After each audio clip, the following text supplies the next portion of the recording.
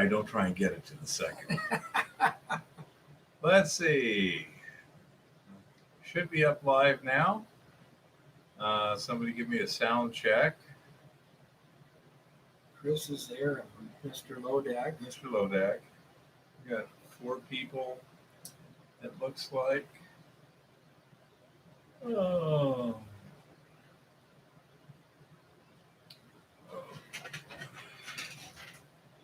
My goodness. Sound check. Because there's a delay in the time. Let's see.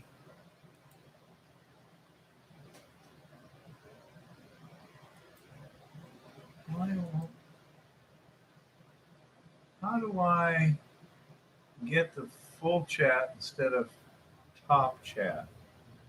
Hi, David. Hi, everybody. I can see you, David. Can you hear me okay? Okay. You said we're on.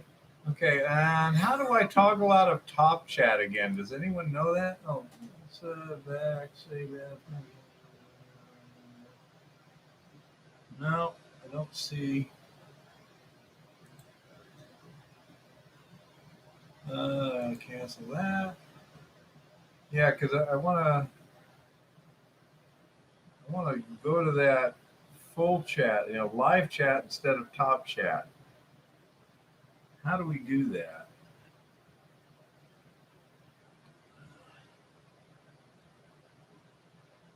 Pop out chat.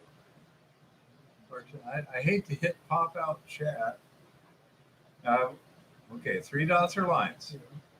Okay, I got the 3 dots or lines. This participants pop out chat and toggle time stamp, I guess. But click on top chat. Well, I did click on top chat. There's a little arrow there, and when I click on that arrow, I get nothing. It says may not be visible, and that's it. It doesn't show me anything else. There's obviously something else there,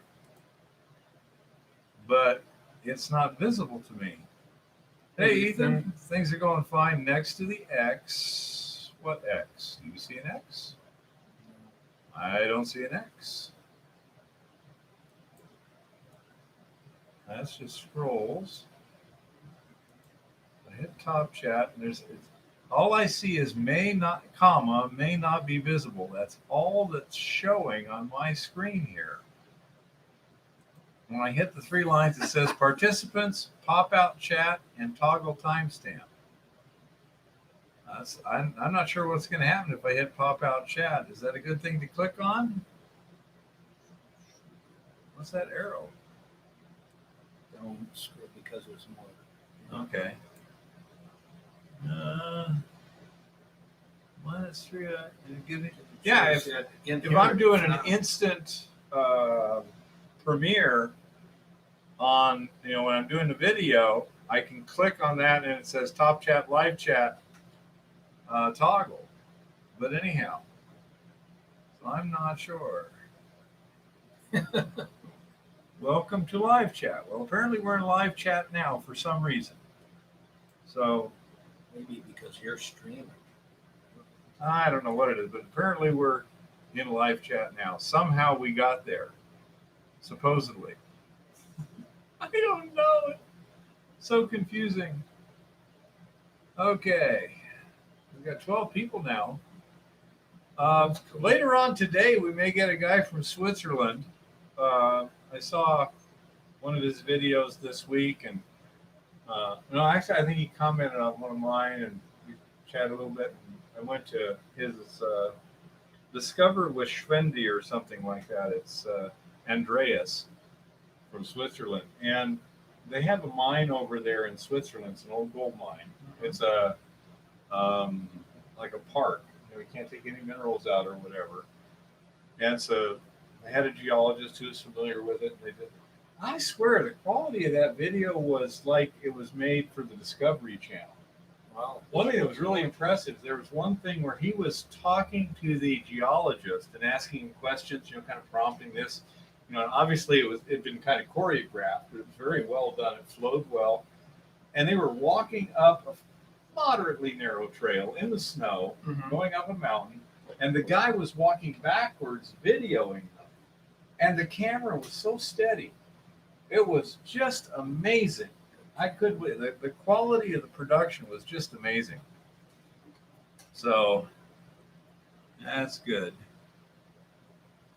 Yeah, I know it should have one, but it doesn't. That's what's so frustrating. Well, maybe because Yeah. you're on the production side. I have no idea. So anyhow, this week, Saturday, we went to Butte for the rock show over there. Yep. Compared to Tucson, it's of course nothing, but it was kind of cool, and we got to say hi to Zioxio, Yeah. Show my rocks. and even got a couple little things. Number one, agatized ammonite. Nothing real special there. And here's one. We were told this is carbonite. I'm sure it's a artificial material of some sort. It feels like about 2.5 specific gravity. Really pretty stuff, but I have no idea what it is. So if anyone knows, I'd be interested to know. But we even had a good time. We had a nice little trip up there. Hi, Terry. There's smoking. Tiberius. It's shiny rock. Yeah, Yeah. pretty much. Tiberius, huh? Shiny rock. Tiberius. Ryan!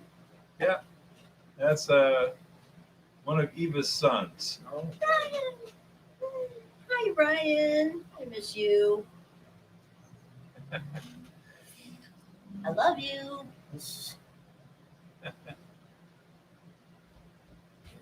I don't think it's Dino Doo-Doo because it's a lot nicer looking than a copper light. He says, "Hello, Mom. Love you too."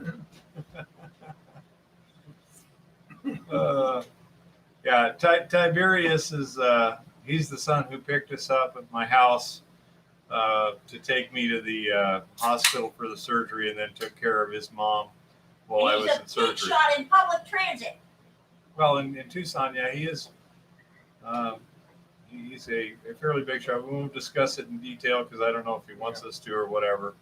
But yeah, one thing about Ryan that's really cool, he knows exactly what he wants to do with his life. Yeah.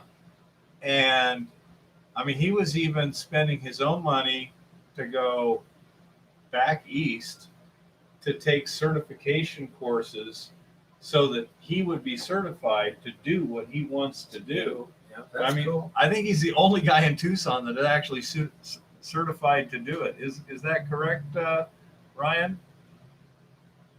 And but I was really impressed because it's nice to see, especially a young person that knows. Yeah, exactly. He's the only one in Tucson that's legally certified to do what's legally required to be done.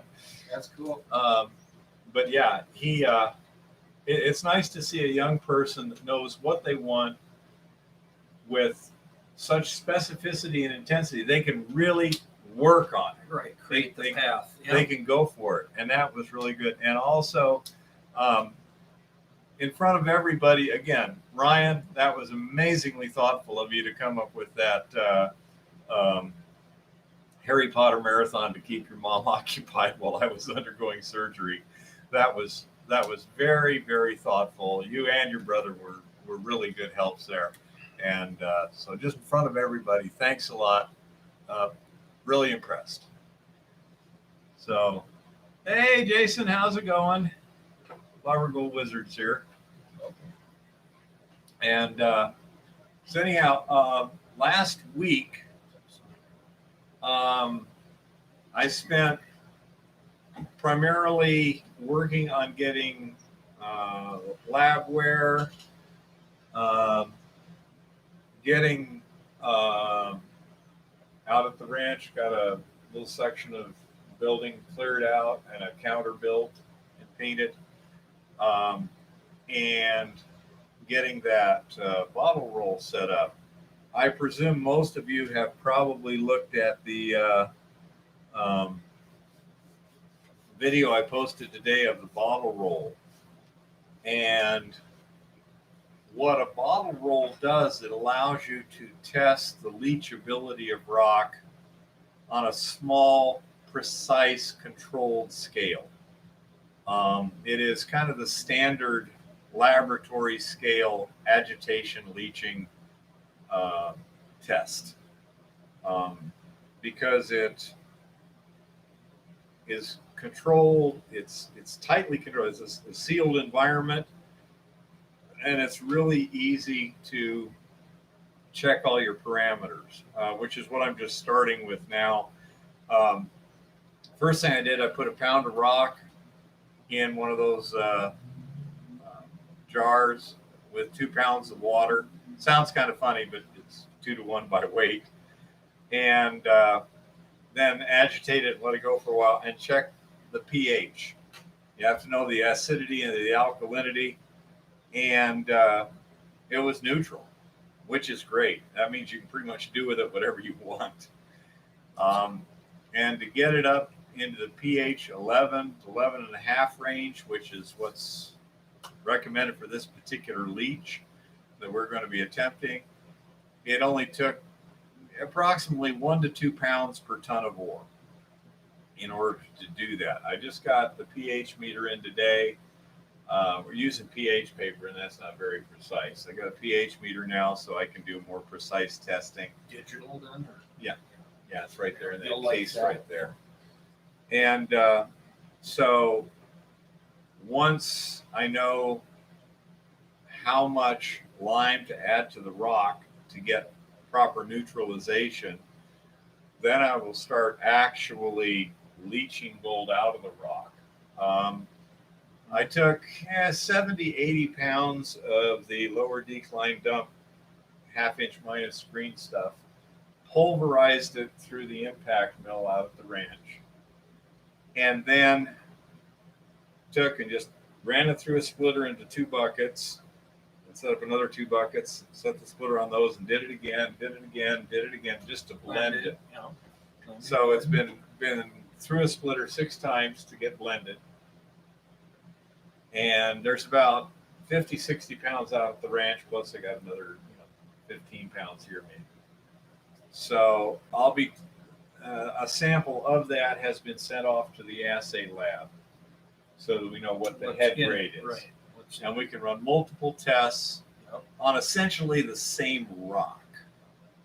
And then we'll be testing things like how fast does the gold dissolve?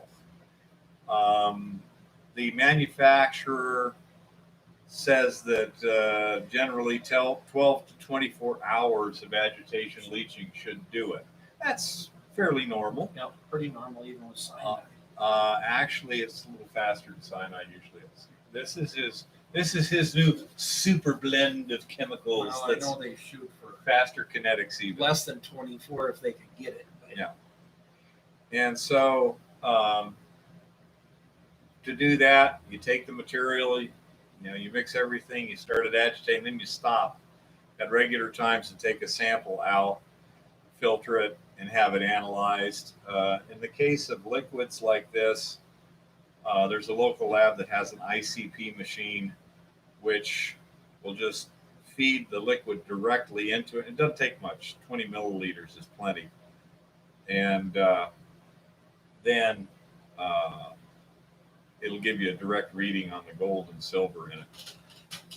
What chemicals? The chemical is Eco Gold X. And it looks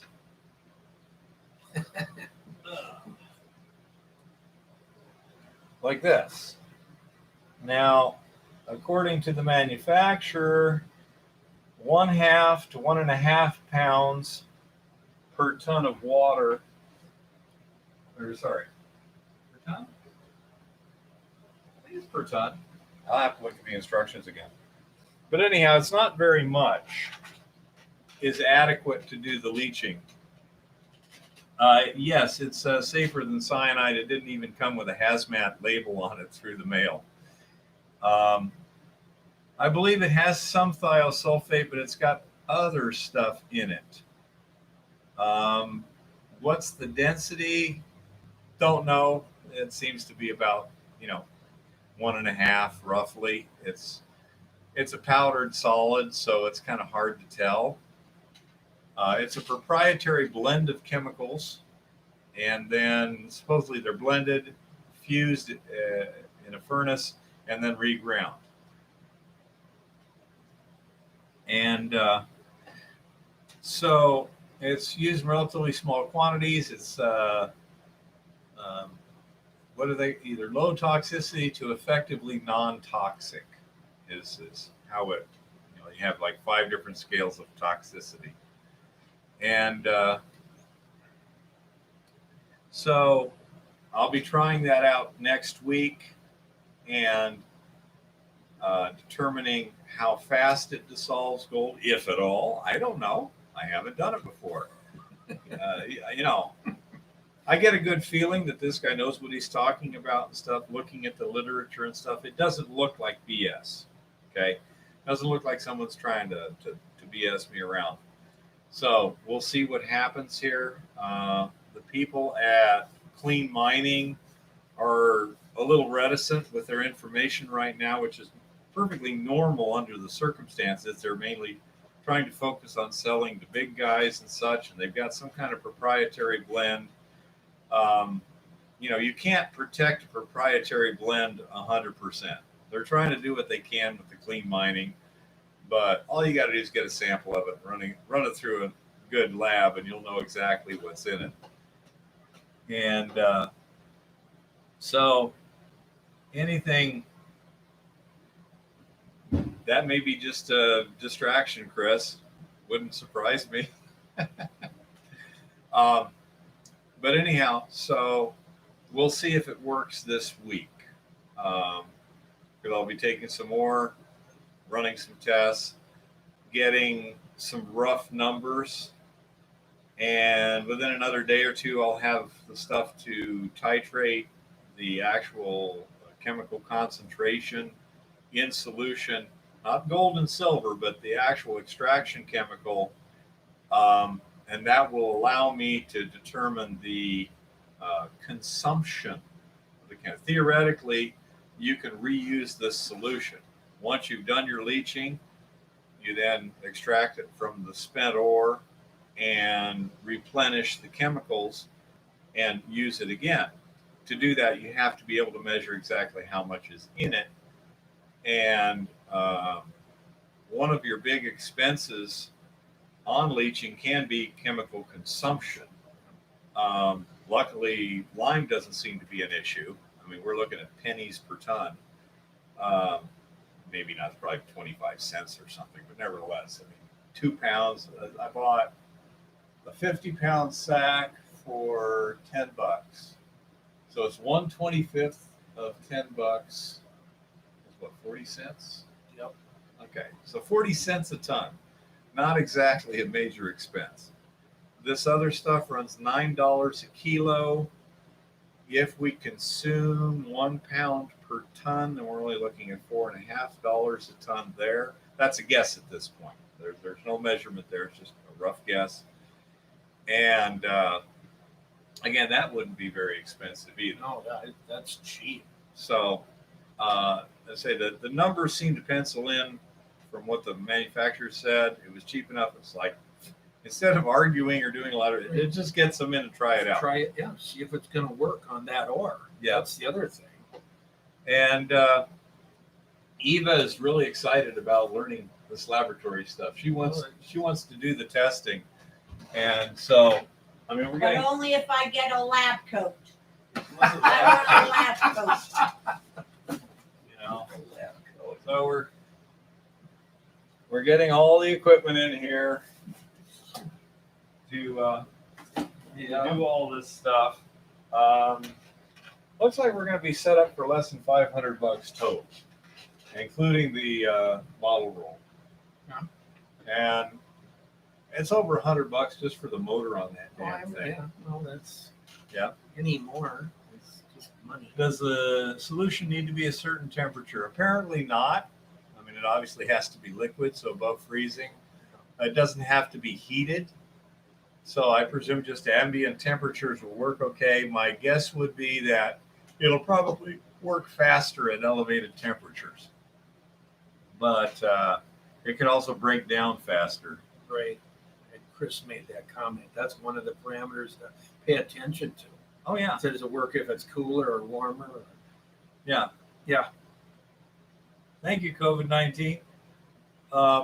So anyhow, it's nice seeing Eva get all excited about wanting to do this because, quite frankly, testing gets boring after a while.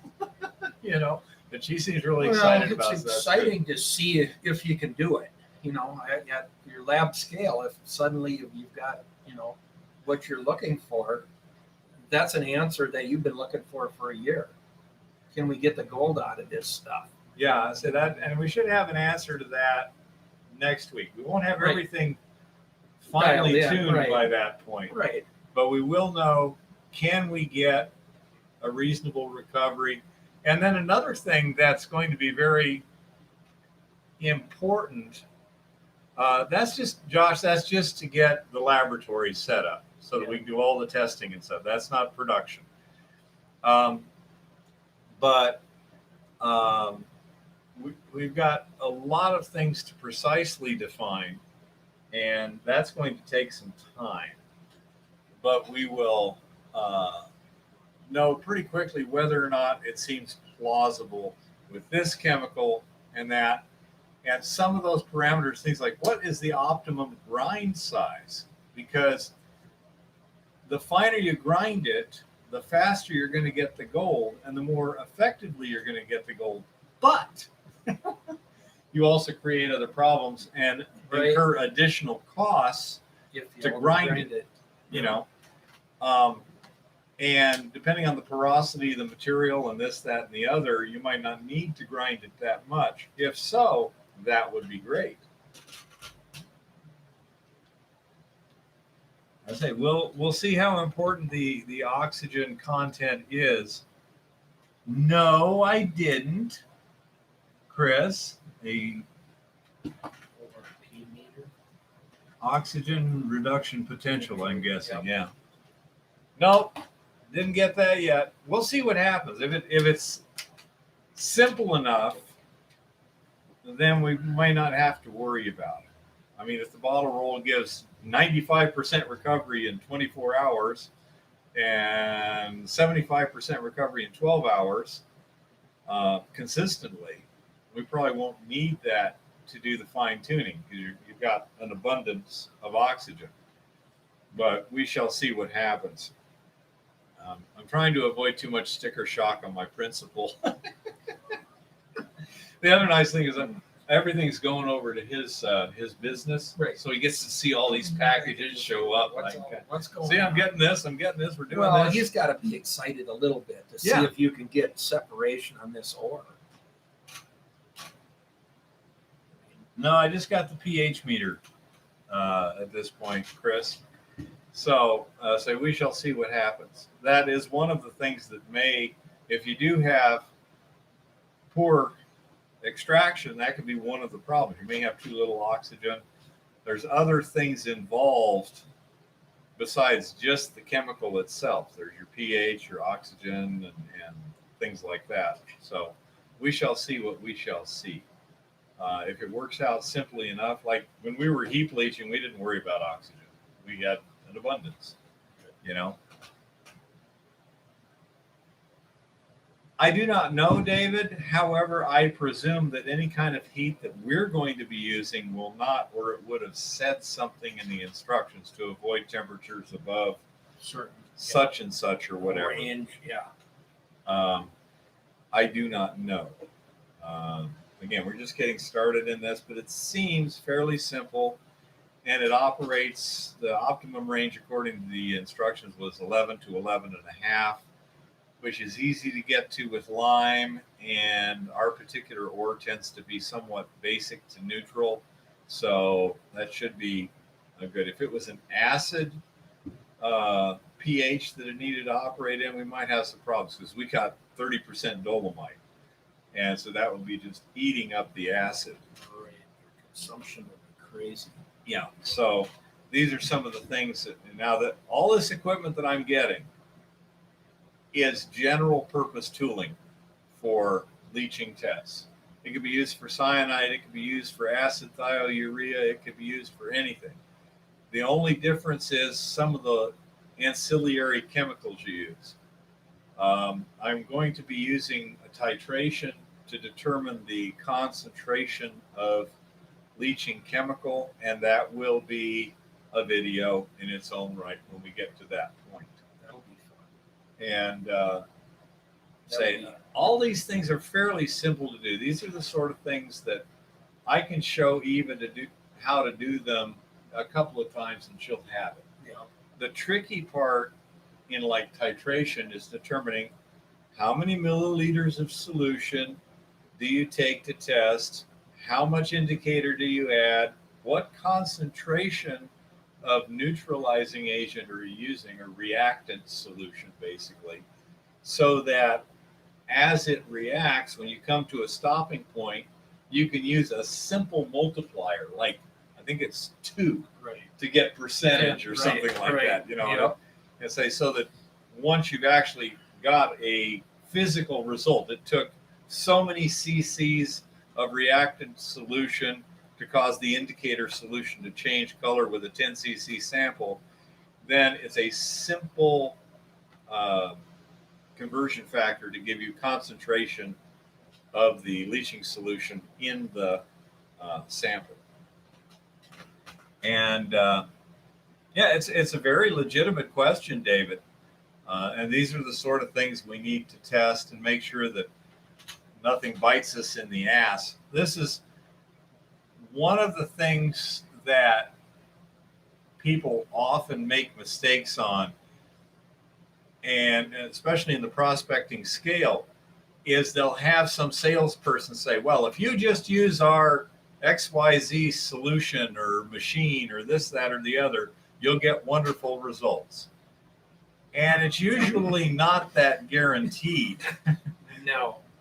Sometimes it's, this will work on a wide range of stuff and you can dial it in fairly easy and it's fairly simple to use. Other times it's like, oh, actually, this is kind of a bitch to get dialed in and keep dialed in. You're going to have somebody sit there constantly doing this to make it work. Tuning. Yeah, you don't want that. You want something that'll run reasonably on its own without a whole lot of babysitting, especially if when you let it get out of whack, you lose gold. Like if you had a wash plant that any surging through that sluice box would just knock the gold right out of it. Right. Oh, you're going to lose a lot of gold because you can't eliminate the surging. Right. You can reduce it, you keep it, within certain parameters.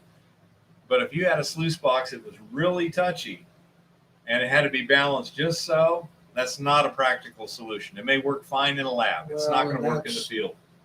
Actually, that brings up something interesting because when I was out at the Sapphire mines, for their jig systems, they're running basically a water tower so that they can get real consistent water pressure in their jigs.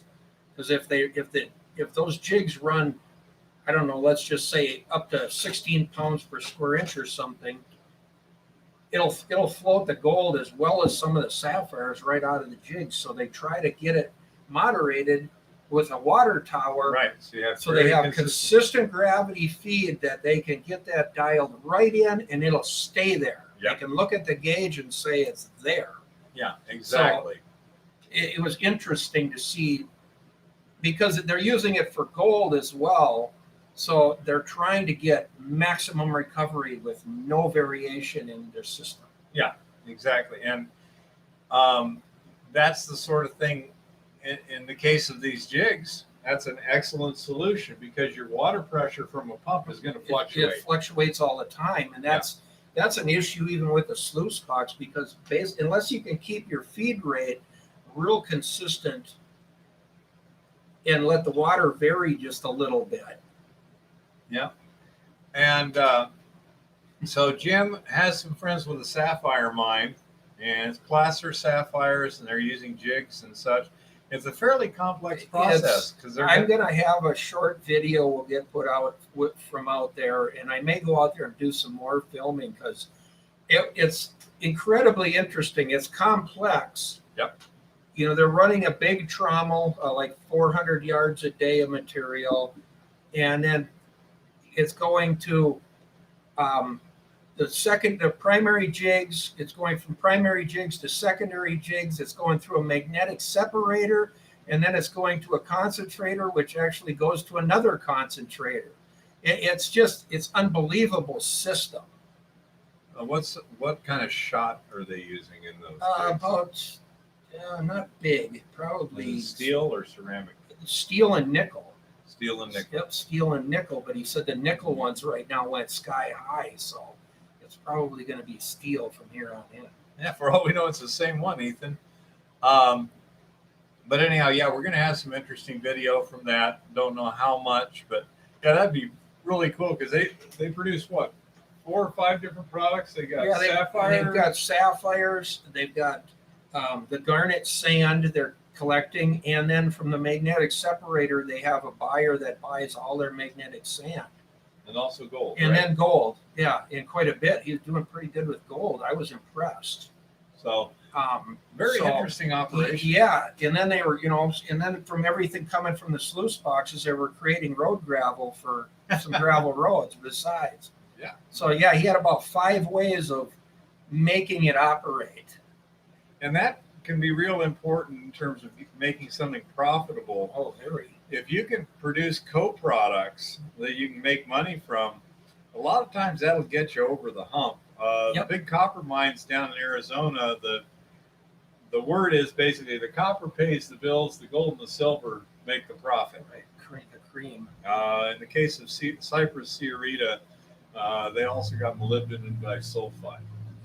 They were one of the major suppliers on the planet of molybdenum disulfide. See, and that can change. That can change the numbers.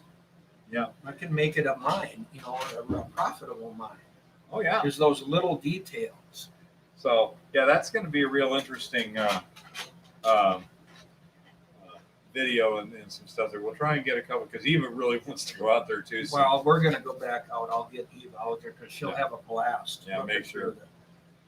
So that's an interesting project coming up. Just in terms of making a video, we're not going to be involved in it directly. How's Dirty Goat doing up there? He consistent material. He ended up with a short weekend this weekend just because I happened to move things around to do some more excavating. I'm sure he'll be on here later here. They're probably working it today. Yeah. I was up there over the weekend, helped out a little bit, and then Saturday I got about 4 hours of metal detecting in over on some bedrock below him. Absolutely, Ethan. Yeah, if they're good specimen grade, you're going to get a lot more money for them than almost any other way if you can find a market for it. That can sometimes be the tricky thing, is finding the market. That's where the Tucson Rock and Gem Show is such a big deal. Actually, Facebook has some rock people. I mean, there's some places to start looking around to where you could list them as specimens. And that would be the best way to get money out of them as specimens. Yeah, I say the Tucson Rock and Gem Show, the big thing was that there'd be a lot of wholesale movement of stuff. Yeah. I mean, I used to sell kettle corn and TEP there, and right across from us, these guys started one year. They were from Afghanistan selling lapis lazuli. Mm-hmm. And they kept coming back year after year. Each time it was a bigger tent, and more stuff, and everything. Well, it's a game business. Just sell the more. Yeah, Ethan, that jewelers. Bornite is very pretty stuff. And that's the Bornite. There was some Bornite at that gem show we went to, and it was actually quite pricey. I was surprised. Good specimens. People are collecting that stuff. If you have a rock that big, say, and it's a pretty looking rock, nothing special, not a top-notch quality specimen, no museum quality or anything. It's something that big, and you sell it for $10. Well, that's what, an ounce or two? Yeah. So you're selling it for money. I don't know, 50, $100 a pound. I kinda wish Let's see, what's garage 50 bucks a pound? My brain ain't that good. 50 times 2,000. Yeah, that'd be $100,000 a ton, I think it said. Yeah. Yeah. So It $100,000 a it- ton, you're it not tell- going to get that much gold out of it. I guarantee you. No. But Numbers can work though. That's- yeah, specimens are always something to think of when you're mining. That's true, Ethan. A lot of the chalcopyrite that has the peacock color to it is chemically treated. I actually knew the guy who invented that process many years ago. He said first year he was at the Rock and Gem show, he made bank because Nobody else had it. Yeah, right? because they had all these eggs and spears and stuff, and they were all peacock, and nobody else had it, and he just nailed it. I think it took about 2 years for somebody figured out what he had his own. I don't know acid exactly wash what it or was, something but I know doing. phosphoric acid was Yeah. involved in there somehow. Probably heating it or something. I don't know.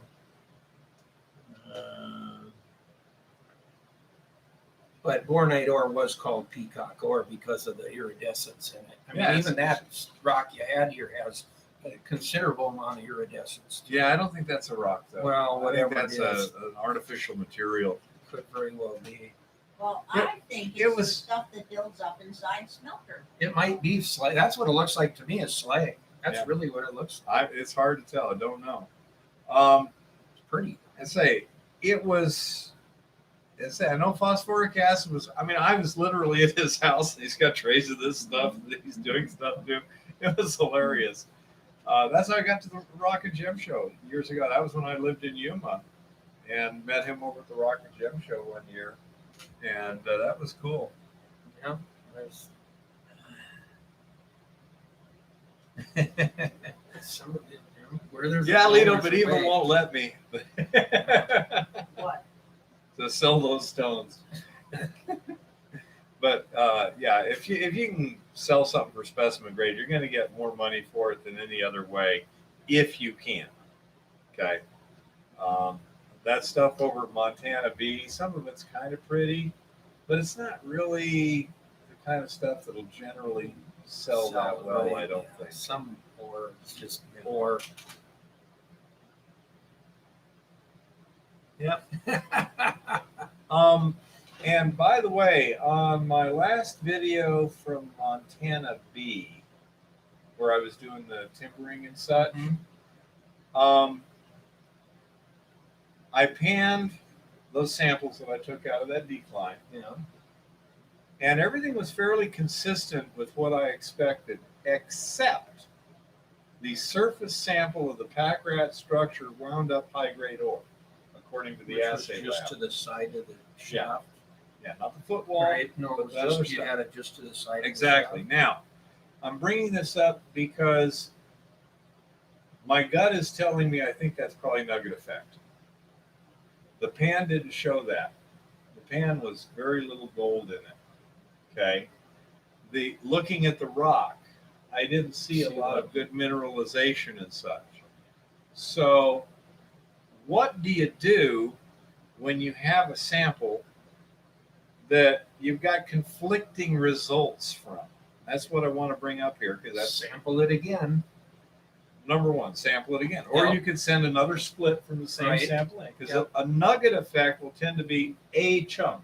Right. One Send piece screws that up the particular whole, sample. It blows the whole thing. If every split you send does the same thing, that's not nugget effect. That's rich ore.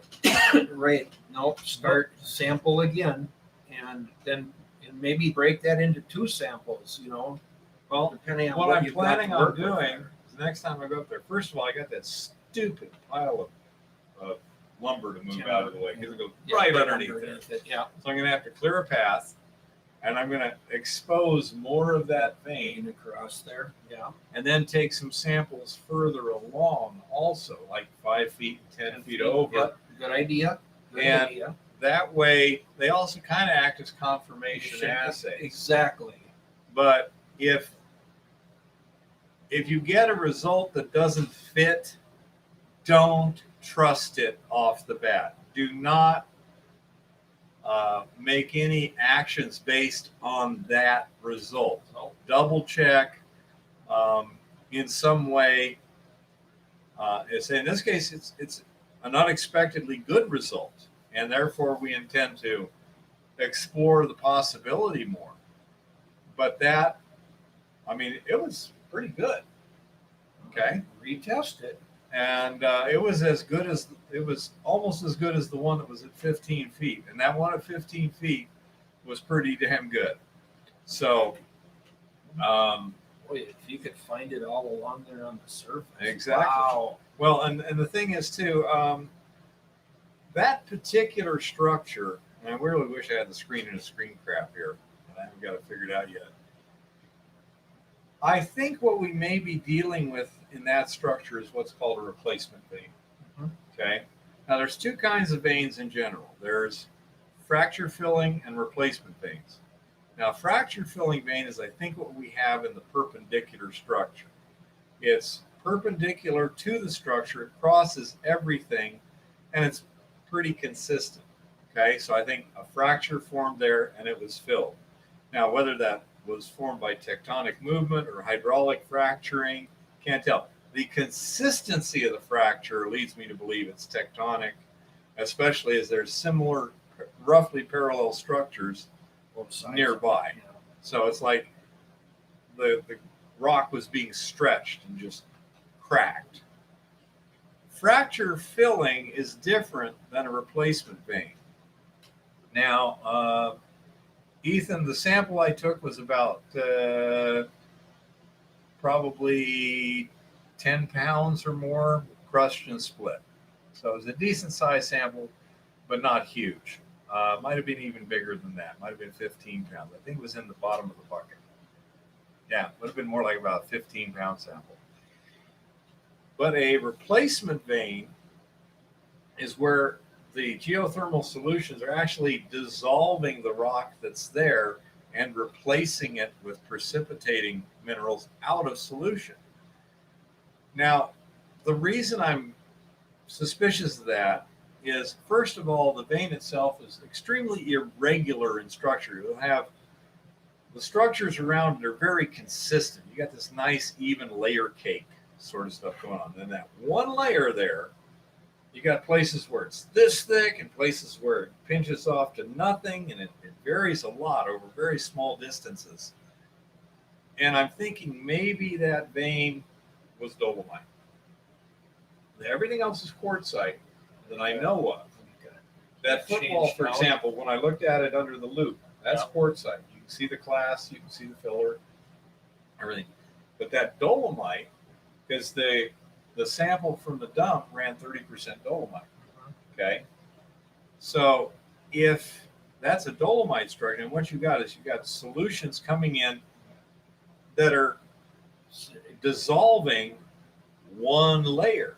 Now this means you can follow that layer, and you're going to find more pockets. Yep, could find some big pockets. Could find some big pockets, exactly. Especially if it was pulsing multiple times, where over a long period of time it kept adding. Yeah.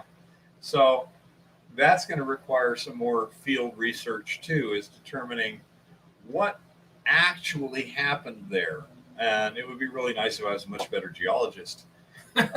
So I'll do the best I can. I can detect dolomite by putting acid on it. You will see a reaction. Quartzite won't do that unless it's calcite cemented quartzite.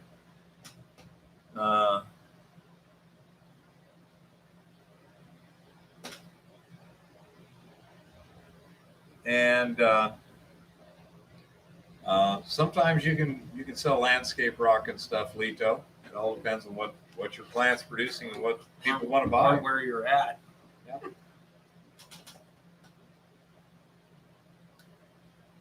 So that's another thing that I'm going to be investigating to try and determine exactly what's going on there. I think we may have a replacement vein.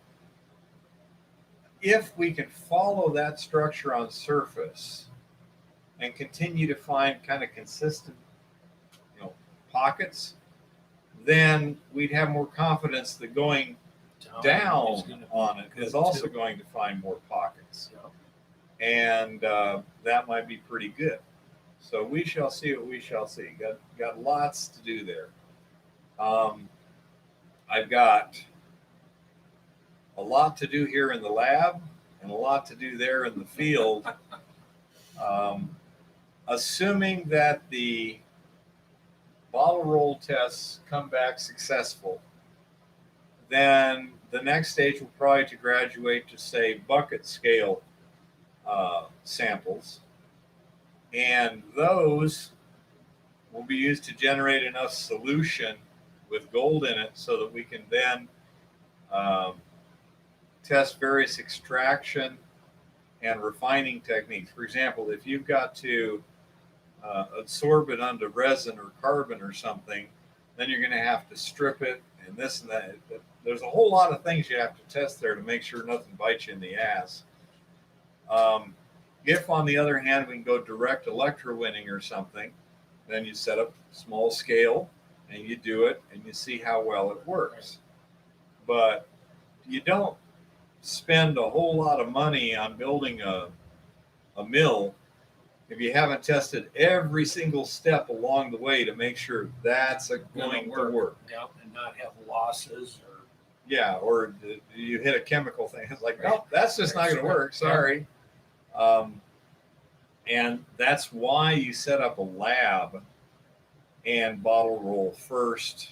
And then, now that bottle roll will in all likelihood still be running 20 years from now. I mean, it'll still be functional. It's one of those things, you build it reasonably well, it'll last forever. Yeah. And it's like buying a Craftsman, mechanics tool set. It's a good investment if you're ever going to do any more work in the future. And yes, we're going to be doing work in the future. So all this stuff is basic tools.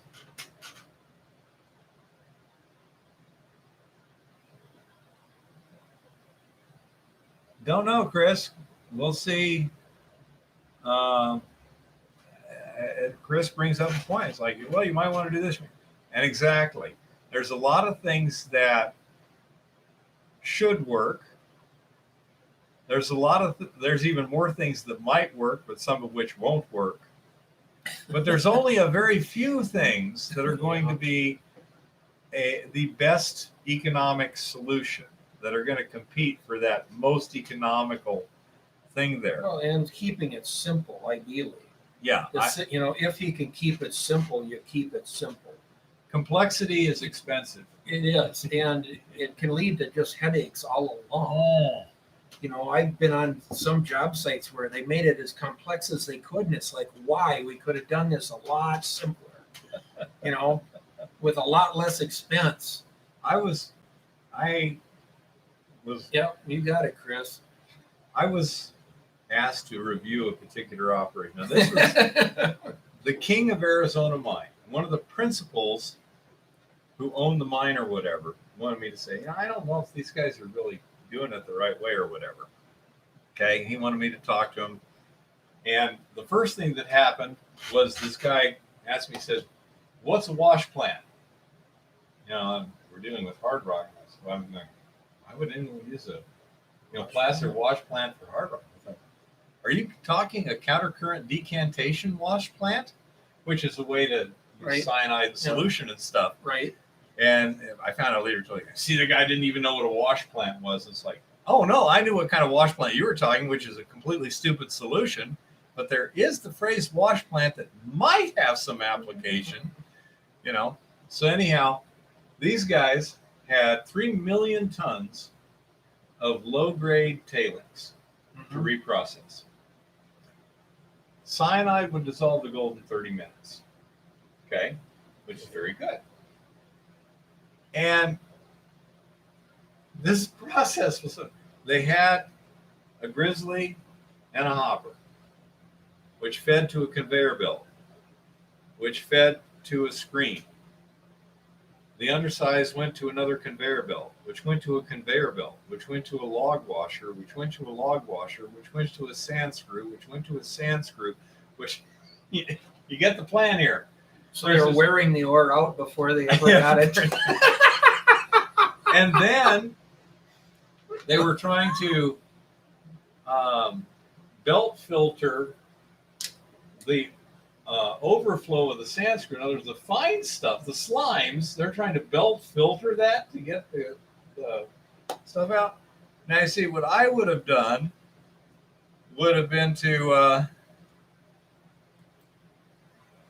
take the grizzly right over a screen, so that the underflow from the grizzly goes straight onto a screen. Yeah. Knocking off the same stuff into the same pile that you can throw away. The underflow from that goes right into the log washer. Yeah. Which mixes it up. From there, gravity flows to essentially a leach pad. Right. Okay. That's the way I would think it through. And then you just do like they do at tailings dam. You just have one guy with a shovel and a pair of boots, rubber boots, and he just sits there, and as the stuff flows out and settles, he just keeps building the berm up around the outside, let the stuff percolate through, right, filter itself yeah, at whatever area you need. You can have plenty of filter area, and then you'll get clear solution coming out, and you can run it through your carbon colors. Overcomplicate it. And let's see. So what are your plans for the future? Like long term, where do you think you'll be 5 to 10 years down the line? Why does someone always call? Little one, Tom. Yeah.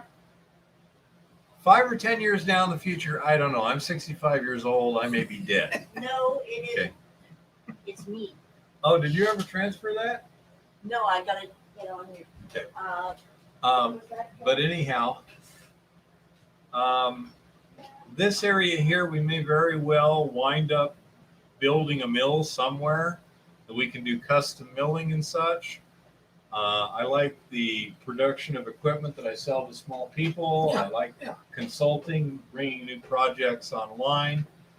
So I'm thinking that the Helena area or somewhere in Montana will wind up being kind of a base of operations.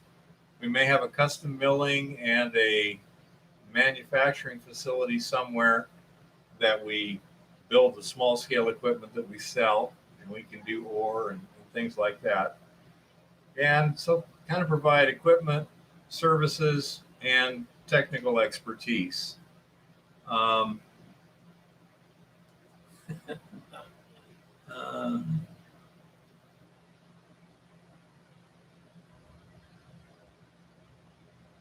Yeah, you can use the rollers for boat trip, but they're way bigger than you need. I mean, just that 1/2-inch conduit is fine. It's basically just a long stretch version of a rock tumbler. Right. That's all it is. You just have longer shafts. Everything else is basically the same. Yeah. And those particular bottles are going to wear out faster than a rock tumbler would if you were to try and do the same thing with them. Right. Because they're very light duty, but you're feeding them sand to powder. You could get cans that would fit on that too. You'd have to make sure they wouldn't react with it. Well, with the chemical, yeah, but even if you wanted to use it as a rock polisher, Oh, put yeah. Put a can. Yeah, on, you can put cans on it and use it as a rock right. tumbler. I mean, it's not much different. No, it's pretty much the same thing. So, anyhow, Montana B is unlikely to be the be-all, end-all or anything like that. It's just a starting thing. We will see, though, because there are other mines on that ridge, and that whole ridge may be filled with pockets. If we can figure out how to change the pockets effectively, That's that might work out pretty good. That's the key to it. It's usually you'll have a strike length if you can identify, what it is you're looking for. Yeah, I say we'll have to see how that works out. If you can define it to a particular structure and follow that structure, and they all seem to be about the same. So there may be like just 1 or 2 dolomite layers in there. And just a guess at this point, folks. I don't know. Just hypothesizing. That's how you work it. Yeah. In that case, then following those layers, you go, okay, here's where we may find ore. and then you can maybe take like a Shaw backpack drill or something, Yep. and punch holes relatively cheap. Cross it a little bit or something and see what you got. Yeah, exactly. So that's kind of the plan there. And again, luckily, my principal is he has sufficient funds and foresight that he's perfectly happy to invest in tools that'll be useful down the Right. road. Right. You're So- going to use them. So I was just talking with him today. He's pretty happy with how progress is going and everything. He doesn't like to waste money, which I don't blame him for. For example, out at the ranch, there is some wood laying around that, you know, with the price of wood nowadays, Yeah. holy crap. I mean, why buy it when you can Well, use yeah. it? No, Same you like could- up I there. salvage lumber all the time on stuff. If I can. Why wouldn't you? Yeah, so same like when I was retimbering that lower decline. There's piles of wood around me. Yep. You know, why not reuse that stuff? Sure. Especially the one nice thing about that is you can tell which wood holds up better.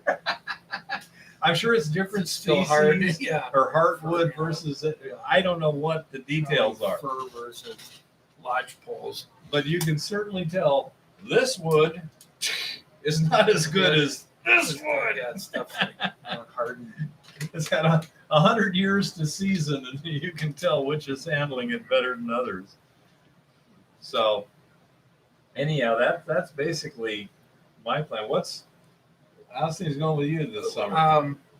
Like I was saying earlier, over the weekend I was up at Dirty Goats helping out a little bit, and I cut some wood for myself and got in one part of a day of metal detecting, which was non-eventful. A lot of square nails, but you know, you got to go do it. It was a nice day to be out. Looked at some new ground. Wednesday I've got to meet with the geologist back up on my copper project, so we'll be up there for a few days this week here. So that'll be fun. Do some more mapping and looking at some more stuff there. I've got that video all kind of pulled down, so Keith and I hopefully can redo that video from up at Dirty Goat and do a more updated version, which I think will be good. I think you guys will like it because there was a lot of footage in that first one that wasn't in there. Plus, by shrinking that and sending it to him, it was a mistake, a major mistake. So we're going to take the original footage and then add a bunch of stuff to it and come out with a version 2, or maybe pull that version back down. I can delete it. Yeah. It's not a problem. And update it. And then I've got footage that I did shoot out at the Sapphire operation. I was out there helping them set a jig and do some stuff. And I ended up walking around and kind of filming and talking about how the operation works. So that'll be another video at some point in the next week or two here.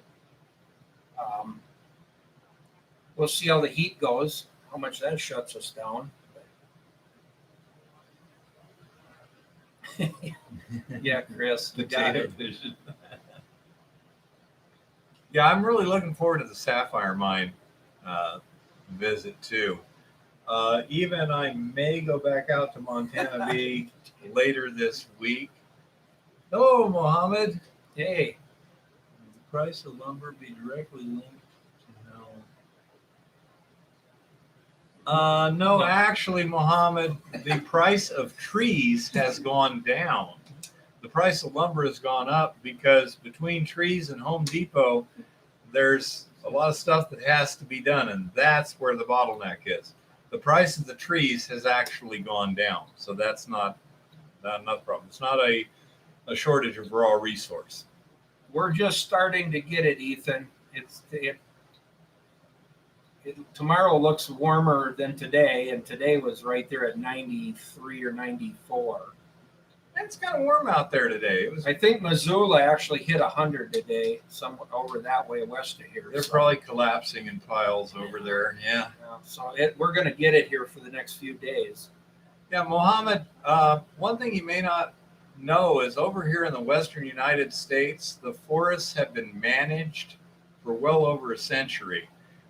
It was recognized a long time ago that you had to use a certain amount and no more. You're going to denude them, and they had to replant them, which they do. And so the actual supply of wood is not that. Now, first growth forest, the big giant trees, yes, those have pretty much been eliminated except for those areas where they're now preserved, the national parks, wilderness areas, things like that, which is appropriate. But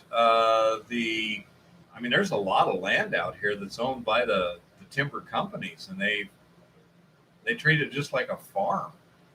It's not one season for them to harvest. It takes them 40 years.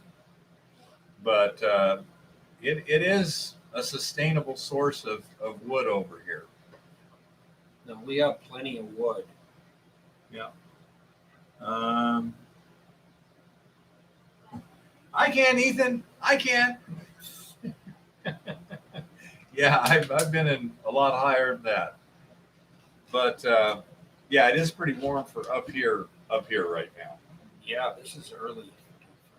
Yeah, and I'd say, well, we will take that into account when determining whether we hit the field too. Because if it's too hot at night, you can't sleep well. If it's too hot in the day, you can't work well, and it just doesn't work. There's other things I can do over here. I've got a little construction to do, and I've got the laboratory stuff, so it's not like I'm sitting here twiddling my thumbs.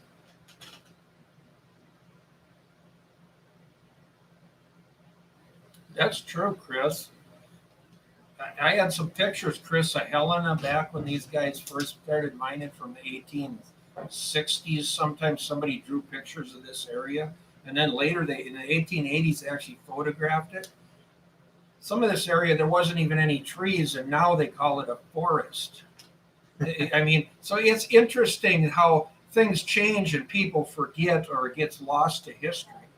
Well, the one thing that we were driving to Butte, last Saturday, yeah, and we were looking at all the dead trees standing. It's like, man, if a fire starts, any west of here is going to be a disaster. Yeah, because the beetle green trees are going to go up too. Oh yeah, no, the beetle kill here, some west of town up here over the pass.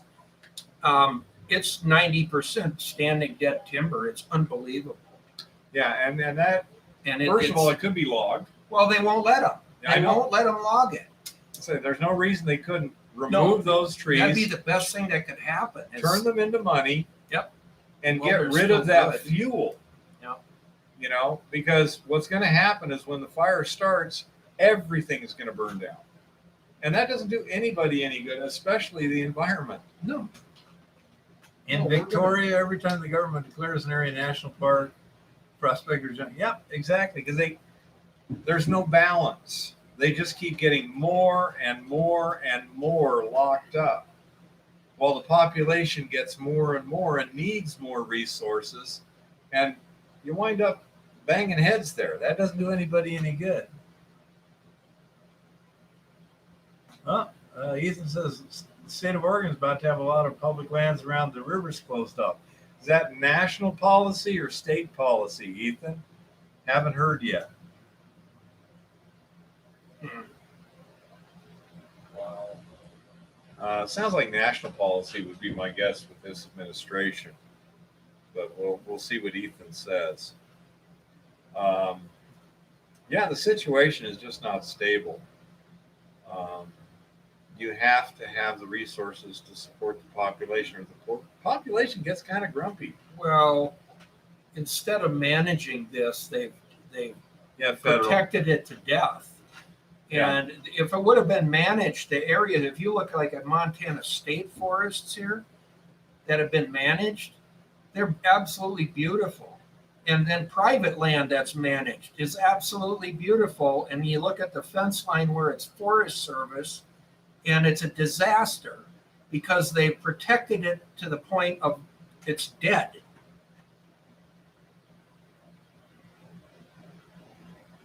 Yeah. Yes, they're not even exactly. That's it. It's a religion. It doesn't have to make any sense. It's a belief. It's bad news. people bad, nature good. That's the whole, dynamic there. Scares me when people think that people are bad. And there's so many ways to get rid of people.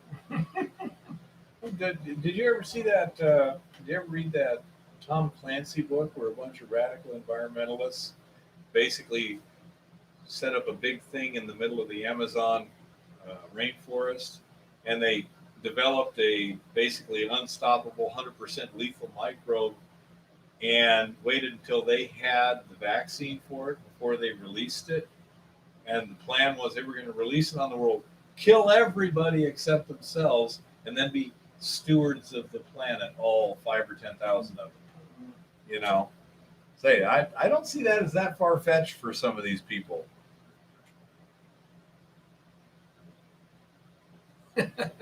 Yeah. So I say that's kind of a situation there, although again, it tends to be self-correcting. You can screw things up terribly, and eventually you wind up dying, and somebody fixes it and makes money fixing it. The problem is all the people that suffer in the meanwhile. One thing that I find interesting is everyone's saying we need to protect nature. My question is, why? Nature doesn't care. If you get down to it, we need to preserve the planet for us. So Yeah, right. if the reason we want to preserve it is for us, why aren't we in the equation anywhere?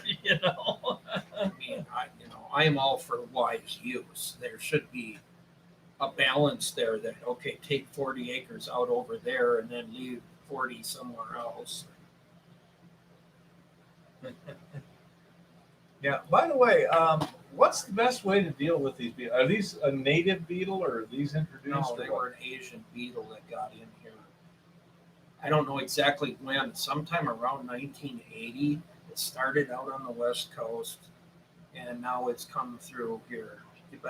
And they jump from tree to tree. So if you actually have a healthy forest where you only have, so many trees per acre, yeah, they don't tend to be as bad as some of these lodgepole stands and that which are where real they dense. could, yeah, they could jump from tree to tree and just annihilate them all.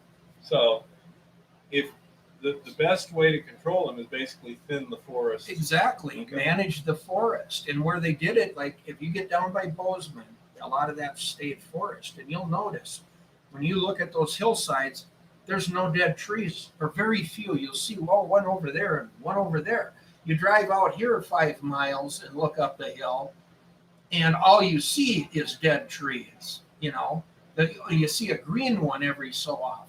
Well, on this state forest land there, how dense are the trees? Does it look like a forest yeah, still? oh yeah. And I could take you into some private forests too, where the ranchers went in and selectively harvested just like a tree here and then a tree over there, just throughout. And you don't even see where they took trees out, but you can look through the forest to a certain extent. Yeah. And the health of the trees is unbelievably different than where it's never been, where they've left it protected. Yeah, Mohammed, exactly. You have to use rational policies to keep things properly healthy in the long term. Yeah. Well, there is pine beetles that are native, yeah, and Chris is right. There was an invasive species that brought as far as for the lodgepole and that. Now the spruce worm in that is a native where it gets into the fir trees and the spruce. Ethan says the drought tends to weaken the trees too, which exacerbates the problem. Yeah.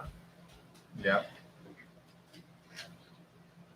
And Forrest is here. He says, I get to live with Forrest. Yeah, Chris, I think that's the right numbers too. 30 to 150 trees per acre, and you have a pretty sustainable forest. Ed, which pyrite gold text link was that? Was that the one with Mount Baker, or was that something else? Because I got a number of them recently, and I'm not sure which one you're talking about. I may not have got yours. Doesn't ring a bell. Okay, transfer successful, little one. Yep. So, yeah, see if you can update me that a little bit, Ed. I'm not sure which one you're referring to. If it was Mount Baker, yeah, that was an interesting failure, which is kind of what you expect sometimes. And that's another thing is don't be afraid to fail. That's where SpaceX. That's why they're moving so fast. They're not afraid. No. I think it's great PR too because Yeah. nothing gets Blow people it up. excited more than Well, they blew the last one up. this is probably going to go boom too. Let's watch the boom. Yeah. you know? Well, then we'll figure out what to fix on the next one. Yeah. So I say that I think it's good PR. It is. I think that's why he's been successful. Is they're testing and throwing everything at everything to see will that work? What sticks? Yeah, what sticks and will it work? Yeah. And that it's a good approach, especially if you got enough money to play that game. But Yeah, they're a little more expensive than our bottle roll. yeah. We'll try different things, see what happens. Yeah. The one that gets me, they're planning on catching the boosters with the tower. Yeah. Man, that way we don't need a landing gear. We're just gonna catch it. Net it. Oh, what could possibly go wrong? I This don't ought to know. get interesting. I don't know. I hope it's a really The thing strong is tower. they might successfully do it. Yeah.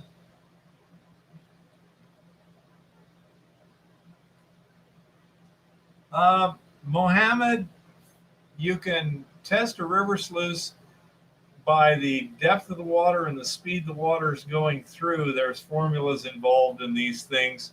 You might be able to just Google and get it, but basically by determining the flow rate, the flow cross section, you can determine exactly how much is going through there. Yeah. My There's a calculation. my stepfather used to work for the U.S. Geological Survey, and he would measure rivers. Yeah. That same But way. they use a flow board a lot of times when they do that. Like they'll have a 1-inch square hole in a board. Not There's so much surface. not the USGS. They have a probe. It's basically an anemometer. Okay. And They can. have you seen those cables that go across the rivers and have like a little?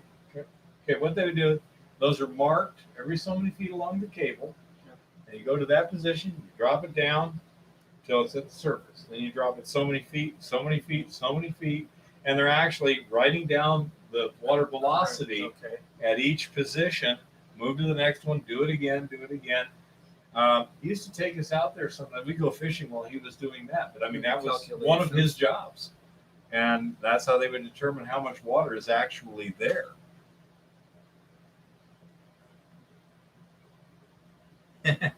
Exactly, Ed. Now, if you wanted to be a goddess like Eva, you'd need brains. But say if you have an engineered structure, vertical walls, and you've got the drop, then you can just measure it by how deep the water is. You can do the calculation. When you got natural river channels, you pretty much just got to measure it in a bunch of different spots and figure it out. Yeah, I would suggest using a camcorder, and that way you can go frame by frame and look at the timestamps on each frame. I found when I'm doing something that's moving, it's a lot easier to do it on off of a video because you got that frame by frame stop action. It makes it a lot easier to figure out. If you had a situation where you don't have like a timestamp or whatever, you could always get your camera, the stopwatch going like this, and then just videotape it in the frame. But yeah, a cork, a leaf, anything like that will. One thing about a leaf is it has a little end. Once it hits the water, it's going to move right with it without any problem at all. And it also won't penetrate the depth. You're going to have some variation of flow between the surface and the bottom because the bottom adds drag.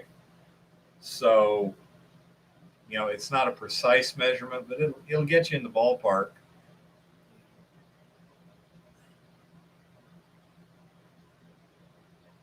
I'm not sure about the YouTube slow motion thing you work at. I have an editing program which I can use, and I can actually click through frame by frame and see stuff.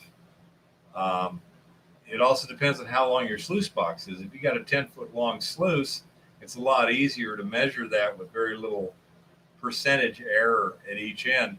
On the other hand, if you got like a 2-foot or a 3-foot river sluice, trying to get exactly when it passes here and passes there, and also drop it upstream a little bit. Don't drop it right at the front of the river sluice. Drop it a little bit upstream so it has a chance to establish its velocity with the water and then just zip through. It's not accelerating or decelerating or anything compared to the water.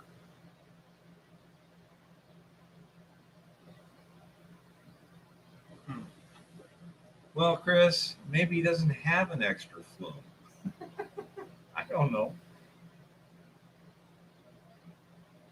Forrest says, just check your sluice for gold and adjust till you see gold. That assumes that there's gold in the gravel. You may or may not have that.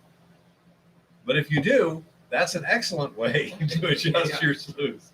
And in a case like that, too, you would adjust it not only to where you see gold, but past to where you start losing the gold again, and then you've got a range and set it in the middle of the range.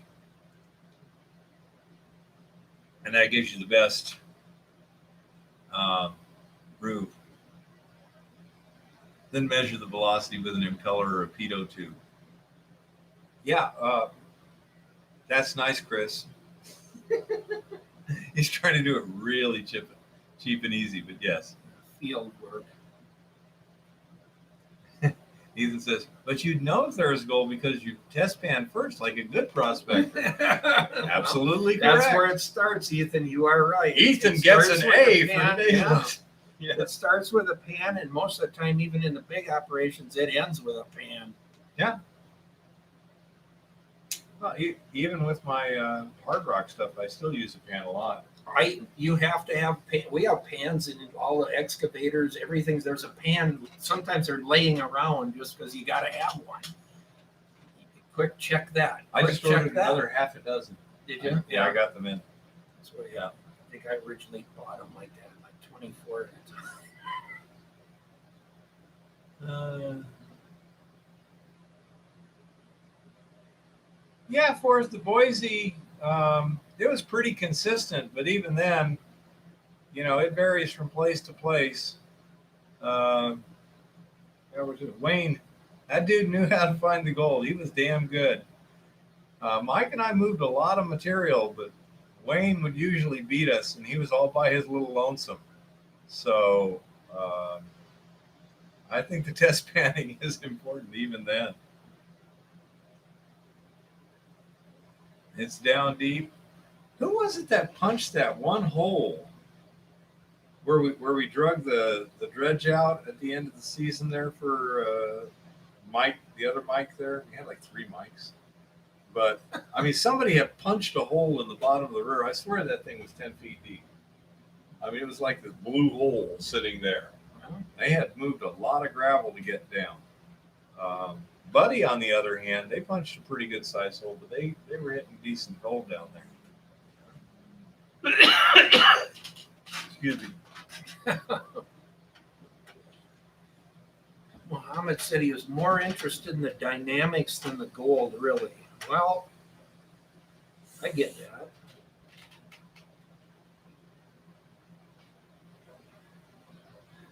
If you're interested in dynamics, Muhammad, if you go to a channel called Mad Scientist Prospecting and look at some of his videos from a year or two ago, he went into that in relatively thorough detail, the actual hydrodynamics of these things. So if you're interested in that, I'd recommend his channel for that, because he is very much on the theoretical end. Actually, Van's up the street has really good beef. It was some good stuff.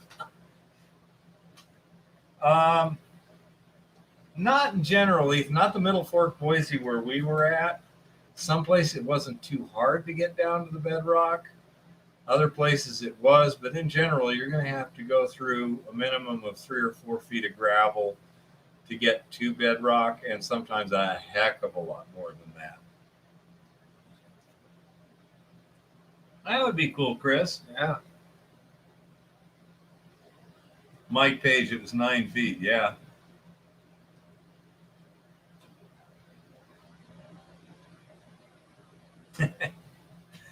Yeah, Lido probably is, but for here, that the Vans was pretty good stuff. Those steaks we took up to Jimmy's place, they were tender. They were good. I mean, I'm pretty much a barbarian, but Eva, she's more of a connoisseur, and she was very pleased. I was very happy. Which brings up another point.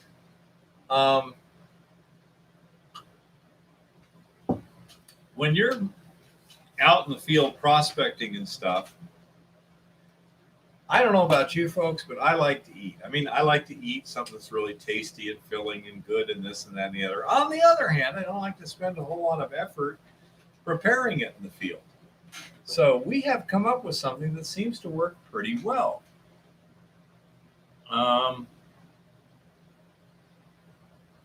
We make, before we go out, we'll make what we call hamburger crumbles. It's basically hamburger that's cooked in a pan, but also it's got bacon in it. And usually we take some finely diced sausage and put it in there. Some sauteed onions. What? Bear, the official name is meat mix. She calls it meat mix. So, anyhow, we take the meat mix and cook it all in pan, drain it, put it in a Ziploc, throw it in the ice chest. Okay? And when we get out there, all we have to do is take some of it, pour it in the pan, put a little water in there, heat it up, and then pour a variety of different sauces on it. You have all kinds of different things. You can have beef gravy, manwich for sloppy joes, enchilada sauce with a little cheese works nice, Alfredo sauce. What else, little one? We tried regular pasta sauce. We tried pasta sauce, but that wasn't as good as the manwich, I don't think. No, the manwich was better. Those are the ones we basically We're tried. getting some new faces here too. Good, thank you. Hello, Zal. Yeah. How's it going? And then, say you can have a really nice dinner, and Eve and I are really informal. We'll eat out of the same pot. So you've only dirtied one pot. That's it. Then the next morning, I take some meat mix, put it in the pot, throw in some eggs, scramble it up, little cheese. Also tastes good. So it's a very, very versatile food that keeps pretty well. You can keep it in an ice chest for days, and you can do a lot with it. This is especially important for Eva because she can't do carbohydrates, and many of the stuff that generally is when you go out in the field, a lot of these foods are high carbohydrate, but she can't have it. So, and that's just one thing we found that really, really works well. It makes things easy. The end of the day, when I'm tired and hungry and want to just stuff myself with something that tastes good, it's a piece of cake. And in the truck, we just have all these different cans of stuff. And so, what do you feel like tonight? And you can throw other stuff in it, like green beans. Oh, sure. Add things to it, or Yeah. We're going to try it with chili powder and chili sauce one of these days. So there's a lot of different things you can do there that, it makes it nice. Food to me is important when I'm out in the field. I mean, there's a couple of things. Number one, not being cold. Number two, not being all sweaty. Number three, being dry. yeah, not wet. Number Not four, nice tummy, and I say there's a couple of things. Number 5, portable toilet. Eva's loves that little portable flush toilet. That's Um, important. but if you don't, if your food's not good, if it's wet, it just ruins everything. It's no fun. So Happiness is a portable toilet. but having us a nice warm bed on a cold night too, that comes in real handy. That's why we built. That's why I built the Vago, and it does a really good job of what it was designed to do. So, sorry, Ethan, I don't do oil. I do bacon grease. 'Cause, man, Seed that's, oils are bad for you. And most olive oils Hey, are Jason. adulterated. hey, Jason Mining. Yeah.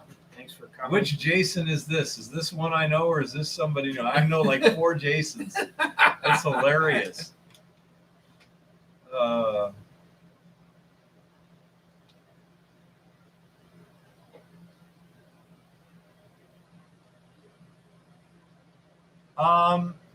I tend to bruise fairly easy too, and some of that is just that my skin is thin from a lot of sunlight. Um, but I'm not sure if anyone else has that issue. When I used to take blood thinners, I'd have real problems with that. Yeah, that's a major. Yeah. David, plush glamping. Sorry, it's not glamping. We're 4-wheel drive, man. We're doing some serious stuff, but we do get to sleep nice and comfortable and dry. It starts raining, doesn't bother us. We got a place to hide Or out. snowing. Been there too. Yeah, when we went down to Jimmy's, Yeah, I know. it was That's snowing. right. That's why I said it. Yeah. You never know what it's going to be. Okay, here. Forrest has that problem with the bruising also. Have you asked a doctor about it, Forrest? Did they tell you what the problem was? From the water. Of course, part of my problem is clumsiness too. Well, yeah. I'm very, very good at banging myself on I things. should cut myself at least once a day. I got to see what's going on with this elbow because the fluid buildup's down, but there's like a bone spur there now or something pretty significant. So I'm not sure. Yeah, Forrest, it's also thin skin, probably from a lot of sun, I would guess. He's in Nevada. And from age. Age. Oh well, I suppose better than the alternative. Yeah. Yeah, Forrest says and age. Yeah. So, yeah, when you're older, you do have to be a little more careful. I don't think so, Mohammed. Kevin says you might be low on iron. There are something. What would cause not as good a blood clotting level than anything nutritionally? Nutritionally, if you get too much K2 and not enough D3. And no, people, you do not get D3 from sunlight, at least not efficiently, unless you happen to be bare shirted for several hours at high noon. Or closer to the Or equator. closer to the equator. Yeah, up here, sunlight. Yeah, you don't get enough vitamin D to save yourself. Oh, yeah. If you haven't been eating enough meat, also if you're eating a lot of carbohydrates, little one, what would that do to the blood clotting? Yeah, carbohydrates can mess up your clotting because usually when you go carb heavy, you end up going protein light. Yeah. Also, if you try to eat too many plant proteins and not enough meat proteins, because plant protein is not as bioavailable as meat protein. It may be complete if you're careful, but it's not as bioavailable. Yeah, Mohammed, meat is really good nutritionally. And so if you haven't had any meat for a long time, that's not going to be good for your body. It's really hard to get it through supplements or anything. And as a matter of fact, it's Eva's considered opinion after doing a lot of research that vegans Aren't healthy. not only aren't healthy, but they will die. Oh yeah, they're not healthy. They have to stop it or die. Well, there's certain complex B vitamins you can't get without eating red meat. Does chicken have iron, little one? Some. Chicken has iron, but it doesn't have as much as red meat. Any organ meat will be excellent for iron and vitamins. Any organ meat will be excellent for iron and And vitamins. you only need a couple of 2-ounce servings a week. Yeah, and it doesn't take very much at all. Organ meat. Now, I used to um, get beef heart at like 25 cents a pound when I was in college. Um, beef liver was more expensive than that, but I mean, heart was, let's say, 25 cents a pound when regular beef was probably $1.50 or something like that. And the heart it's basically 100% meat. Yeah, it is. And there's no bone or anything like If you that. want the best general source for all the organ meats, buy chorizo. I don't think Mohammed has a budgetary issue here, so chorizo probably wouldn't be on his list. Although you may have locally where you're at. Hey, Zioxio. Yeah, locally, he should look for locally made sausage because most sausage, especially sausage made for poor people, is made almost entirely of offal, of organ meats. Yeah. If you find some basically poor people sausage, like chorizo in Mexico and stuff, it's got a lot of organ meat in it, so it's going to have a lot of nutrition in it. Hey, by the way, Zioxio, thanks for inviting us over there. Eva had a really good time. We had a nice day of it, so thank you very much. Nice seeing you again.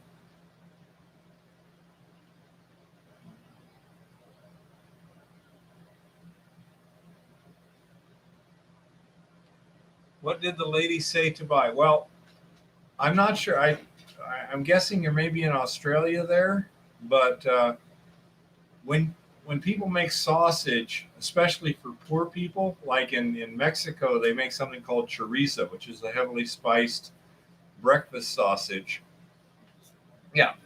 And say that's I don't know if it's available where you get, but in most parts of the world, the poor people generally have some kind of a sausage-like food that's made that's relatively inexpensive, and that's usually going to be made out of organ meats, which means it's going to have a lot of nutrition in it. Yeah, you need meat. Meat is critical for good health. Oh, is that what happens, Zioxio? Yeah. When That's we a were, good excuse, the Oxio, at least. No, when we were ready to leave Butte there, Yeah. when we were done, I called him to say, "Hey, we're getting ready to leave. Where are you at?" So that's what he's talking about. Yeah. Certainly. Doesn't have to be pork, though. Could be Yeah, beef or it can or be bird, beef, anything like that. Yeah. Also, if you got like chicken livers, chicken gizzards, those are often relatively inexpensive, and that'll provide a lot of nutrition, especially iron. You could probably eat like 3 chicken livers twice a week and get your iron just from that.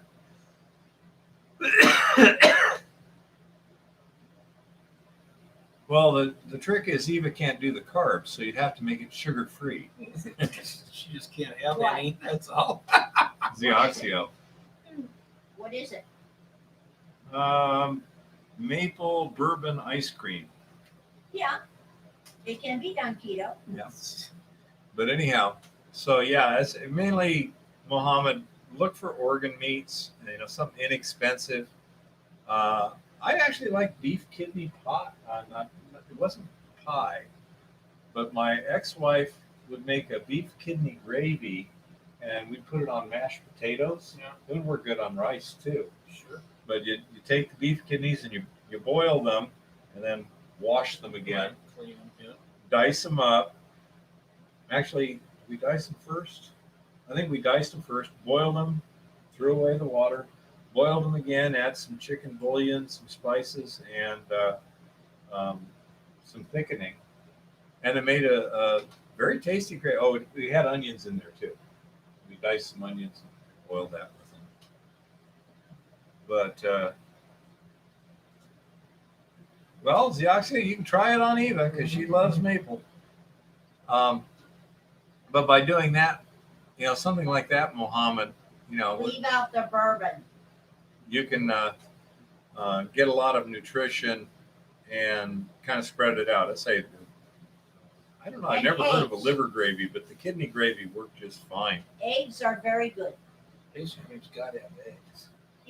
Well, I was talking to Mohammed there. Eggs. Oh, eggs. Yeah, eggs would be good. Eva Good says form of eggs protein. have a lot of nutrition in them Yeah. also.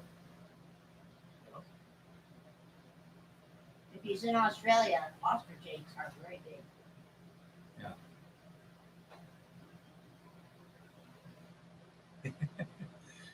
We got a call the other day from an 800 number.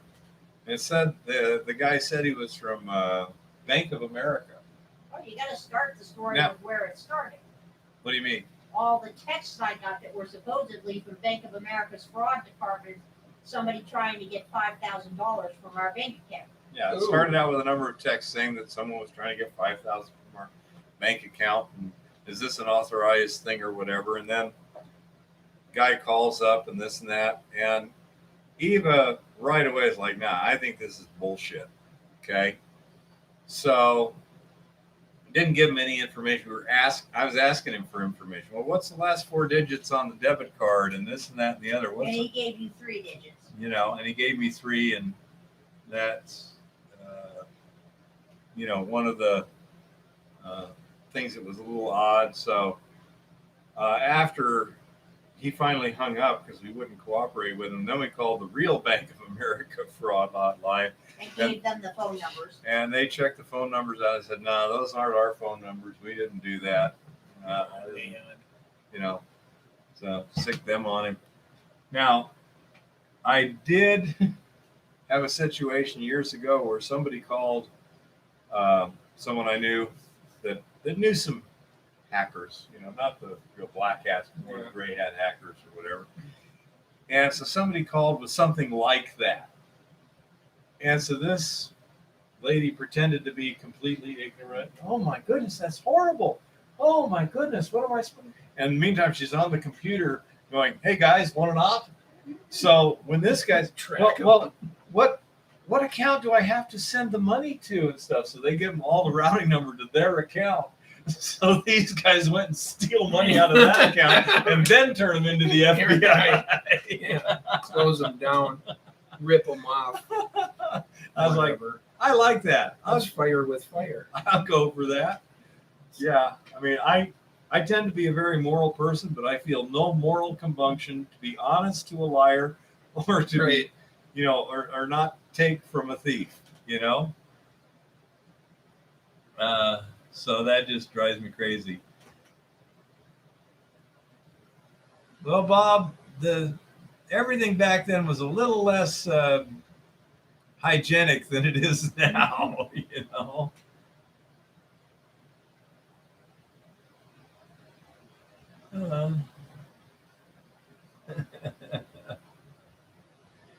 Yeah, this guy, and the amount was $4,999.70 or something. So I was like, right under the $5,000 reporting limit. How convenient. Yep. Yeah, that's what we did, Zioxio. Actually, that particular account is a company account in Tucson. We don't usually use it, but it's still active, and I'm, the account owner. Up here, we've got a local bank. What is it? First Montana. First Montana Bank. They're that way about, 8 or 9 blocks.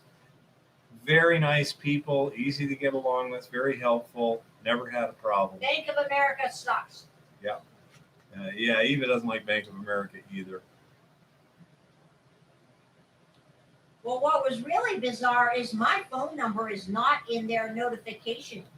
Yeah, and that was another thing that tipped her off. Theirs is.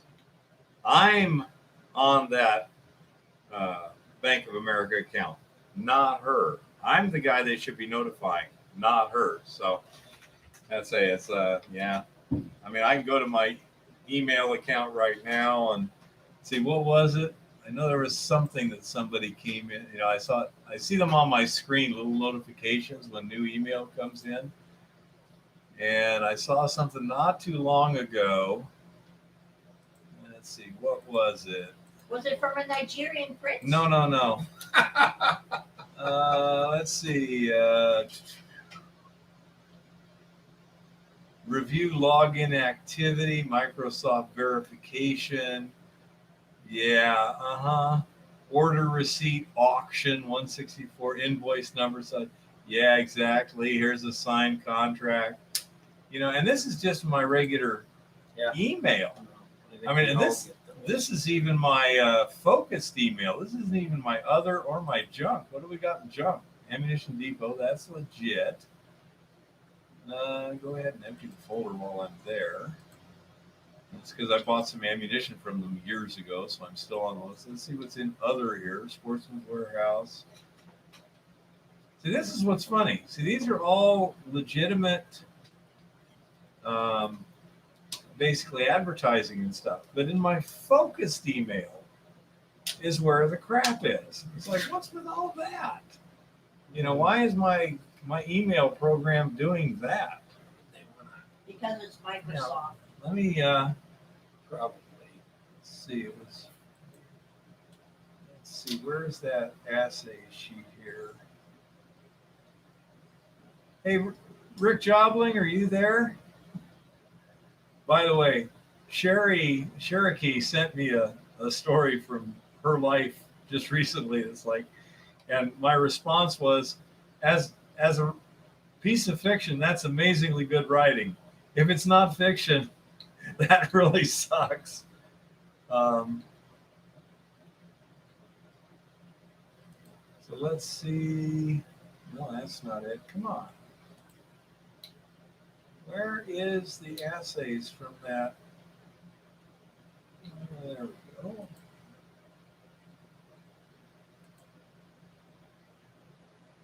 See, that's that surface assay there.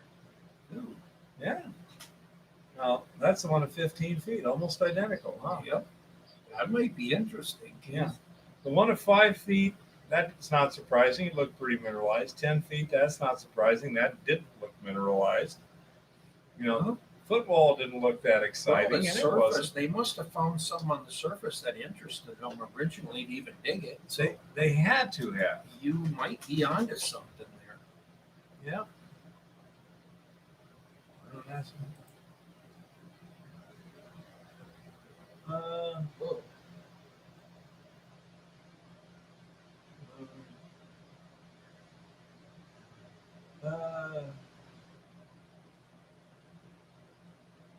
Yeah, there's lots of banks that I don't like any of the big ones.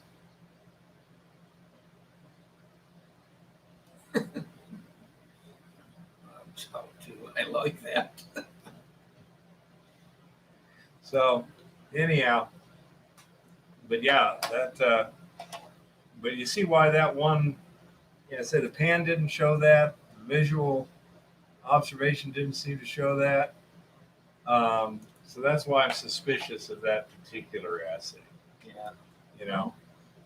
And Test it again and do it. See if it. Okay, I I'll mean, just- if you get a second one that I'll reads just really guess. close, I would be, you're onto something. yeah, I'll just uncover more, and I'll see how it goes. But if it does, I'll just keep following it Well, that it could be. until I run out.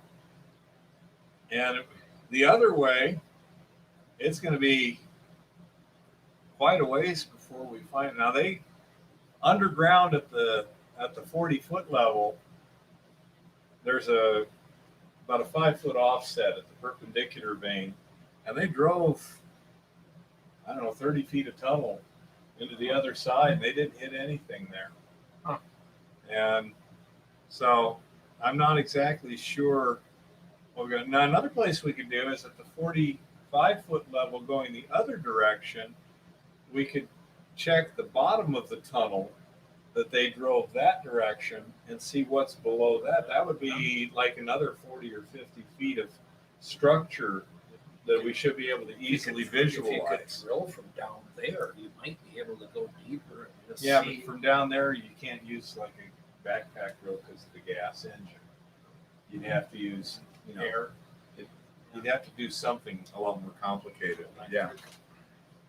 But yeah, we could uncover the pack rat structure there and see what there That's is. the neat thing about having an old building tunnels. It's you might be able to work an angle.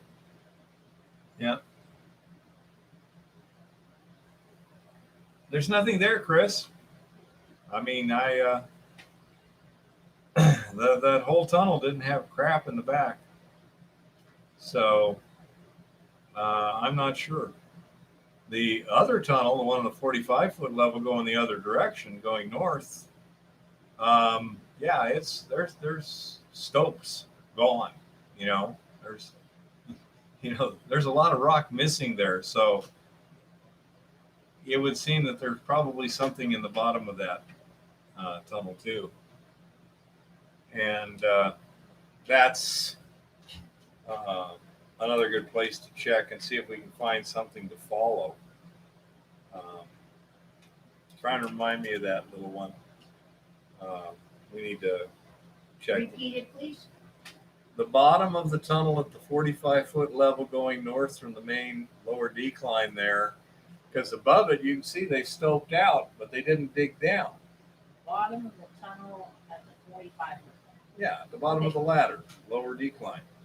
Because it doesn't make any sense that for 30 feet they were stoping and there's nothing below. It'd have to be below. But it's harder to work below than it is to go. No, but at least if you're working in ore, that's a lot better than working in waste hoping you find ore. Well, that's true, but a lot of the mines around here, you'll find that where they stoped up and went damn near to the surface and stuff, but they never reversed and went down or tried to drive another tunnel in and come in under it again, just because it was a lot of work. Well, I break for bedrock. The problem is, to a great extent, getting the gold out of this rock is a whole lot more complicated than getting the gold out of your rock. Your rock was really unusually easy. Literally, they were running through an impact mill and dry washing it and getting good recovery. Okay? Tailings were running 0.02 according to assay. And yet they were recovering like 1/10 of an ounce or better. Wow. Okay? So That's what we all wish for. So yeah, It's, that's something you can go home, run it through the impact mill, and put it across they the didn't table. bother and- going home. Well, whatever. You don't need Yeah, water well, with a dry washer. well, that's true. They did it Yeah, right there. Yeah. Piece of cake. Hey, dirty goat. Hey, Bryce. Knew you'd come sooner or later. Oh, Bob's. No. This stuff that we're looking at Montana B is over. It's smaller than 2,000 mesh. Okay, it's matters of how much of it's there. If it's that fine, then you just have to use entirely different techniques. That's why we're testing leaching here. Right. Gravity won't work. Flotation probably won't work. And certainly it's not, flotation wouldn't get you to a concentrate ready for smelting in all probability. So we have no history on Montana B. Sorry. We have not been able to find any history on it, so we do not know. It's relatively small. Guessing all told, 500 to 1,000 tons were hauled out of there and dumped, just to get the openings in the rock, there's probably 500 to 1,000 tons mined. And a lot of it's still sitting there in the dumps. But Bob's, I can recover down below 500 mesh by gravity techniques. So, and by the way, we've got a sample out there at the ranch. I got to run through the concentrator. It's from a dump. It's about 300 pounds, and see if that gravity concentrates too. It's got a sample. I crushed it in the RC46 and split off the samples. That's heading off to the assay lab now, and we'll see what it is. But that may be gravity concentratable too. Somebody else owns it, but they've got a lot of material there.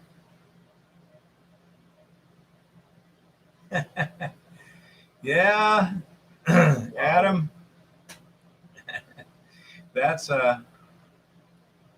unpleasant. Really unpleasant.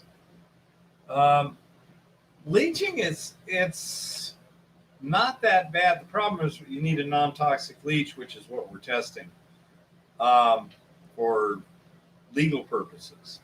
In terms of actually doing it, it's a little more complicated, but in some ways it's a lot simpler too. In terms of it's not real precise. You just grind it up and dissolve. Um, but that's what we're trying to see how tricky it is with this particular ore, how good a recovery, how fast we get, what do we have to do to get it back out of the solution efficiently, things like that. A lot of testing. We should be running a pregnant solution of over 1/4 of an ounce per ton, which means that we should be able to directly electro in it and get pretty good recovery. So that's what we're hoping. Because then, if you absorb it onto carbon or resin, then you still got to desorb it and then run it over an electrowinning cell. Right. Just try and do it as is. So that's what we'll try first. See how well that works. Again, simplicity has benefits. When you're dealing with something really big, it's more a matter of efficiency and cost. Yeah. When we're dealing with something small, simplicity is valuable in and of itself. Yeah, David, I used to have an employee in Tucson there that when it was, we had one of those thunderstorms, he goes, yeah, but it's a dry rain. Had a bunch of smart Alex down there. Me, Eva, Little John, Gonzo. It's fun to work with people who can create comments. Makes the day go better. Little one, are you going to have anything for the tinfoil hat report? Probably not tonight. Okay. You know, I've been doing other things. Yeah. So I don't think we're going to have a tinfoil hat report. Although if she'll come by, she can wave at her fan base or whatever. Yeah, 30 microns. I can recover that with gravity separation. And you're right. I use a black pan for that reason. And even under a 10 power loop, to me, it's a point of light at about 30 microns. But David V is all depressed, little one. The stuff at Montana B, 80% of it will pass through a 6.8 micron hole, which is about 2,000 mesh. And that's why we're looking at leaching options. I'd much prefer going direct. Gravity concentration does not seem to be plausible with this particular ore. If you could get a good gravity concentrate, then you wanted to finish it with a leaching system, then a bottle roll might not be too bad. But in a case like that, it would just be another concentration step. In general, you could probably just flux it and deal with it that way. Although, how's that fine a gold? I think I'd go with a lead flux to begin with, like basically assay it, drive it into lead, and then oxidize the lead off. Yeah, that might be a safer way to do it without losing the gold. Hey, K for K. Fellow rockhounds and yellerheads. I'm not exactly sure what a yellerhead is. Do you know what a yellerhead is? Well, we've apparently got a new term. I'm presuming it's a positive thing, K for K, but could you please define yellerhead for those of us who are not from wherever you come from? Yeah, where is he from? I like that term.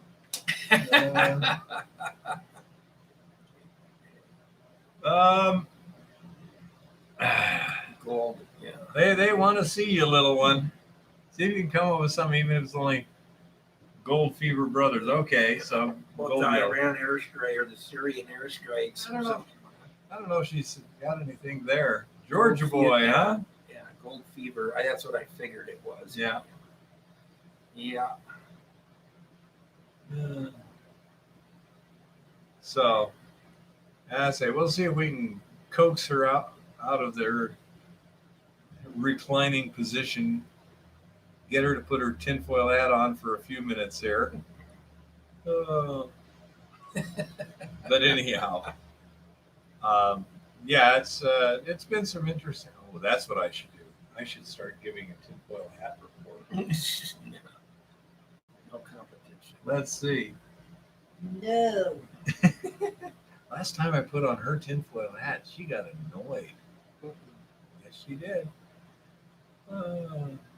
We got some new guys here. We got That's Bob's cool. and K for K, and Yeah, that's great. who knows how many others. We got newbies from was it Bolivia? Yeah, somebody was from Somebody's Guyana from there too. Guyana. That was Guyana. Guyana. I can want to That's- find some that's- of those guys. Oh yeah, oh yeah. They got some big dredges running in them rivers in Guyana. Bucket lines? And actually some big suction dredges too that they use there. You know, the size of a Cutter bucket head line, dredges? Yeah, they're really sucking the bottom of the river up. I'm guessing you'd have to have fairly fine rocks. It's I mean, it's sand, yeah. but they're pulling a fair amount of gold evidently out of it. David says, "Don't put on the hat, Keith. Don't do it." Don't do it. Hey, Wolfman. Yeah. Thou shalt not touch the tinfoil hat. Ooh, that sounds like a challenge. Yeah, it's-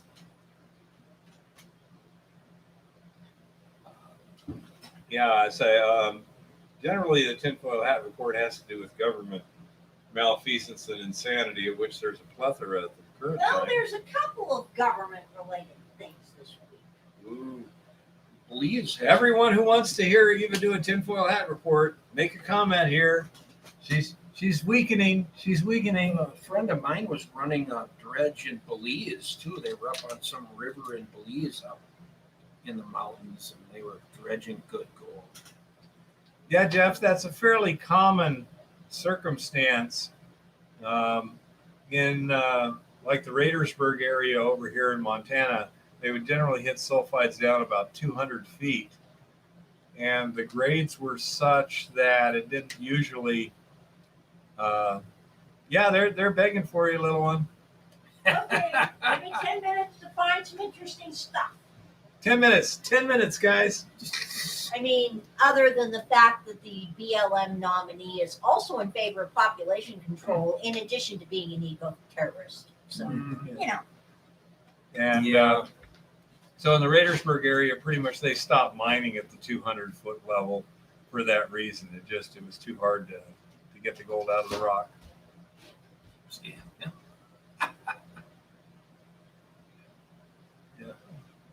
Yeah, give me a couple of minutes, Bear, and I will see what I can Read come the up front page, yeah, pretty much. Hey, that's a good question. Let's see, what's on the front page? Just for jollies. Let's see. Insurgency, leftist siege, Biden White House blocking all entrances.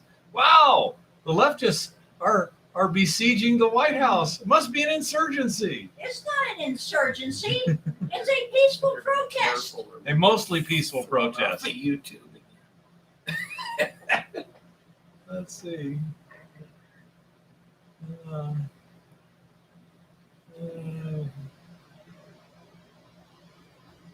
Let's see, nothing really.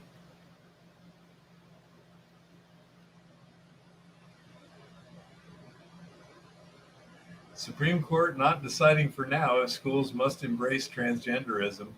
Exactly why did they get on the court if they don't want to make decisions, huh? I'm a little perplexed. They can't make decisions, Bear. If they make decisions, they might get people trying to pound down their doors again.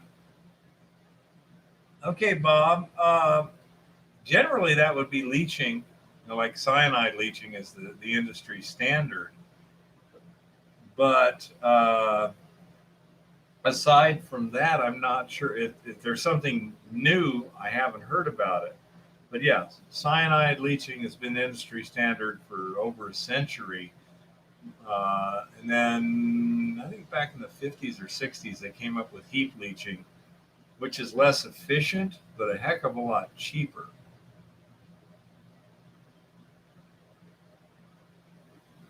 Nosy Oxio, I've never poked around down there.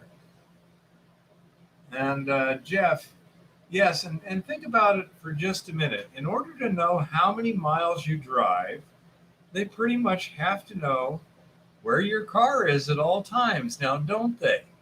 See, this is why they're saying they want a mileage tax. Well, why not just a gas tax? Why should people with efficient cars pay as much tax as someone like me with a 76 Chevy with, running at 8,000 pounds? It seems counterproductive. You'd want people to get the most efficient cars, so you put the tax on the gasoline. In order to determine how many miles you've driven, you need a GPS unit on every car that downloads to the government. Wow, that might be useful for certain things other than figuring out your mileage, wouldn't it? Like for psycho spouses to figure out where you are with your That's hiding. part of the problem. They've done that to the trucking industry already. Yeah, Is Eva's all controlled. son Ryan used to be a long haul trucker, and he didn't like. There's time he'd be like 3 miles from a truck stop, had to pull the truck over because he was out of minutes. Bob's crashing. Oh, so you're not new, Bob.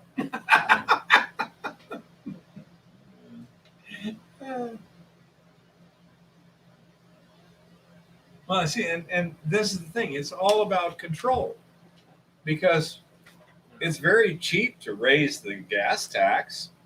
The entire implementation system is already there. To implement a mileage tax, you've got to spend billions and billions and billions of dollars installing GPS equipment. Now, that tells me it's not about the money. It's about control. David is chanting for you, little one. Eva, Eva, Eva. Is that how you want me to pronounce it, David? I presume that's basically what you're saying. The hat is on. Ah, the hat is on. It's moving this direction. So I hear. Oh. Okay. Here you go, Eva. Let me get out of the limelight here. Well, some amazing, groundbreaking mining news has come forth from a team of researchers from Curtin University, the University of Western Australia, and the China University of Geoscience. Okay? Now, this is big news, people. Apparently, would you believe this or not, tiny amounts of gold may be trapped inside iron pyrite. So No. fool's gold may actually be worth something. Color me shocked. Shock and awe and amazement. Yeah, they wrote a paper on this, and they apparently got a lot of money to write a paper on this. In the paper published in the journal Geology, the scientists presented in-depth analysis to better understand the mineralogical location of the trapped gold in pyrite. The review, they believe, may lead to more environmentally friendly gold extraction. According to the group, this new type of invisible gold New type, huh? has not been previously recognized and is only observable using a scientific instrument called an atom probe. Now, this is making it sound a little more interesting. Previous gold extractors have been able to find gold in pyrite, either as nanoparticles or pyrite gold alloy. But what we have discovered is gold can be hosted in nanoscale crystal defects, representing a new kind of invisible gold. According to lead researcher Faugeroux, the more deformed the crystal is, the more gold there is locked up in the defects. So remember that, people. If you find iron pyrite that doesn't have nice, pretty square cubes, it may have more gold in it. The scientist explained the gold is hosted in nanoscale defects called dislocations, 100,000 times smaller than the width of a human hair. That could cause some extraction difficulties, I think. And this is why it can only be observed using atom probe tomography. Following their discovery, Faugeroux and his colleagues decided to look for a process that allowed them to extract the precious metal using less energy than traditional pressure oxidizing techniques. Selective leaching, which involves using a fluid to selectively dissolve the gold from the pyrite, seemed like the best choice. Not only do the dislocations trap the gold, but they also behave as fluid pathways that enable the gold to be leached without affecting the entire pyrite. Well, that sounds even more interesting. Let's hope we can get some details on this.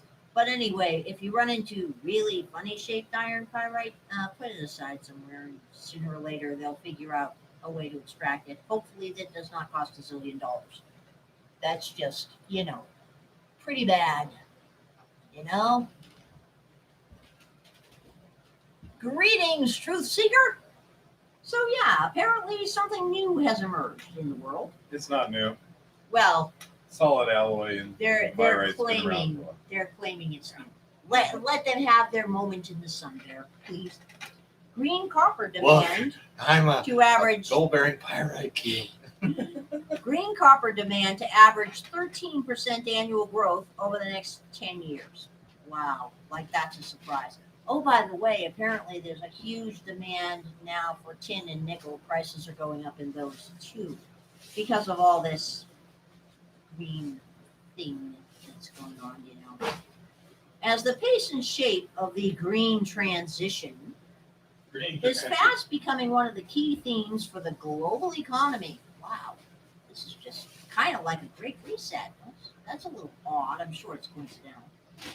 Copper will experience a surge in demand over 2021 to 2030, earning a spot on market analyst Fitch's solution of list of commodities for the future, which is nice to know. In other mining and gold related news, wow, some analysts are actually discussing the fact that, didn't hear this here, but we may be having a recession pretty soon. I know, it's shocking. It's stunning. Obviously, with our incredibly booming economy and our amazing administration, there's no way we could be having a recession. But a few people have started using the dreaded R word. A few people have even started to insinuate here and there this week that the Fed and Yellen are behind the curve when it comes to the even more dreaded I word. Naturally, the mainstream media is entirely ignoring this because we all know that the I word is an indicator of an incredibly healthy economy, and the R word, therefore, is also an indicator of the incredibly healthy economy.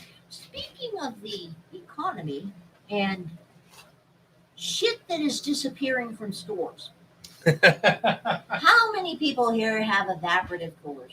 Swamp coolers, poor man's air conditioning. So, down in Tucson, every mobile home has a swamp. Okay, that's what you use. And a lot of regular homes have swamps too. So Bear is building this barrel thingy, widget, gizmo, what you Bottle call it. roller. I get to be a mad scientist, which is fine with me.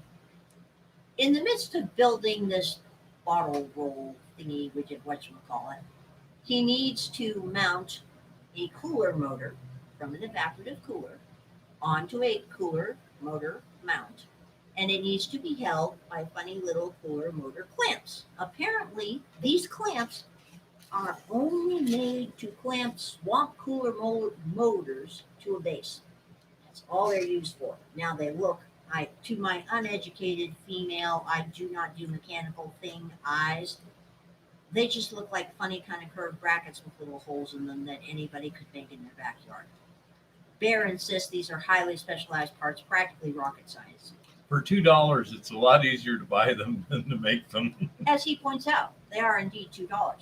So out we go into the world of Helena, Montana to buy some swamp cooler parts and discover that swamp cooler parts are extremely thin on the ground here because apparently mobile homes up here, or very few of them, have swamp coolers. They're just not a thing. Well, at 20 below zero, all the parts are going to disintegrate if So You haven't he drained it managed to properly. find a motor.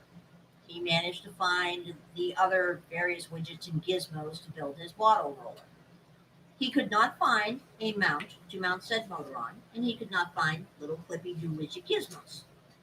So I confidently fired up the search engine when he went to Amazon and had a major, massive temper tantrum because he couldn't ship what he needed to the house. And so I decided to save the day because that's just kind of what I do. And besides, when he starts yelling like that, he gets really scary.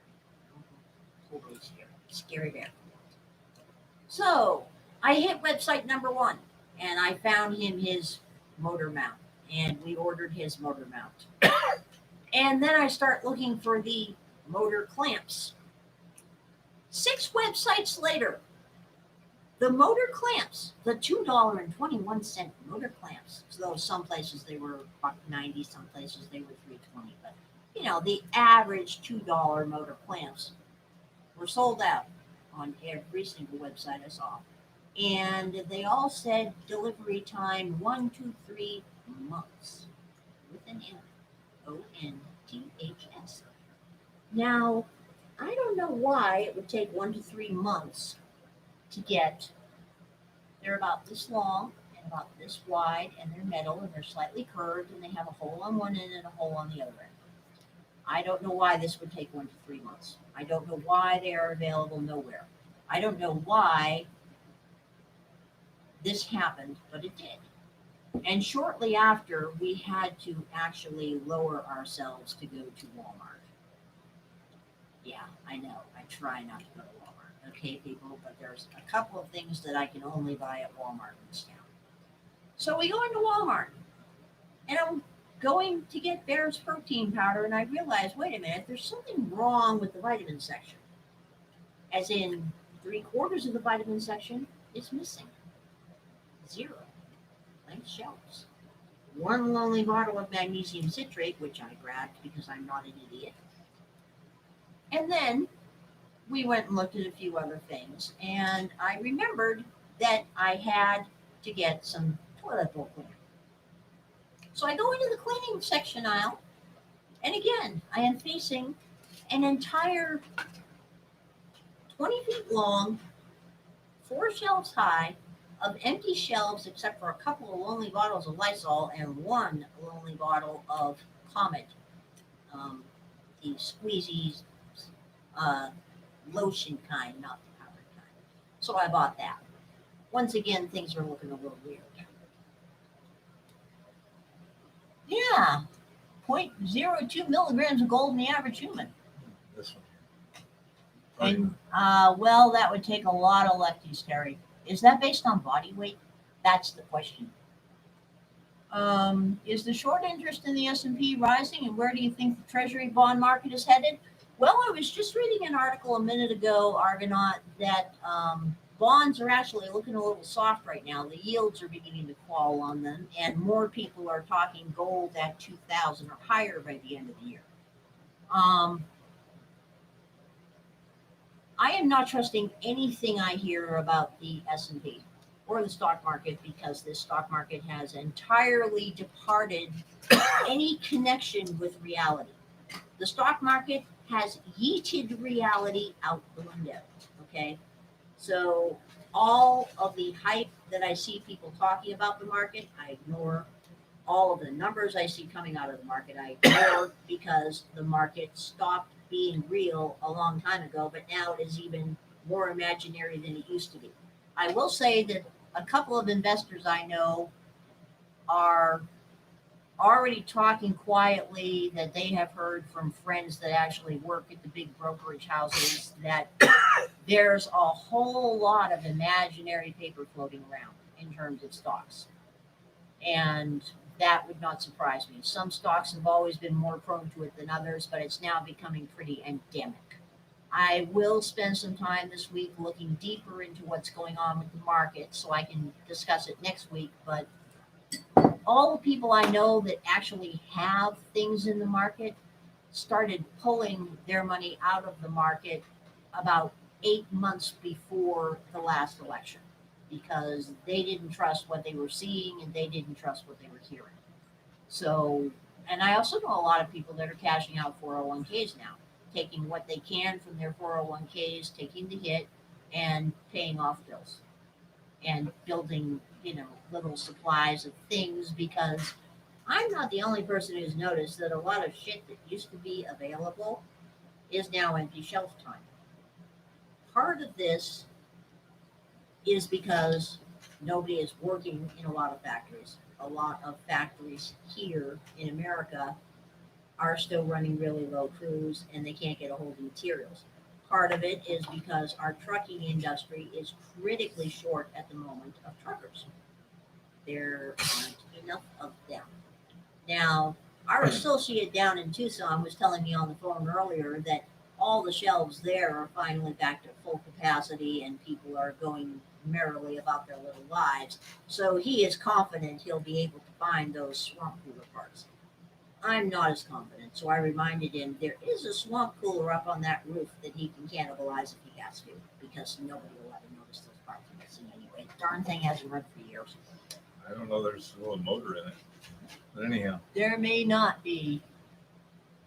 Yet, inflated lumber prices all over the place. It's still a bottleneck because you still have like 4 major lumber hubs in the United States that are doing all the processing. That is where a lot of these price increases are coming from. They're coming from the bottleneck in the middle of production. We have plenty of people growing trees. We have plenty of people wanting to buy trees. When all of those trees are only going to a very small handful of places, then that very small handful of places can pretty much manipulate the price however they wish.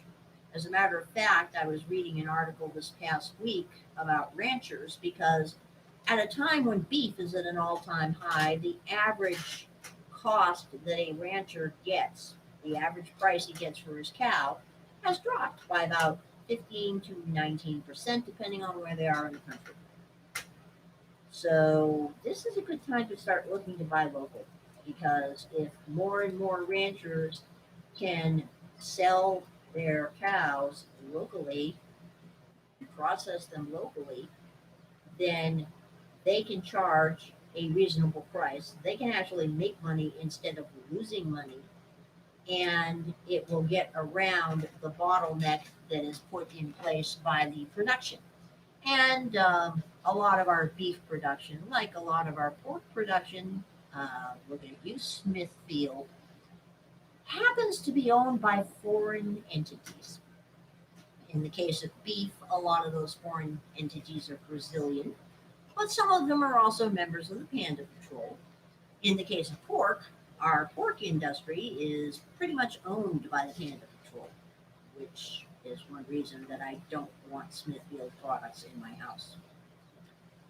By the way, if anyone has a recommendation for a good pellet grill and smoker like a Traeger that is actually built in the United States, I'd appreciate it because I was looking at a Traeger and really loving it, and then I found out that they produce the damn things in Panda country.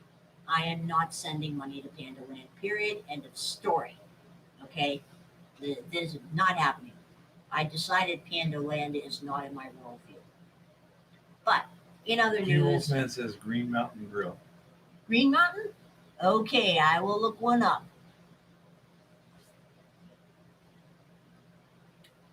Yeah, and this whole thing about Giuliani is just insane.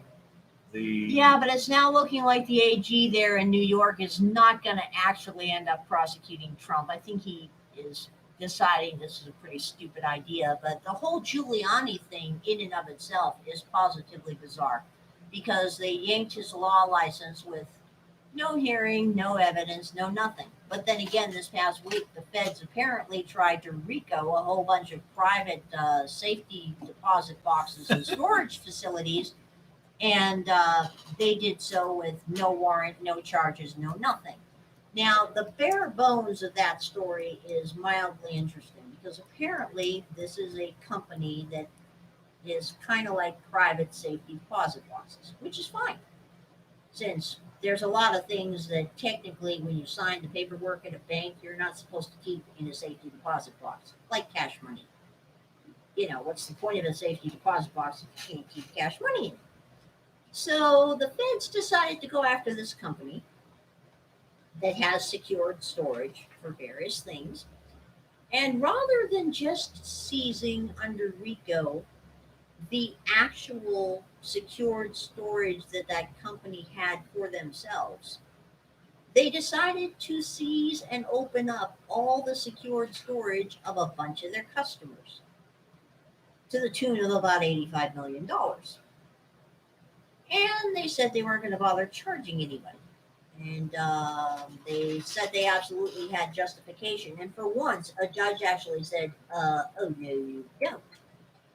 But this is one of the salient problems with RICO laws, because whether people are aware of it or not, for instance, say you live in a state where weed is still illegal and you loan your car to somebody, or you own a rental property.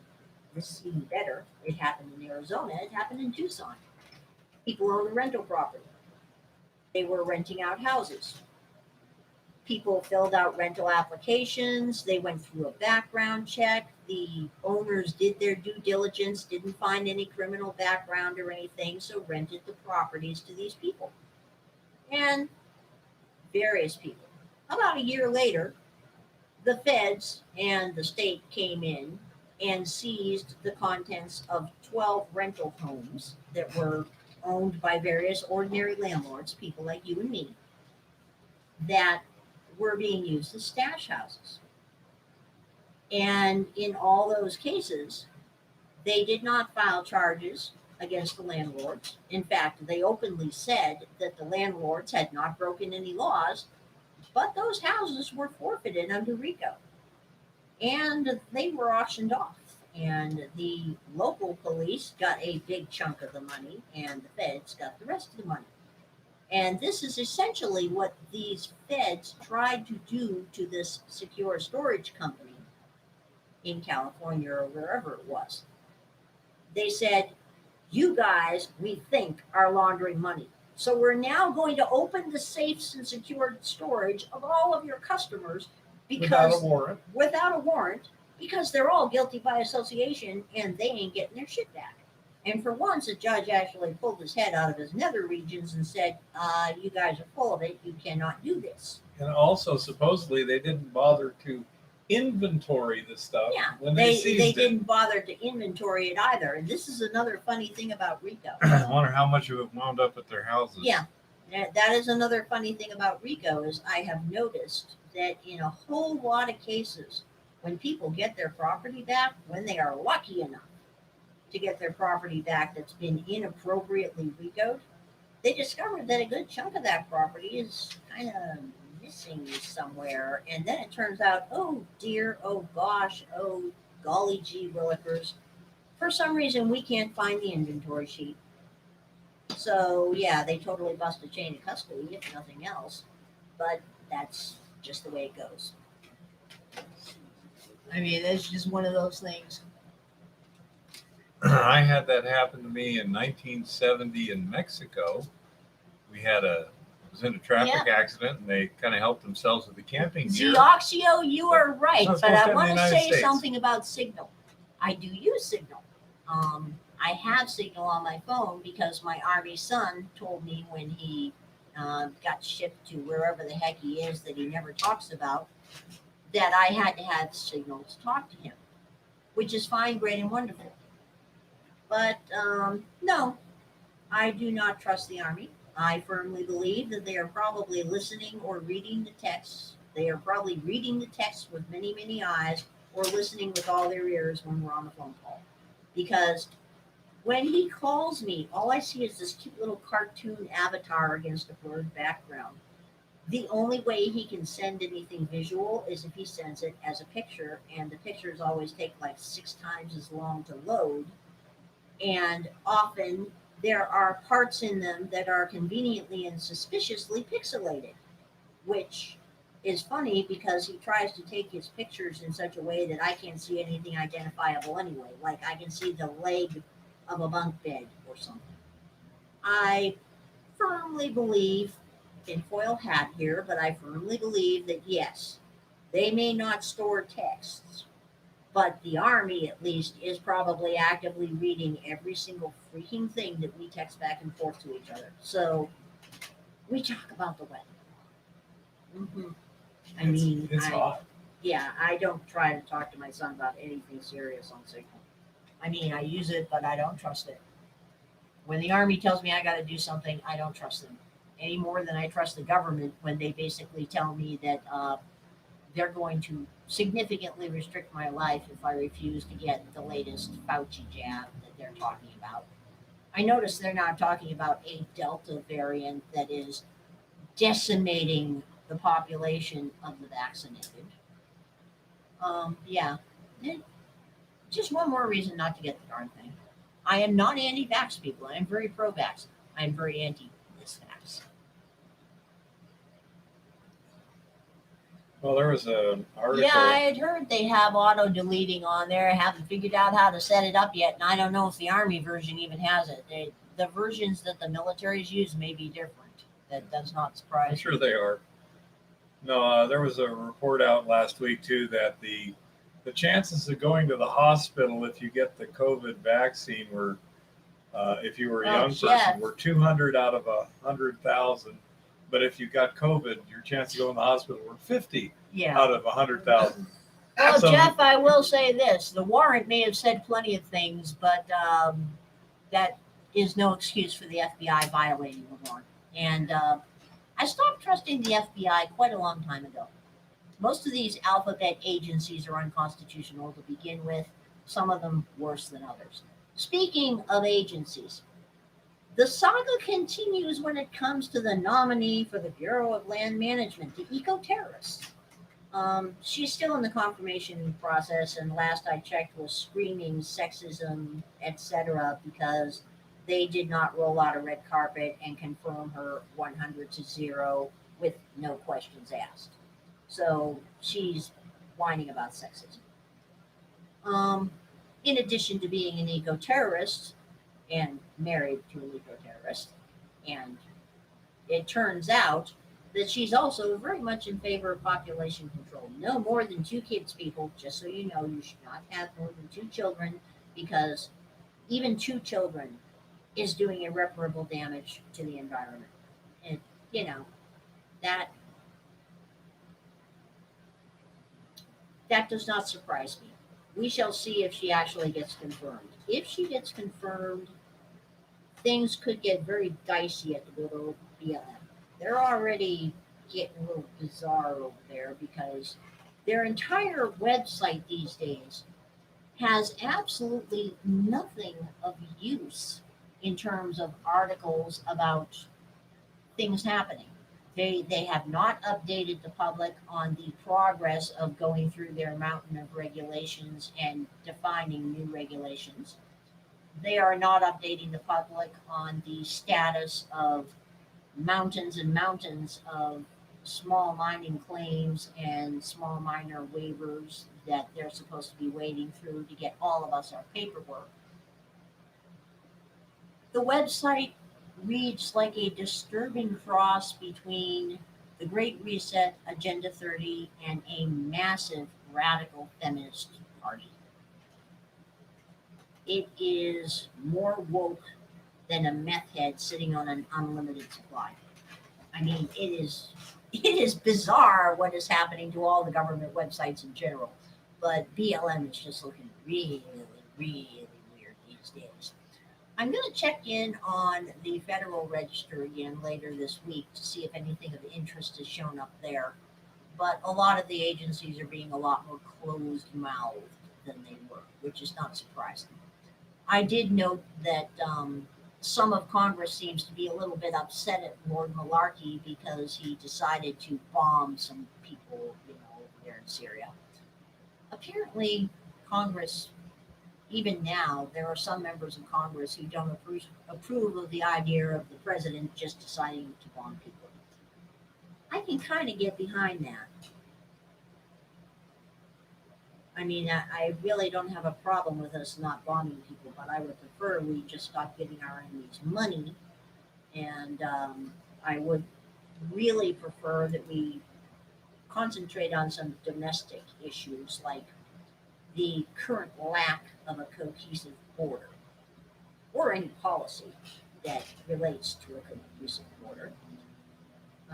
And cohesive policy concerning mining would be nice, especially if it happened to coincide with actual mining laws rather than pie in the sky ideas from bullshit artists and bureaucrats. But we shall see what transpires Man, there. I know. I want what you're smoking. Yep. I agree with you, Ed. It's possible, Zioxio. Nothing would, I would put nothing past these people at this point. I would put absolutely nothing past these people at this point when it comes to why things are getting woke on government websites. I did notice that we seem to have an interesting new variety coming out of Senorita Circleback. Just so you know, it is now entirely the Republicans that are responsible for defunding the police or trying to defund the police. Now, AOC, who of course knows everything, has decided that all this talk about crime waves is nothing but unmitigated hysteria, and naturally, we do need to fund the police. But the consensus of opinion out of Lord Malarkey, who is sitting in the albino manor these days, is that The besieged albino manor. the Republicans are the ones that are responsible for defunding the police. So, yeah, in addition to being a bunch of deplorable insurgents and terrorists and everything else, we want to defund the police so we can work our nefarious schemes. Well, I don't know. I'm in favor of defunding police that are three-letter agencies attached to the federal government, since most of them do not belong there anyway. But, that's just me. But basically,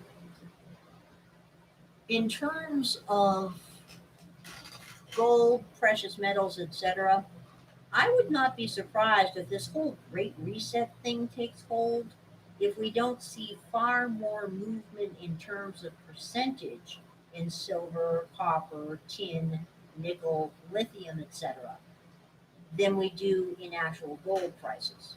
Because there's a lot more room for movement for these things, and there are a lot more reserves. The problem is, can they be processed? No, they can't be processed here because Lord Malarkey has already said what needs to happen is everything needs to be processed in somebody else's backyard, and then the finished material sent here so we can all happily little build our solar panels here.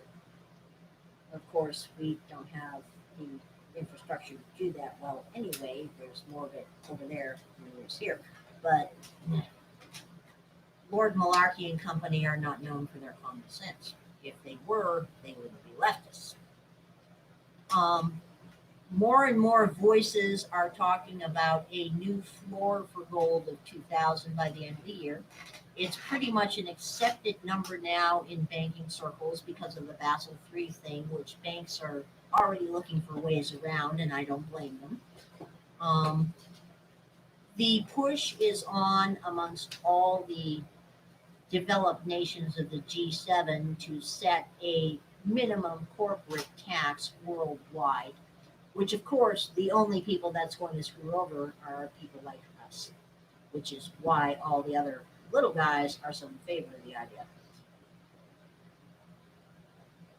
And in terms of silver, I expect to see more movement in the silver price than I do in the gold price. I would not be surprised if silver hit 50 by the end of the year. It's not being talked about, but silver, first of all, has far higher reserves that are readily available than gold. There's a whole lot more of it in the ground and hanging around. Second of all, silver has a much more friendly entry point for the average Joe on the street. because the average Joe on the street can keep in his head how much a mercury dime is worth right now. And third, there's that prevailing myth that if you have numismatics, the government will never try to take them, which I don't trust at all. If I had anything, it got lost in a boating accident, along with all the firearms. I mean, that's, it is tragic. It is absolutely tragic, but boating accidents happen because Even in the just desert. because the government has never seized actual numismatic coin collections before does not mean that the government would not seize actual numismatic coin collections now. The government is doing many, many, many things right now that it has not done before. And when any beast starts exhibiting a new pattern of behaviors, it behooves the people that are affected by that beast to study that and view it with great suspicion, especially if it's a government, because the bigger a government gets, the more bound a government gets in its own paperwork and its own ideas, and the less likely it is to go out and do new stupid stuff. It's like corporations. This past week, Nike announced that they are of, for, and by Pandaland. Yay. Good for Nike. They can move to Pandaland. I will never ever wear a Nike shoe, even if I see it at a thrift shop for $3. Because, first of all, their products suck. Second of all, their products are built by slave labor and child labor. And third of all, they just openly announced that they are of, by, and for Pandaland. And I'm sorry. That makes you outside my worldview. But you see this with companies. Young startup companies will take off in strange directions. They will try new things, often without fear. They will try to break ground. They will try to do something that sets them apart from the crowd. You don't normally see this with the big guys. Now, all of a sudden, we're seeing this with the big guys. Companies that spent years and decades, and in some cases centuries, promoting themselves as American made, American pride, our country, right or wrong, are now pulling Nikes, and while they're not being as blatant about it as Nike, they are getting problematic. And you almost never see a government decide to fundamentally change track and start exhibiting new behaviors. You always see change between a Democrat government and a Republican government, but they don't look at breaking the core values and the core norms that they work within. They just express their policies within that set group of things that has always been. And it is now not happening now. So I'm not sure exactly who is dictating policy these days. I highly doubt that Lord Malarkey is dictating a lot of these policies from the Albino Manor. I think Lord Malarkey is probably sitting in the basement of the Albino Manor watching Disney films and eating pudding most of the time. I also don't think that Lady Heels Up is dictating much policy because, quite frankly, she doesn't seem to have very many original ideas. In fact, she doesn't seem to have that many ideas at all. She didn't get her job, any of her jobs in the past, based on her brains or her ability. At least, not the abilities one Her mental normally gets hired. abilities. The physical abilities, maybe. Well, she didn't get chosen for her vertical abilities. Yeah. Let's just put it that way. Which then leads to the question of where is the policy actually coming from? And that's something that there has been a lot of speculation about in the tinfoil hat community, and nobody has decided. There's no consensus of opinion yet, though I will say the reptilian crowd is really putting up a good, strong argument for it being reptilians. They're doing a great job this year. And the Illuminati crowd is also putting up a really strong argument that this is definitive proof of the Illuminati, Bilderberg, triangle commission thing going on. We shall see. In the meantime, all of us just need to buy local, support local, start turning money into stuff, because money ain't worth what it used to be worth, and it's getting less valuable by the day. So our focus here is gathering more money so that we can remove it from financial institutions and turn it into stuff, because stuff has value. Pieces of paper with dead presidents on them, not so much. At least not our current ones. But that's it for this week.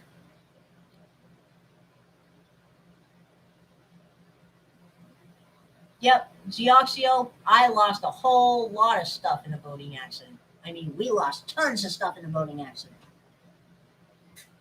As a matter of fact, we even lost the boat, which we borrowed from somebody else since we didn't own one. And, well, that's what we get for trying to use a boat in a quicksand hole, because, of course, boats don't work well in quicksand. But, you know. Actually, what we really did was we loaded everything in the boat, and then it accidentally fell down a mine shaft, and we can't remember where the mine is. Oh well, that's because he has no memory. Anyway, good night, guys, and I will do some research this coming week, Argonaut, on how bizarre the stock market is at the moment. And as I said, buy local, turn money into stuff. Stuff good. Money, not so much. Let's see. There. Over here. Okay. Tinfoil hat goddess has left the chair. David says thank you. Terry says thank you. Actually, no. Terry said that was great, Eva. Come on. Send rocks.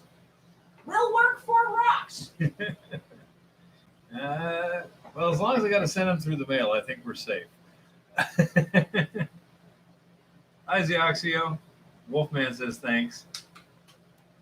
I noticed you were reading the instructions on that. Yeah, YouTube just material. kind of going through it a little bit there. Look pretty straightforward. doesn't it? Yeah, it does. It does. Yep. Gonna take a little notepad. Truth Seeker says fabulous. Argonaut says thanks.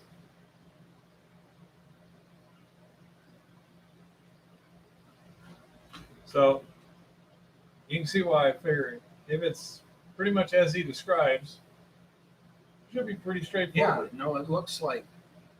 I mean, it looks like they've tried it with different ores. There's some pretty good research there. It looks like so. Keith It'll T be- says thank you. It'll be interesting to see how your little tests go here once you kind of get into this. Yeah, it setup. shouldn't take too long to get some kind of a good idea. I mean, right now I can't even tell until I get the assay back on the head grade. I can't tell Right, you gotta anything start else. there. Yep. Okay, Jeff wants to know about this black sand buyer and stuff. Could you expand Jeff, on I'll that? have to get back to you because I didn't push him on that very much, but I will talk to him and see what I can learn on that because I always wondered about that myself. We never were collecting it big time up there at the mine, but we sure had plenty of it. And I always wondered, boy, would somebody buy that? Okay, Argonaut, does flotation require cyanide? Absolutely not. Although sometimes they did add the cyanide as a conditioning agent. But flotation requires an attractant, sometimes suppressants, and a frother. Frother is usually pine oil. But, and I think flotation was invented right around the turn of the century, around 1900, something like that. If Chris Georgie's still on there, he can correct me. But They were doing vat leaching before that. yeah, they were doing the cyanide before Right. flotation. Yeah.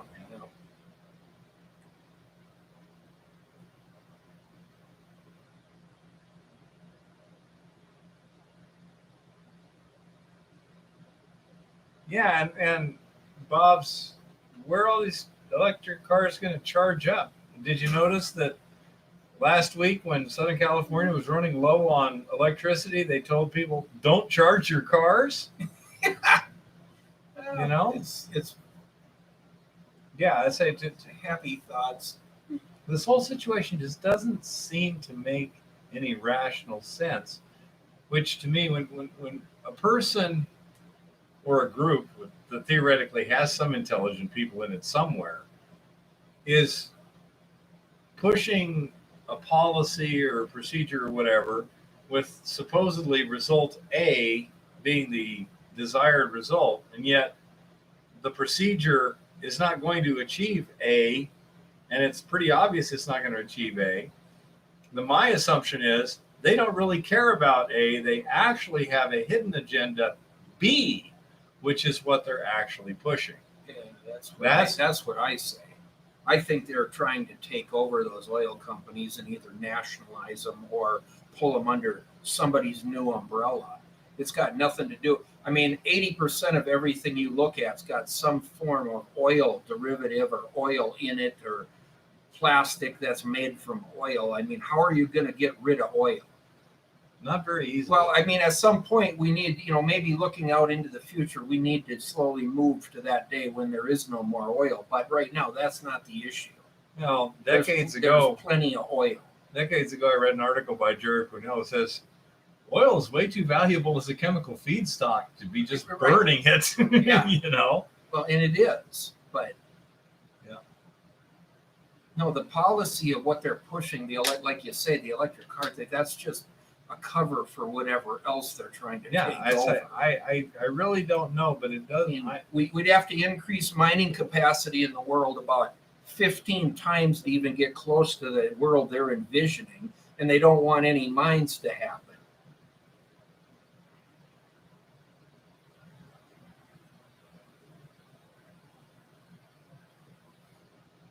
Well, Jeff, what size was the gold from those tailings, Really fine and gold. were you regrinding them?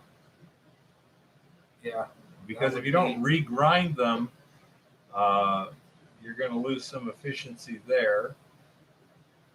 And I don't know what size you were looking at.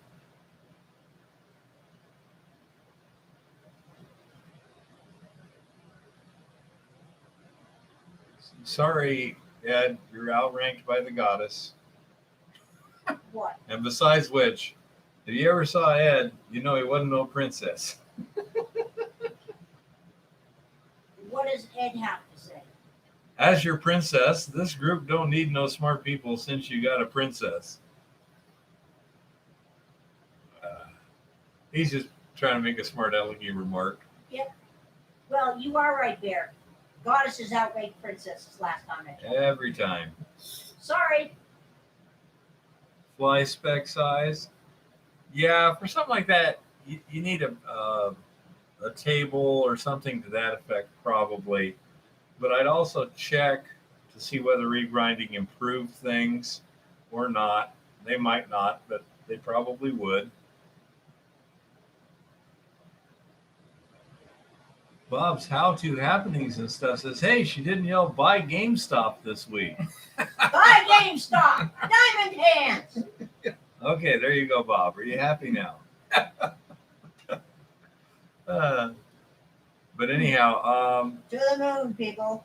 yeah, if it's fly speck size, then you're starting to get into the range where it's hard to recover by gravity. And my concentrator might handle it, or you might have to go to some kind of leaching. What is your ore grade on that? What's your head grade? Because that's real important. How much gold? If is it's in worth it. enough, you can do a lot of things to it. If it doesn't Right. have much gold, then you're very, very limited in your options. Yeah, pretty much gold stream.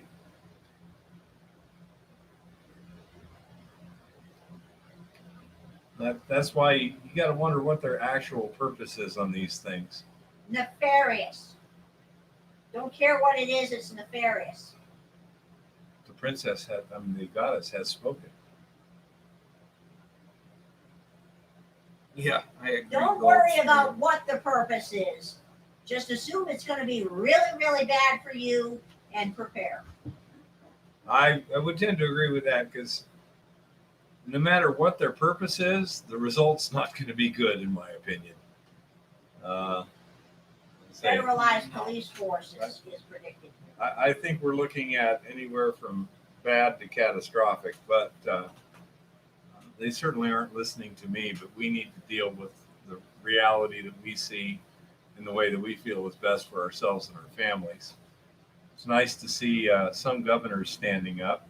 Texas is talking secession. Now, they've been talking that a while. But Yeah, but now they're really talking.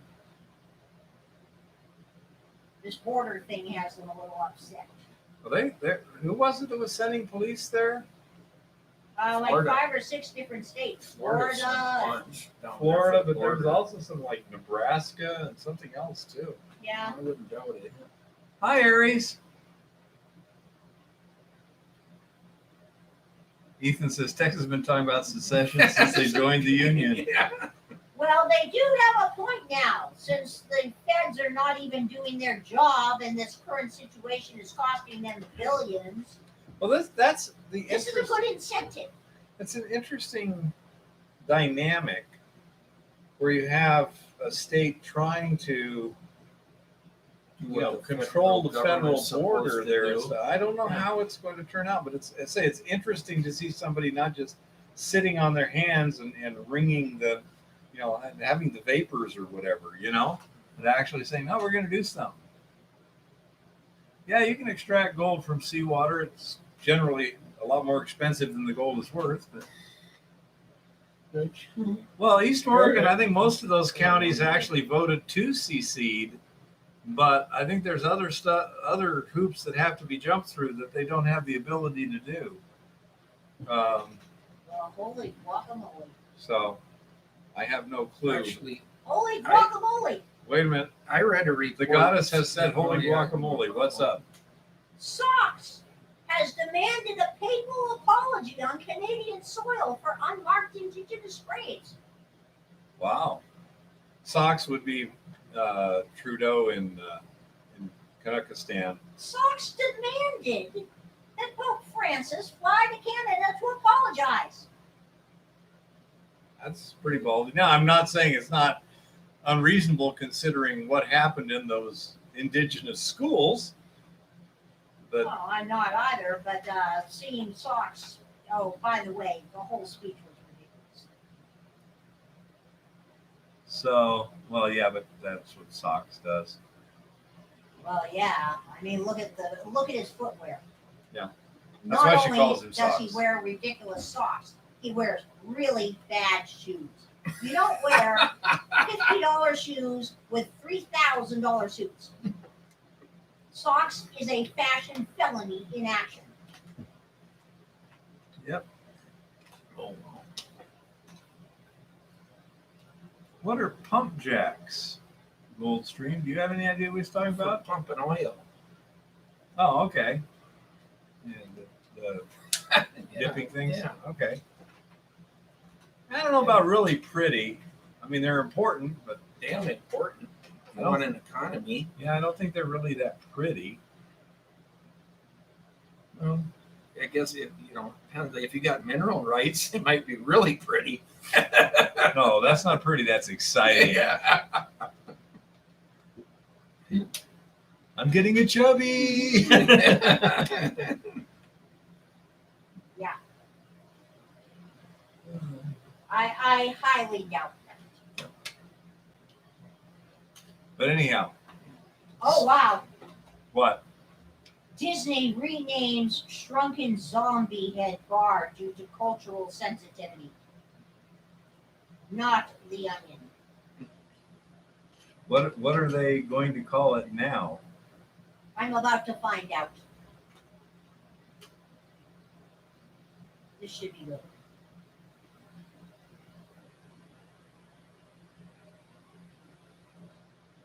It's taking a while for this. The guy was putting mercury in a coffee can, Put it in the truck getting and let it about off. quarter ounce from one coffee can. Well, I presume that's a concentrate in the coffee can. If that's the It's just black tailings, sand. Yeah. if that's Trader tailings, Sam's you Sun- you can do a Shrunken lot of stuff. Zombie Head drink renamed It is now simply called zombie. Ah, because shrunken is so racist. Well, it's likely in line with the series of cultural sensitivity changes coming to the jungle cruise. Okay. Jeff, is that from concentrates and pure black sand? Yeah. The question is, how much is still left in the rest of the tailings?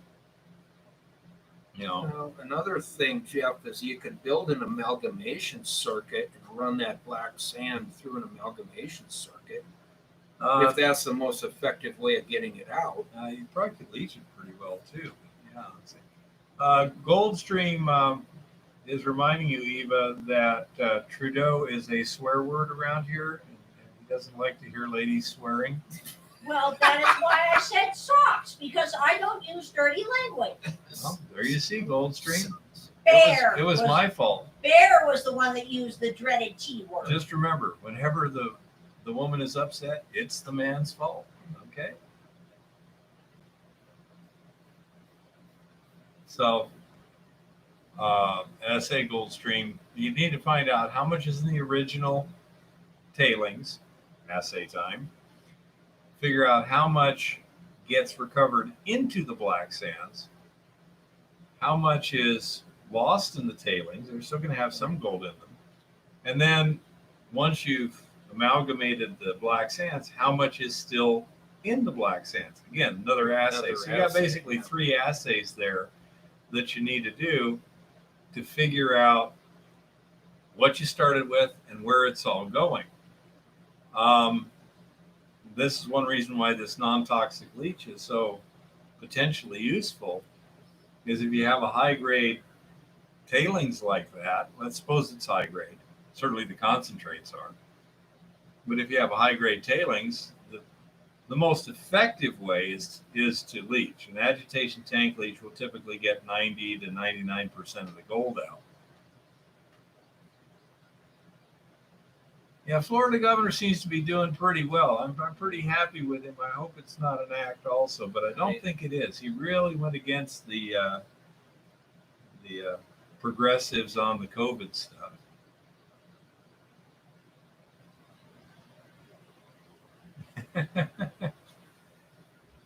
Yeah, I mean, everyone's pretty. I can't believe the lockdowns in Australia. They got, what is it, less than 200 COVID cases, and they still got the country locked down. Holy crap! I think it was today they were locking the whole Sydney area down again. Yeah, it's like, you think these things don't have costs? Right.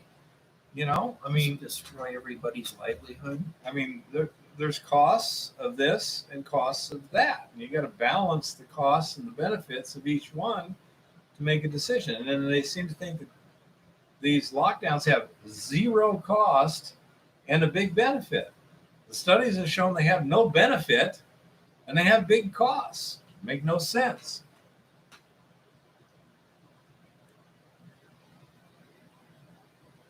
Mask mandate in Washington until June 30th still, huh? Yeah. It would depend on exactly what is the black sand, Ed. That's one thing that Jim's going to try and find out. I'm going to try to learn a little bit more about that, because they had, I don't know, they had some process they were using it in somewhere. He was able to find a buyer. Yeah, and I found it kind of interesting, but I didn't push him on it. I kind of didn't want to ask too many questions, Mm-hmm. But I think I can talk to him a little more about that. Okay. Hey, Jeff, how's it going? Somebody told me about this about Canada, but it works well for Montana and Idaho. We're on top and we're bigger. In prison, that makes you the bitch.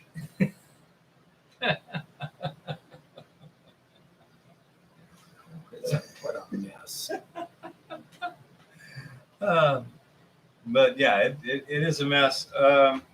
If they weren't messing with the darn regulations so bad, it would be a pretty good time for small scale gold mining, I would think, because they're pushing everything in that direction. If our favorite leader that got back in would be in, I think, a totally different world. Certainly right we now. would.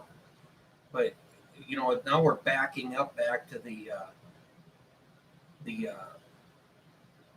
Obama years that this is not good for us. We're overshooting that. well, yeah. I mean, yeah, we're out doing what he did, but Yeah. Hey, Chris. How's it going? What was that question we wanted to? Oh, yeah. When did they come up with flotation commercially there, Chris, versus Yeah. cyanide? we know they were leaching in the, late 1880s. When did they come up with flotation, Chris? Yeah. Help us with that one.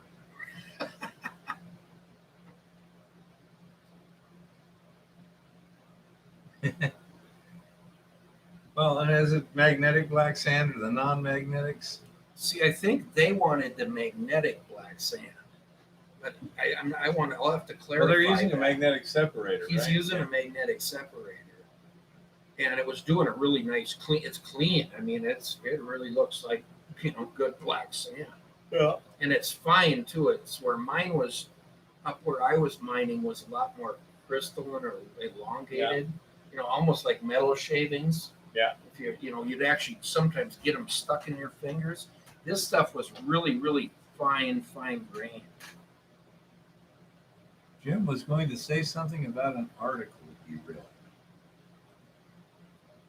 That Oh, sure. I was too, but I kind of lost my train of thought there. Somewhere. his train of thought got derailed too. Yeah.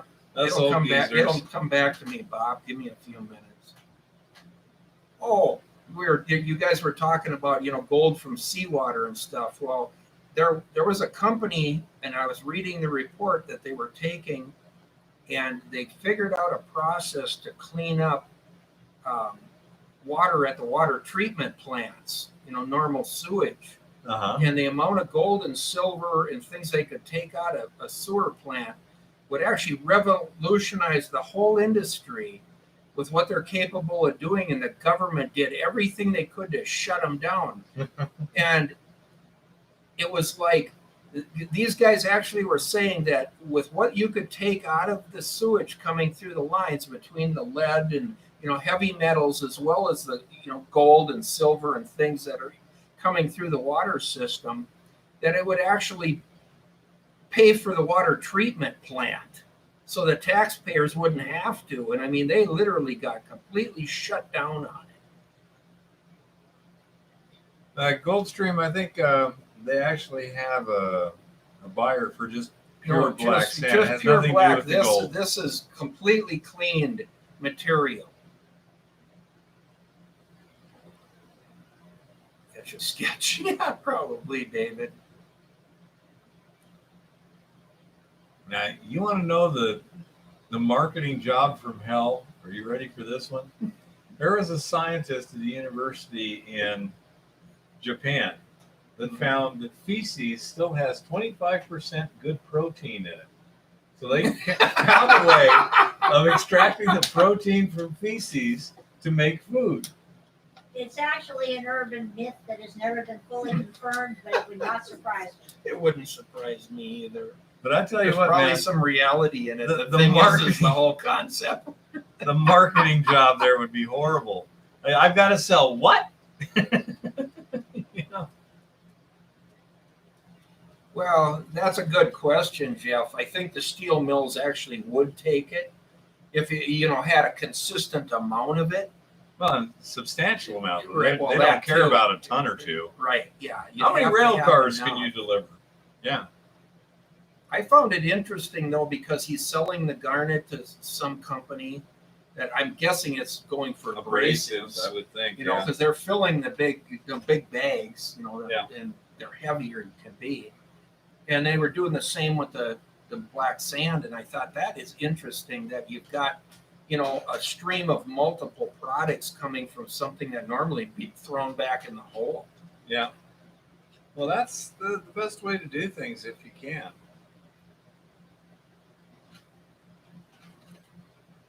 Yeah, I'd say magnetite, that's a good feedstock, but You need a consistent yeah, a steel mill amount. is designed to run a fairly consistent feed into it. So small batches would 1877 froth flotation. So about when So not much cyanidation. different than cyanidation. Huh.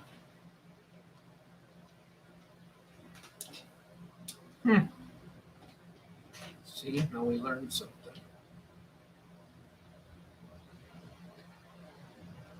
Yeah, magnetic. I've got some 500 mesh magnetite that I use for something, But in terms of a consistent buyer of large bulk quantities, I don't know. I'm sure somebody buys it. Well, it's iron. That's For cleaning coal, how would they do that, Gulf Stream? Using it as a fluidized bed or something to float the coal off?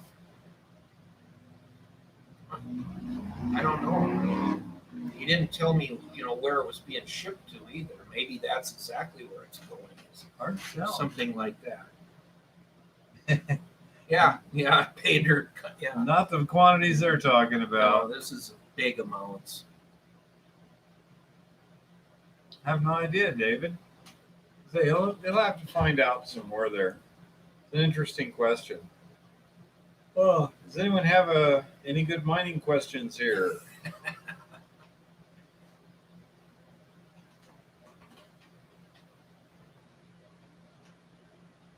And did Andreas ever make it from Switzerland? Are you hanging out there, Andreas? It should be, let's see, if I'm not mistaken, it should be about 7 in the morning over there right 6 in the now. morning. 6? Yeah. It's entirely possible that. Exactly. So I say I'm not sure if Andreas is out there, but he said he'd see about looking us up when he did breakfast. Did get up and get going. Yeah, he makes some really good quality videos. He apparently has a reasonable amount of expendable income because he's gone to Alaska for a couple of trips and things like that. And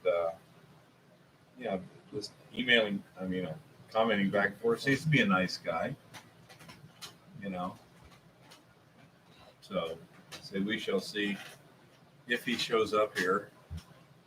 But that mine up in Switzerland was up on the side of an escarpment there, and it looked fairly conventional, oxidized pyrites, that sort of thing. Mm-hmm.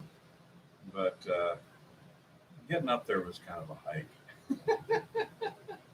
That looked like a little bit of work in there. It was obviously, after winter or whatever.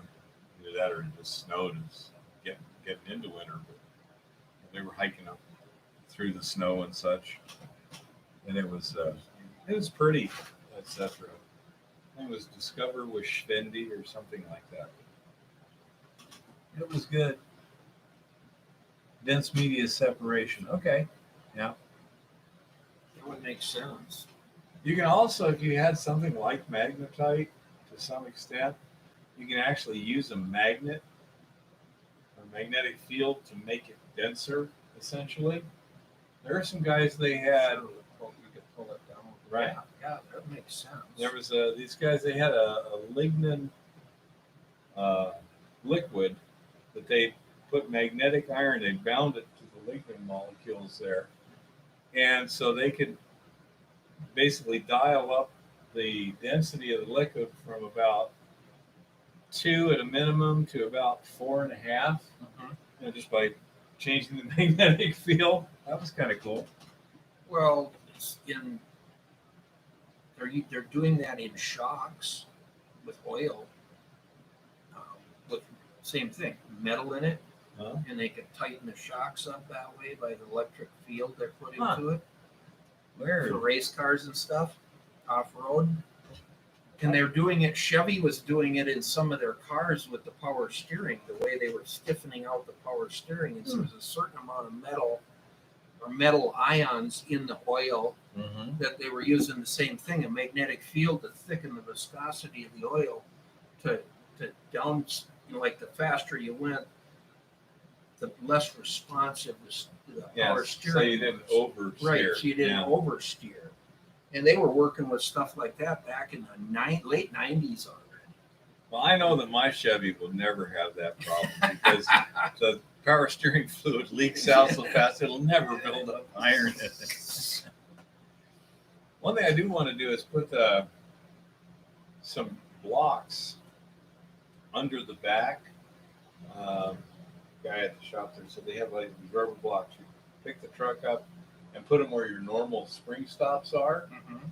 And so when the spring starts collapsing down, it'll start actually adding Some pressure. to this, basically stiffening the spring. Because have you seen the Bago? It's kind of sagging just a little bit I there. suppose it's constant weight on the springs.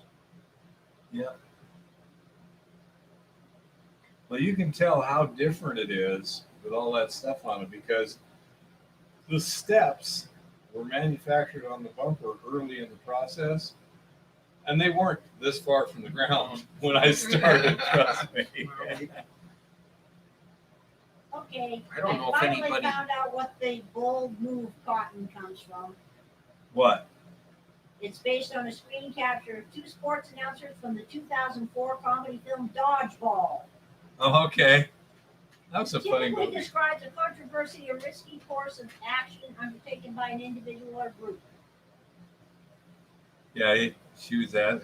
We were driving today, and some guy made a boneheaded stunt, and she said, "Bold move, Cotton," something like Let's that. see if it plays off. Yeah. So she said, "I was wondering where that came from." I don't know. I'd never heard that phrase before. Dodgeball. That was pretty. That was actually a fairly funny movie. Did you ever see that? I probably did. It was. It wasn't terribly realistic, but it was well done, I thought, in terms of creating some comedy. Yeah, about professional dodgeball players. They had this coach. It was so funny. He's sitting there, throwing a ball. They said, "Okay, now to practice." And he gets a bunch of wrenches. And he's throwing it. Ow! Wow! What are you doing? He says, "Learn to dodge. If you can dodge a wrench, you can dodge a ball."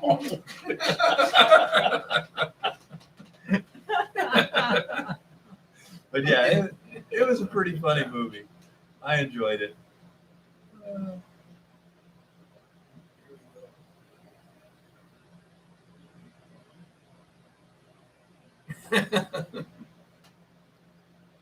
Yeah. Okay. Any more mining questions, anybody? For those of you latecomers, we only got 19 now. For all you latecomers, I've got the bottle roll going, kind of temporarily. Still waiting on all the parts for the motor because this is Helena and stuff that you can just go and buy at any Hayes Hardware in Tucson. It's not even. I couldn't even order it to the Ace. Really? They wouldn't even deliver it to the Ace for pickup. When I tried to order it here, say when we got our bank account, they needed a physical address. But then we got a mailing address over there, and this confuses some of the computers because, no, I don't want it delivered to my, we don't want it here because there is no secure place to deliver it to. Right.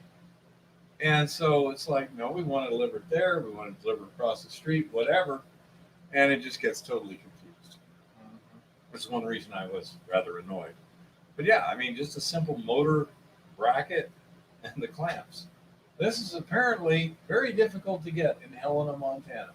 Try a heating and AC guys don't tell them anything. I don't know. I tried everyone I could think of, and nobody had any suggestions. I mean, there's plenty of swamp.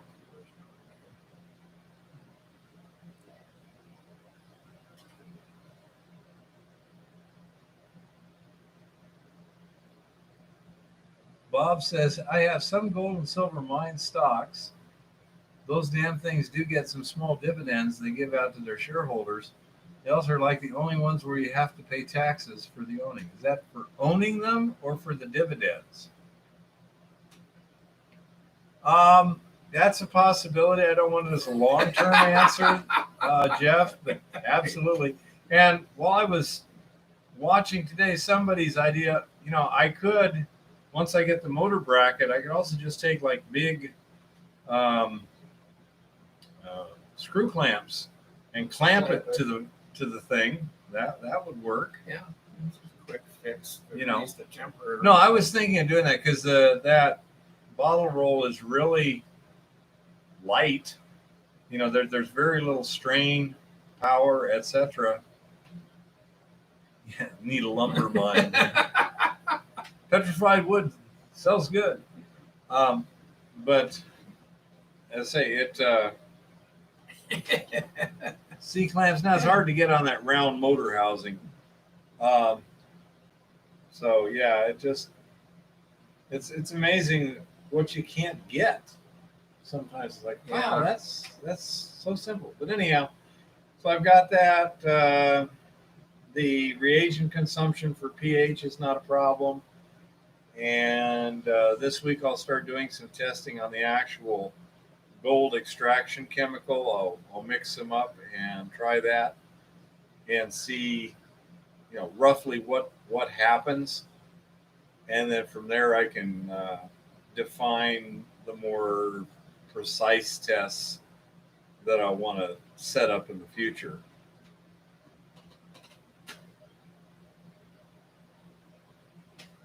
Yeah, I mean, there's certain things I could use.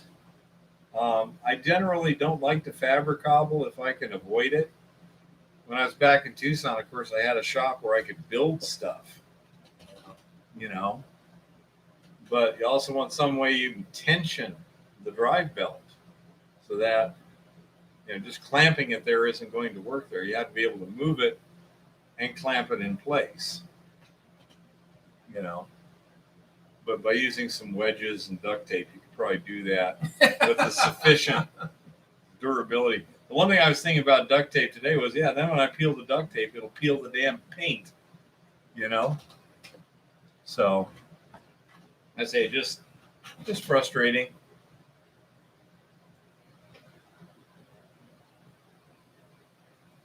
Does good flood gold affect the vein much like it does for placer? You don't run into flood gold in the vein. The stuff in a vein was deposited from solution, and so it's an entirely different deposition process. In terms of flood gold and placer, you've got smaller gold particles that are more easily carried. In a vein, it's dissolved in solution and then precipitating out. I agree, Goldstream. They are, I forgot, maybe it was Sherry, but somebody sent me an article, a link to an article where they found that nanoparticles of gold in solution also seem to be a potential answer to how the gold in bonanza deposits form such big particles. It's not precipitating out of solution, it's collecting out of basically really fine dust that's sticking together.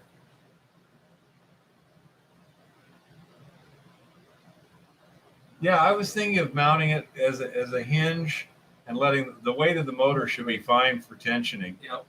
But I need something to actually attach the motor to. It's a round cylinder. It doesn't attach too well to anything. The damn mounting bracket is $10, you know? And it's like, why can't I just go out and buy one? Home Depot, Lowe's, Power Townsend, Ace, nobody. It's just bizarre up here compared to where I'm from. Of course, down in Tucson, you don't see too many wood stoves. They do sell some, though. You can actually buy a wood stove in Tucson, you know. Well, you could probably use, what do you call it? That epoxy putty.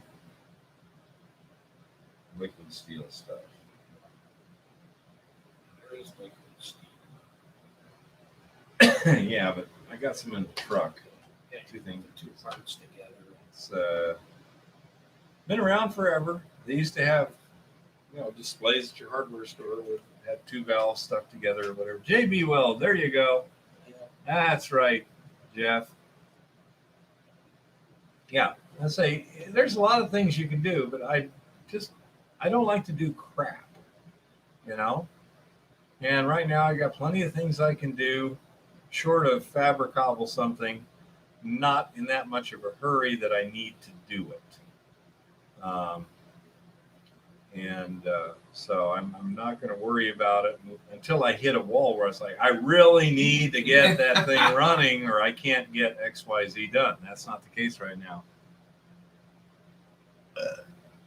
So, as I say, it's just frustrating because I'm used to being able to go out and buy the basics without a problem.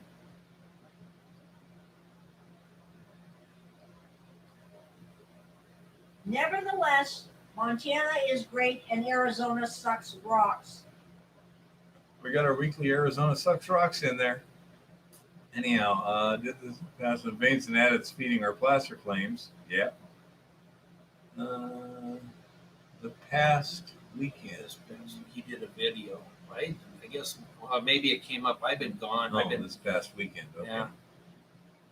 I was gone all weekend, and then today I was up in the mountains Cool. chasing another system.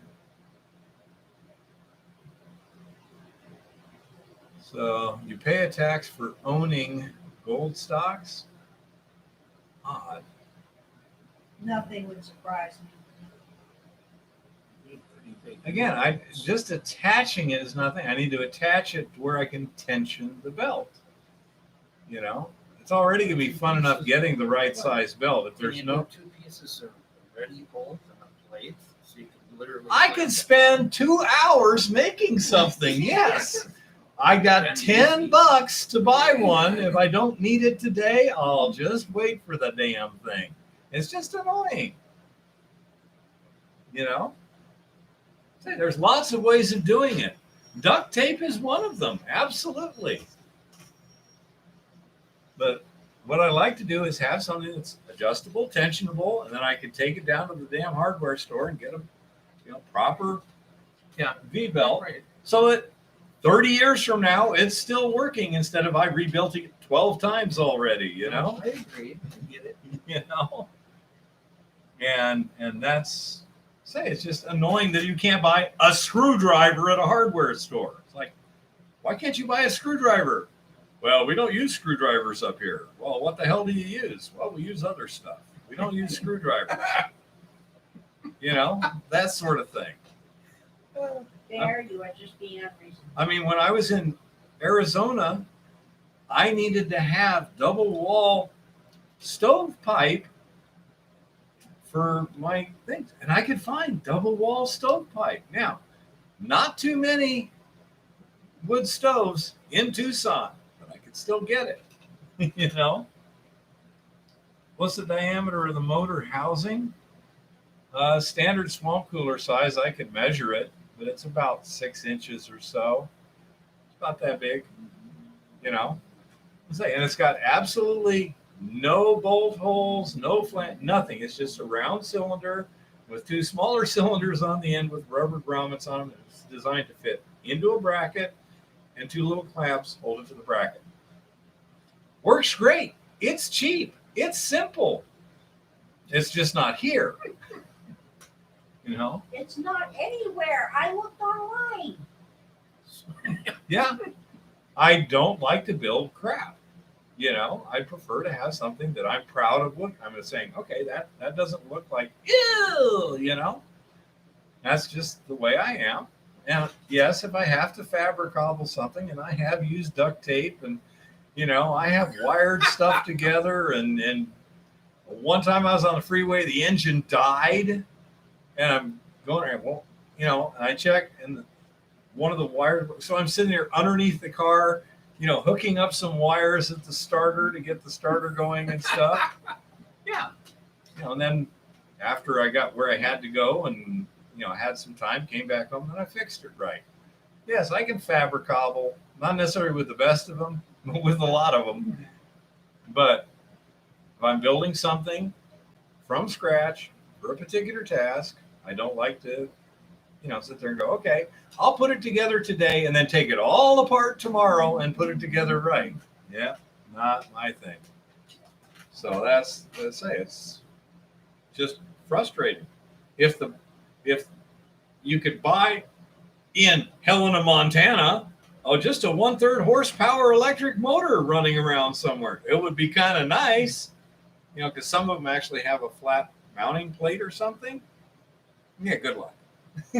Not here. It is a strange. It is weird. It's really strange for a capital city because we don't have half of the things that the other towns have. It's just a weird place. It is. I mean, you're just like, let me go get that little show and tell time. I'll go get that motor just to show them. Oh, here we go. Nothing to attack. Oh my gosh. Oh, if anybody has a spare set of these mythical clamps that are sold out everywhere for the next 3 months, I know tell what them to I know what answer he's this point. talking about. It's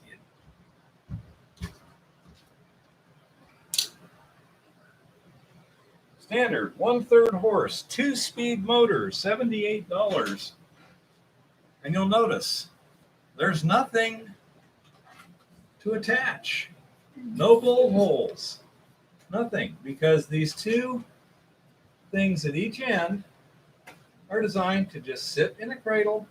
Two little Clamp, cheap ass straps yeah, go little around tin it straps and hold it for decades in a corrosive environment.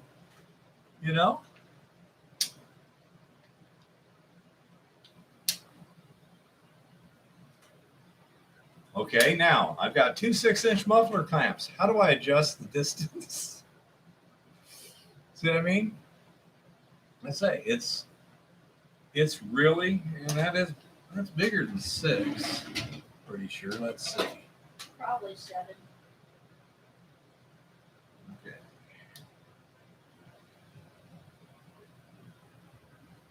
It's about 7. But yeah, Of course it is. say the proper stuff to attach this is $12 and takes about, should be a minute to pick up along with everything else.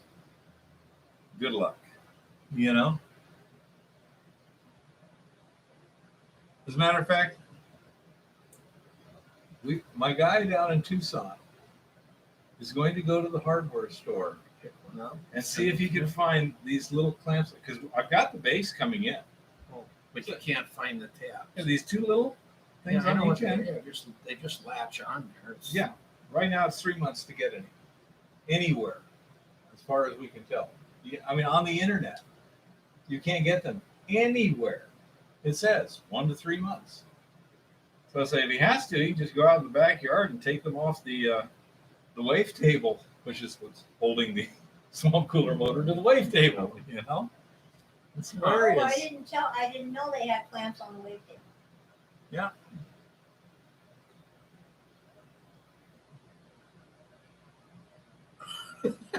Yeah, see, that's the problem, Bobs. They do have them everywhere but Helena, Montana. You go to Arizona, I can go to any Ace, get everything all at once, boom, done, just like that. They may be out there. I say, either there is a complete lack of this stuff. Now, I see, I can take this same thing with the mounting bracket, which is on the way, and run straps around it and clamp it that way if needed. That would work. But yeah.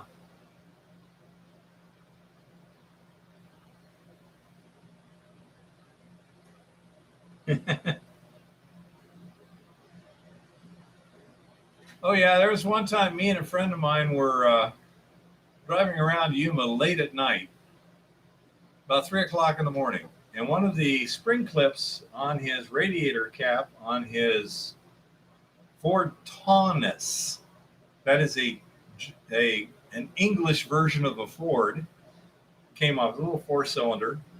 The cap came off, got hit by the rotor, broke the cap. 3 o'clock in the morning. So we taped the cap back together with tape. We can stick it in place. We couldn't get the clip, hang there very good. So we actually found a street sweeper bristle, those metal bristles, and took it and bent it and broke to the right length, and then bent the clip over and made an actual clip for it. Oh yeah. Oh, I've done that. work in remote locations, you find ways to do stuff.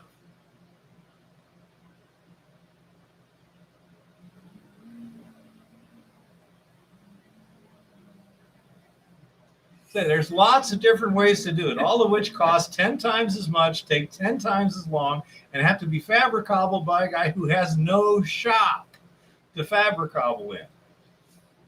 Say, that's why it's like, just frustrating. It's like, hey, I'd like to have a drink of water. Okay, what are you going to drink it out of? A glass? Sorry, there's no glasses. I'm still holding on to the random theory that because every major website and minor website I checked online has a 1 to 3 month waiting period. Obviously, somebody who makes them disappear. Yeah, obviously, whoever makes them has not been running because of COVID. Yep. It could be Goldstream. They don't have straps for those either.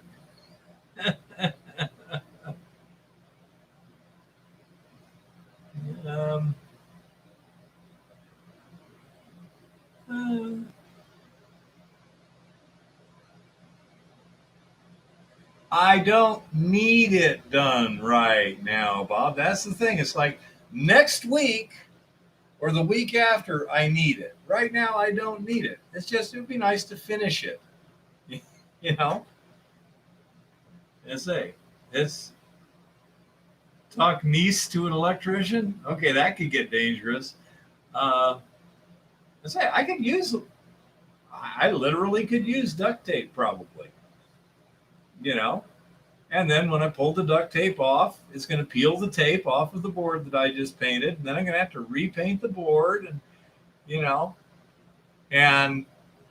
the V-belt that I get for that isn't going to fit when I have the adjustable thing. It's just annoying as hell that something that should be so simple. It's like going to the store and you can't find, let's see, what was it, toilet paper, right? Remember about a year ago, toilet paper. Yeah. It's like, okay, you don't need toilet paper. Everyone knows it's not essential.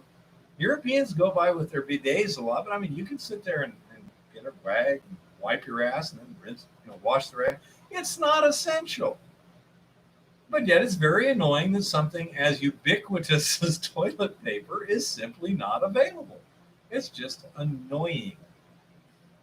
And that's, why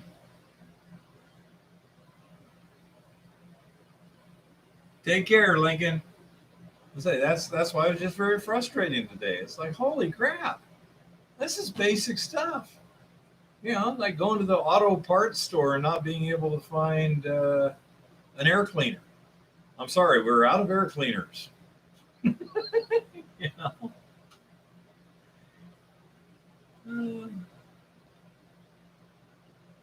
11.90 dividend on silver. It's not too bad. What's the stock price on that? No, I'm not getting my shorts in a knot now because I'm like, okay, we got it figured out. Yeah, wait for it to But I just got to sit there and wait for it. I got a million things to do in the meantime. It's not like I'm stuck. But it's just annoying. Have you ever wanted a particular food, and then you go to the grocery store and you can't find it? That's like, I just had a real hankering for, sour cream herring fillets or something. I can't find any. And it's one of those things that, wow.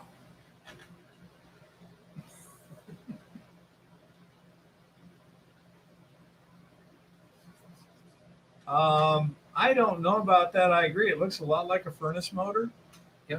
real similar. Yeah. I think we had those same kind of motors on the fans on the grain bins at home too. So, Yeah, exactly. There's literally tens of millions of them out there. It's like, what the hell is going on here? Bungee cords are essentially 20 plus flags. Tight. By the way, we bought an American flag to hang outside our thing there. You noticed that when you came in? No, I See didn't. that? Take a look. Open the door there. Just got a flag out there. But We nailed our flag to the mast. There you go. see? Now, that's an American-made flag brought from flags and poles down there at, Oh, yeah. on Last Chance Gulch. Yep. See? Found an American flag. Somebody actually makes an American flag in America. Yeah. Must be the only thing Well, we it make. said, they may lie, but it said made in USA, you know? And it had the little dots afterwards, so it wasn't USA Japan. You heard of that one? Yes. Yeah, Yeah. I remember it. Yeah. Back when it was Buy American and Yeah. they're still getting everything from Japan. Yeah. Yeah. Well, it said that after World War II, people didn't like the Japanese that much. Mm-hmm. And so there was a prefecture or whatever that actually changed its name to USA. Yeah. Hey. Creativity. Let's see, a big ass pipe clamp. So let's see, how much would an 8-inch pipe clamp cost? Just wait for the parts. Let's say that's going to be like 20, 30, 40 bucks. By the way, this is something called Helena, Montana. I wouldn't guarantee a 6 or 8-inch pipe clamp either. You can drive around all over looking for that. I say it's just odd the things that are not here. I mean, some things I understand, like downstairs we got a shower enclosure to change. Okay, that's a 30-inch by 30-inch. That's a pretty small shower enclosure, but the doorway is only 25 inches. Then there's another one that's 25 inches before that, so you can't just like, take the back and do that. rotate Oh it no, through. you can't do that. So So you take the whole door frame out or what? no, you'd have to take walls out. Buy a kit that you can put together in there. No, they don't make a kit that does Oh, that. Jesus. So what? I'll just have to. I could tile the walls. Right. I could put fiber reinforced plastic. Right. With proper Yeah. trim around it and everything. No, no. There's ways of doing it, but I don't feel put upon because they don't have a 30 by 30-inch shower enclosure with 3 sides. It's like, yeah, it's kind of odd,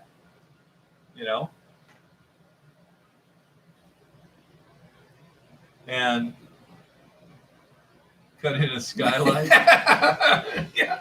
Well, I have an opposite. I think it's possible. That's I have an it's not a opposite. bad idea. So Now, this is an opposite. drop it right straight in.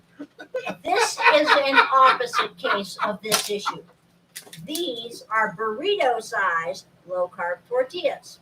5 grams net carbs, taste amazing. I ran into them in upstate New York at Walmart. And I was like, yay, I'll look for them when I get home to Tucson. Tucson has 11 Walmarts of all sizes. Market size, super Walmart, etc. These were nowhere to be found. I am up here in Helena, Montana, and I can get these. About as I far can from get Mexico as you can get in the United States. France keto bread, which you can't get in 90% of the country. I can get it here. Go figure. Yep. And he's worried about clamps that are sold out everywhere online, which means they're probably not available. Yeah, because the people who manufacture the part for which every swamp cooler on the planet needs don't have any parts. That's going to cause some problems. Goldstream suggests I take the black sand, smelt it to iron, and cast the bracket I need. Actually, I could go across the street to the motorcycle shop. They have these motorcycles come in these forkliftable packages. There's a lot of steel, not heavy, light gauge stuff. And I'm sure I could, slice and dice something out of something there and make something too. But again, it would be ugly. It would be kludgy. It wouldn't do what I want it to do. But it would And I work don't until the real need it. thing came I along. don't frickin' need it right now. That's the problem. It's like, I don't need the car. I'm going to wait for the engine to show up so I can fix the engine, Yeah, and if the engine isn't available for 1 to 3 months, Then I'll fix it when I need it.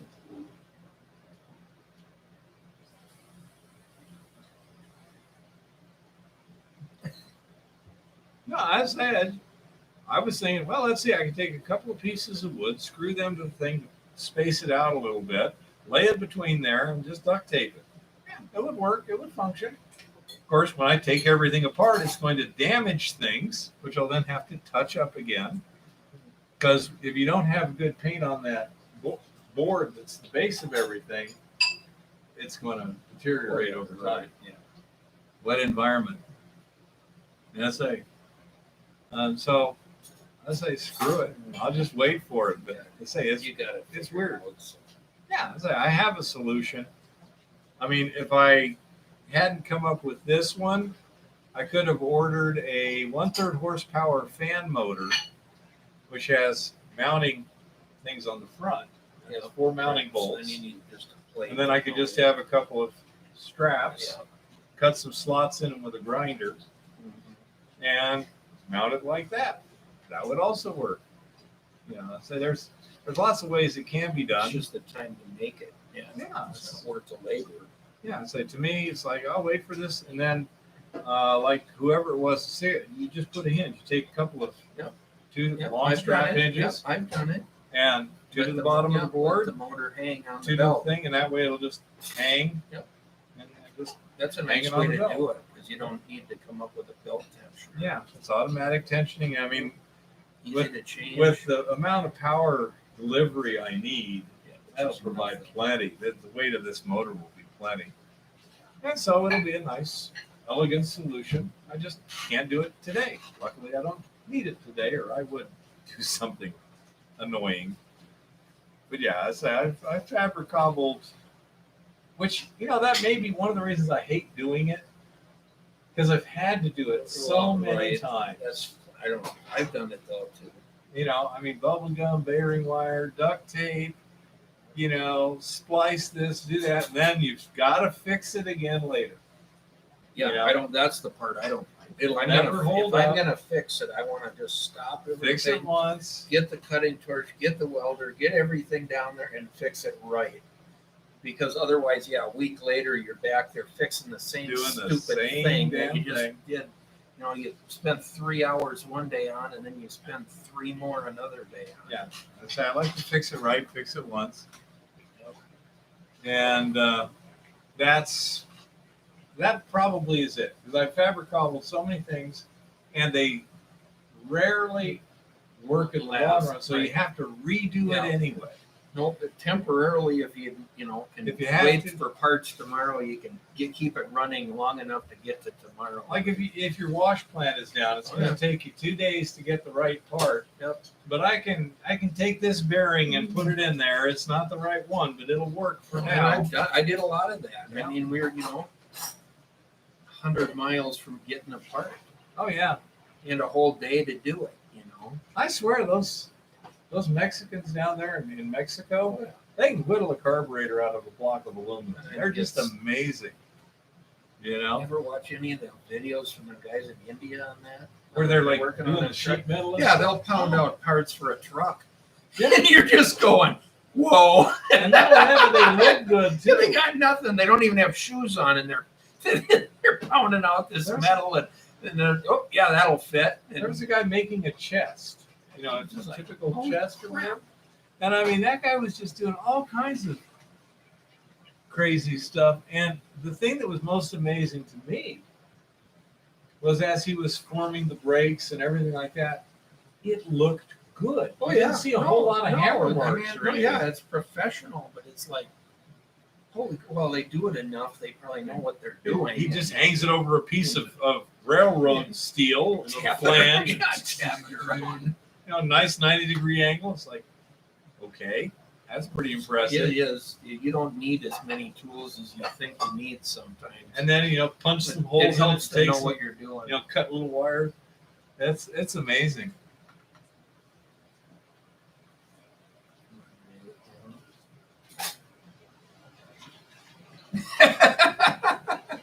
Yeah, 1% is not a great dividend. You're right, Ed. I say if I have to, I can fabric cobble with maybe not the best of them, but I can hold my own. I'm a pro grade fabric cobbler, maybe not an Olympic grade. No, I'm not either, but I can usually figure a way through. So I just hate fixing it twice. You know. So anyhow, So that's all there is to it. It's just the simplest thing that, let's say if I was in Tucson normally, I don't know now. I mean, it may be that when Tommy runs around looking for the parts, he may can't go, find wow, it either. they're out here too. I would Wow. not be surprised. In which Because case, I will be saying, I told you so, because I said this afternoon that it was a serious supply problem. and it may very well be. But again, I've got We gotta go hunt a couple junkyards out here, so find some we can pull some off. let's say he can just take a couple off of stuff I got over there and ship them to me. Well, if Or you I got could actually, use if you those got the clamps. bottom bracket, the straps you could use wire or whatever. I mean, Hell, you there's can use nothing zip gonna hold. ties. Yeah, good heavy zip ties. I mean, Yeah. That would hold it in that, place. yeah, that motor's not gonna go anywhere. Yeah, it doesn't have much desire to fly off. No, No, the two. I mean I got the bushings for the truck, and theoretically we're going to put those in tomorrow. The spring bushings for the truck. Oh, boy. So I'm pretty sure those are the rear eyes on the springs. These are the front eyes. Plan is, since these rear eyes are worn out, we'll replace those. If it goes smooth and easy, we'll replace those. If it doesn't, the front ones are still together. Right. The rubber's starting to come apart, but screw it. Wait for another day. But literally, I got metal to metal on these. So.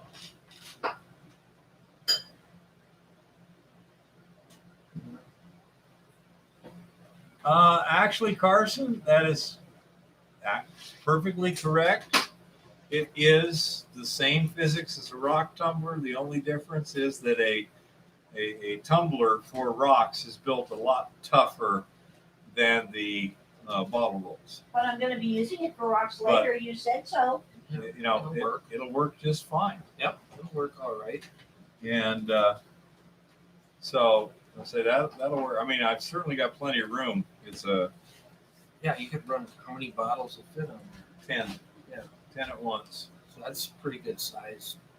Yeah, I figured that's more than we need for now. But I mean, the only difference is 2 extra bearings at $6 each, and I had to buy one more piece of half-inch conduit. If I made them only like Short, yeah. what was it, 36 inches? Those 5 of them or something like that. It was something like that, like 36 inches between the bearings was all I needed. So I could have used one piece of conduit and got rid of 2 bearings, and that would have worked for like a fiver. But then where'd I put a 3rd horsepower motor? I wouldn't need it.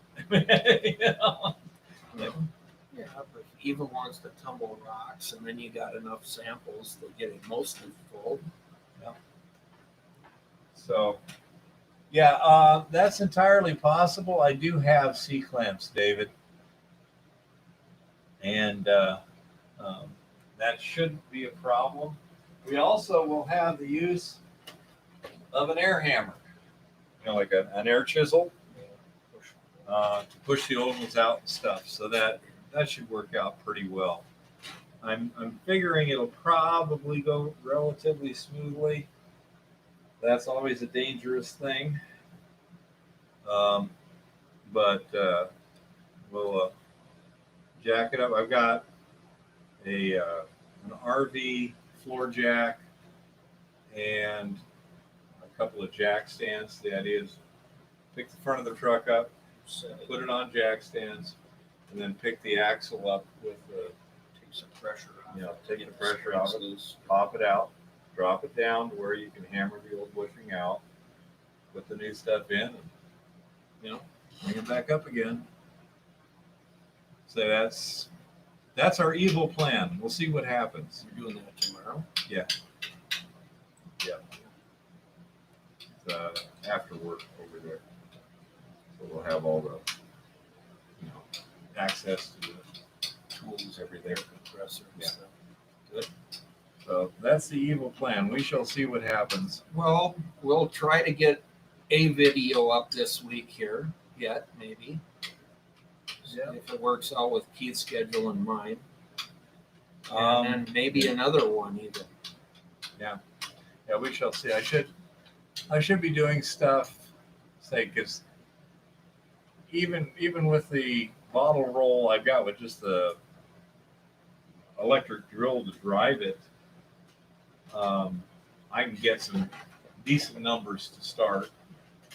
It's not going to be as fast and licks of it as if it was constantly rolling. Right. But nevertheless, stir it every hour. Not a big deal. Work. Yeah. Almost forgot to write it down. And thank you again for the amazing chicken salad. Oh yeah. Oh, by the way, Bob's, underground, it was 9-gauge annealed steel wire. That was 9-wire was like it. I didn't pick up a train with it. I picked that with a scrap of cable.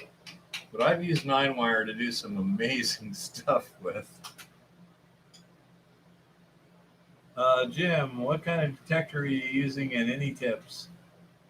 Saturday I was using just my gold bug too, and working some bedrock that was washed off up on the side of a drainage. They worked really hard to get water that high, but they washed this bedrock down. And I thought for sure there had to be some gold along in there somewhere, but square nails. They must have had a lot of flumes or wooden boxes they were pounding together.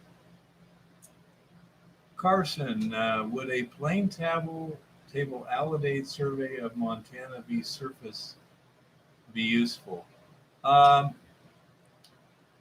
at this point, and I can do that if I need to. I have a fairly decent map already.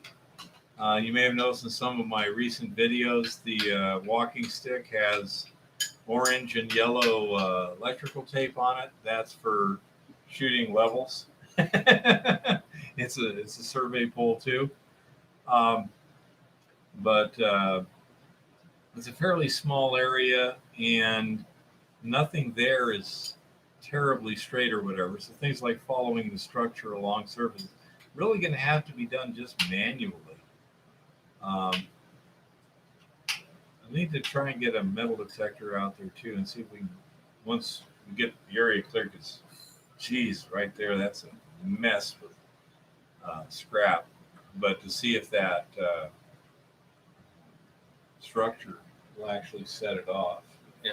Especially down there. I mean, down there by Pack Rat Penthouse, there's areas where there's no metal real close, and we could, Work. see what happens.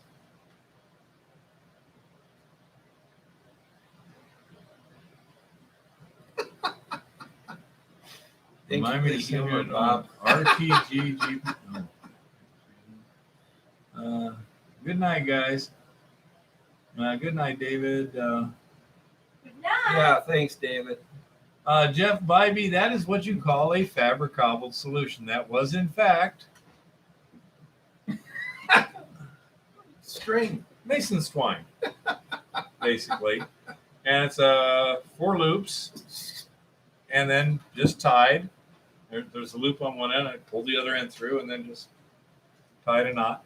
Just to Try it. get the functionality, make sure how things were working, et cetera, how the bottles rolled, if everything worked fine. One question I had, damn, Ed, why don't you try and find one? Okay. I can't spend $20 on something that doesn't exist. That's Nobody's the problem. Nobody's got it. Or it would be on the way. Yeah.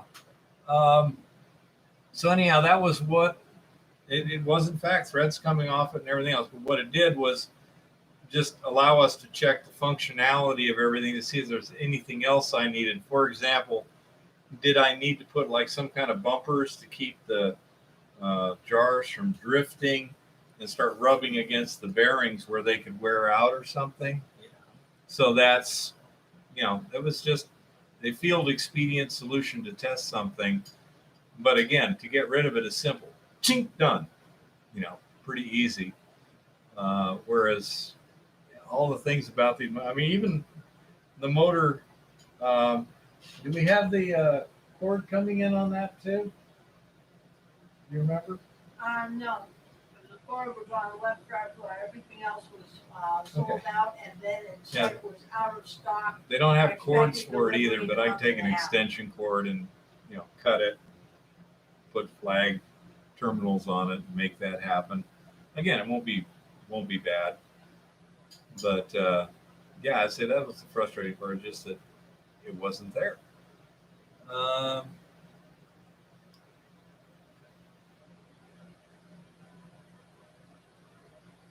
Yeah. So yeah, Jeff, that it's probably Wow. more than I need for now, but anywhere down the road where we start doing a lot of work, one of the things you're going to be doing is taking your ore samples and testing them on the bottle roll to make sure that they will extract the gold, that you haven't run into some ore that just doesn't work well. Because once you throw it in the mill stream, you really can't adjust very much for it if you don't know that you need to. You're just going to lose gold. Right. So it might be, except I don't have a 12-volt power supply for it. You're absolutely right, Chris. That might work well, although I probably have to put a much bigger pulley on it. What's the shaft on a windshield wiper motor? Anything over, Maybe a half an inch. I don't know if it's that big. Anyway, I had a windshield wiper motor on one of my gold separators, and that damn thing would get hot when it ran all the time like Yeah. that. So I wasn't really. It was a good Ford one too. It was a good one, an old metal one. Yeah. But it would get hot, and I was like, man, that's not the greatest concept there. Yeah. I had a big stainless gold wheel, and it would motor get hotter now. One of the nice things about these cooler motors is they're vented on only one side. So when you put them in like this, they're almost weatherproof. They're almost weatherproof like that, so that you can get water, spill some water, have it in rain. Right. It's not going to matter. A lot of other motors would be a lot more susceptible to spillage or anything like that.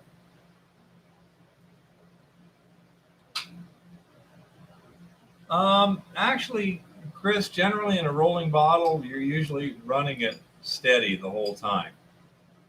But hey, Ed, good night. Yeah. Good You night. take care. Bye. Yeah, I'm not that familiar with motors, but I know the ones that have venting all the way around are a lot more susceptible than this. These are designed to actually run in a pretty hostile environment. Inside a swamp cooler is not a nice place for an electric motor to go. Good night, Aries. Yeah. Good night, Aries. Did Andreas ever make it? I'm guessing he didn't. That rascal. But anyhow, so I said that was it. Plus, this motor's heavy enough that it'll tension the belt, no problem.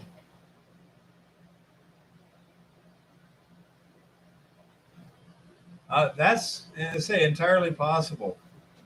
I intend to build this thing once and never build it again. And it's going to be doing a lot of work in terms of You're going to be using it. years of rotation. No, you're going to be using it. So Why not build it right? Yeah. Yeah, I'm not sure. I know that it's amazing what vehicles will sometimes still keep rolling when they're doing, but on the other hand, it's amazing what they sometimes break for no particular reason. And if they do break, they're going to break at the worst time. That's pretty much a guarantee. Okay, now we're getting up on a 4-hour mark here. So that's my goal next week, is to get some results from the leaching tests. Depending upon what else happens, I may do construction here. We may go back out in the field and get more samples. I still got that middle decline to sample. I still got another couple samples to take from the lower decline. I've got to uncover more of that pack rat structure and take some more samples there. And probably wouldn't be a bad idea to go all the way down to the 45-foot level and start digging a few trenches across that See if you can identify drift it at the floor. and see what we got in the floor there. That would be interesting, maybe. Because where those stopes are, the assumption would be, well, there should be something down there. You'd think so. It's unlikely that 40 feet of perfectly horizontal drift That is they- going to just happen to cut everything in the right spot. Those bottles were from Uline. They were clear PVC. Chris said it would have been better to go maybe with an HDPE, I think it was, Yeah, they'd probably but they wouldn't flex a be little clear, more without breaking. you know. Hey, Pat, you made it. We're just about ready to call it a day here, Pat, or Rick, rather. I think it's. I saw your message today. If you use that solution, if you could give me a variety, that would be really cool for souvenirs. And also, I presume the plans actually did show up by this time. And if so, are they understandable and such? Bear, tell him if he uses that solution to be sure to check with the post office, because I know that solution doesn't work going from US to Australia. They're not allowed to. Yeah. Eva says that solution doesn't work from U.S. to Australia, but again, I think that would be if they actually detected it. Be kind of hard to detect if it was wrapped in a Well, here you have piece to of list paper. what's in the thing and they can inspect. yeah. Anyhow, so yeah, Rick, are the plans thorough and understandable and stuff? Not too wordy?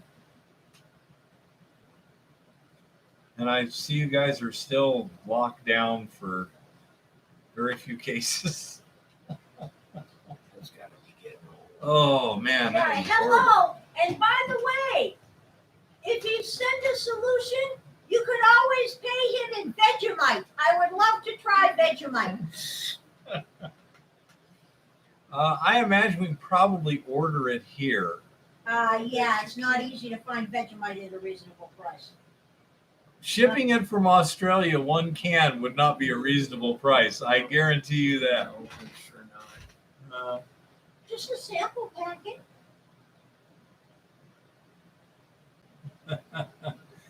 You know, Bob, that's the problem.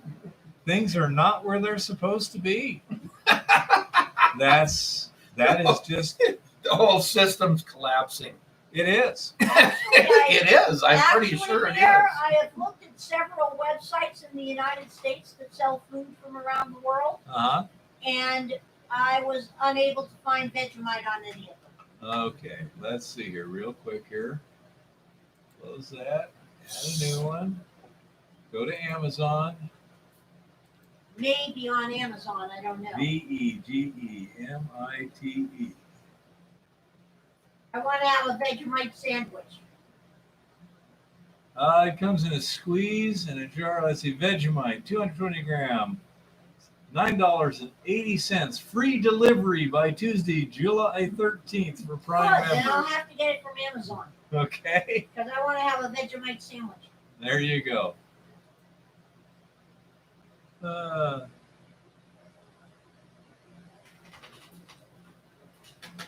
Anyhow, Rick, I presume you saw my video today of the bottle roll that we're doing. We got together. I'll start doing some actual leaching tests next week. Some of the basic stuff, and don't need a fully functional bottle roll for that. Just kind of dialing in reagent consumptions and things like that.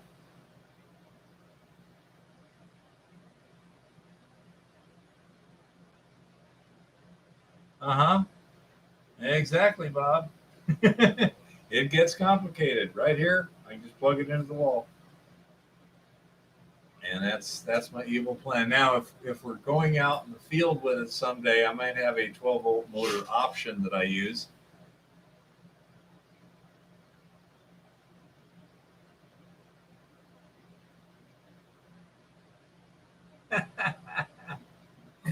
Don't worry about the Vegemite, Rick. It's available over here, free delivery, not a problem. Even just didn't. I mean, just go to Amazon, type it in. Maybe she misspelled it. Didn't want to go to I Amazon. know I didn't misspell it. I did not go to Amazon because remember, we're trying not to spend too much Well, time on Amazon. I don't want Rick to spend probably $20 or $30 shipping Yeah, it I from was Australia. joking, Rick. I will get some over here somewhere.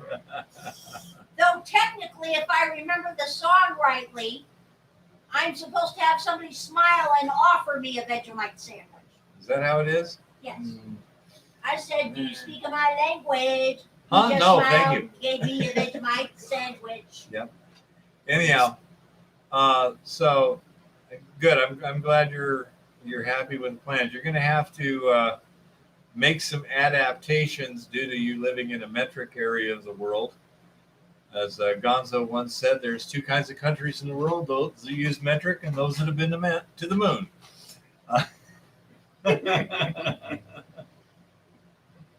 Oh, Rick says, I'm not allowed in the bank for a while. Security dude told me to put on a mask. Big mistake. Good for you. I remember my Swedish friend Joachim. It was just, he couldn't get used to the fact you could just walk into a bank with a 44 Magnum on your hip. Remember the day you decided to carry your long gun into Circle K? Yeah, I wasn't leaving that M1A sitting in my vehicle because, let's see, it was a Kia. So I could leave it sitting in a locked vehicle, a $2,000 rifle laying on the seat. Nah, I don't think so. Or I could take it out of my Kia so everyone could see it, stick it in the trunk and lock it there. I don't think so. Or I could just Carry it in. make sure the mag was out, lock the bolt open, hang it over my shoulder, and go get the water, which worked fine. Nobody gave a damn. So I got an M1A and a 44 mag, and everyone's just like, yeah, so.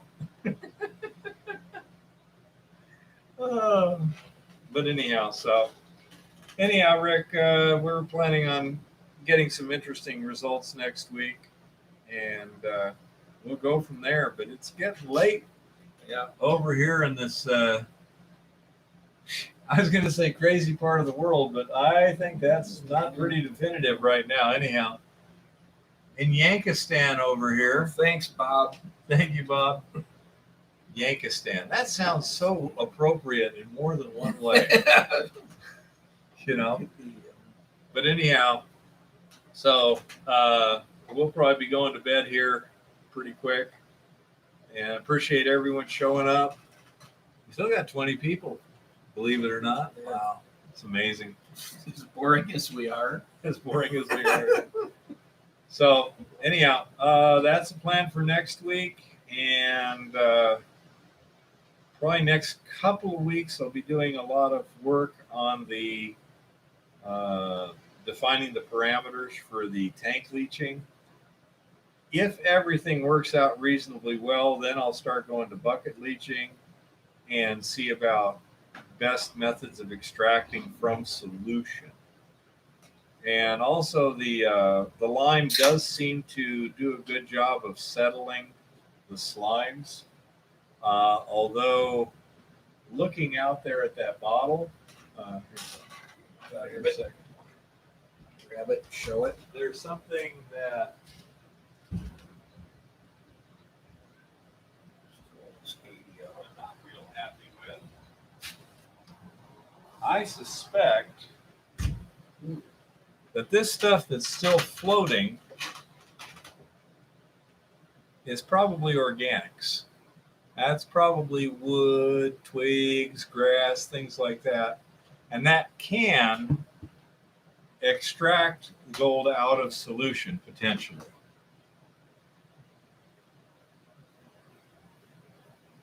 So as you get that cleaned up, though, we'll find out how serious an issue that is. But I don't know if you guys could see, but that was actually fairly clear sitting there. Yeah, short of that little on top. And that lime helps to flocculate it, so that's a good thing. And I say I got a bunch more labware showing up, and I'm gonna have to figure out. I think I'm gonna use that thing right there to hold labware and chemicals, so that I can work out there and not have to go all the way to the ranch. That's a long way to go just to do a test. Oh, I can see wanting to do the tests here. Just Yeah. have your The crushers and stuff are out there. Yeah. You know, once you make a whole bunch of material to test, because when you're doing it, when you're testing parameters, you're using the same material. And then once you've got it figured out, then you're going to be testing different materials to make sure that something important didn't change. didn't happen. Right. Yeah, Something exactly. didn't change. So anyhow, that's basically what we're doing here. And hopefully we'll get out to that sapphire mine in the not too distant Yeah. future and get some As good soon as it video there. cools down a little. What's that? I don't know. September? I would think we'd only have a week of this or so. Really? Should be Is that how it works up here? Yeah. Not sure.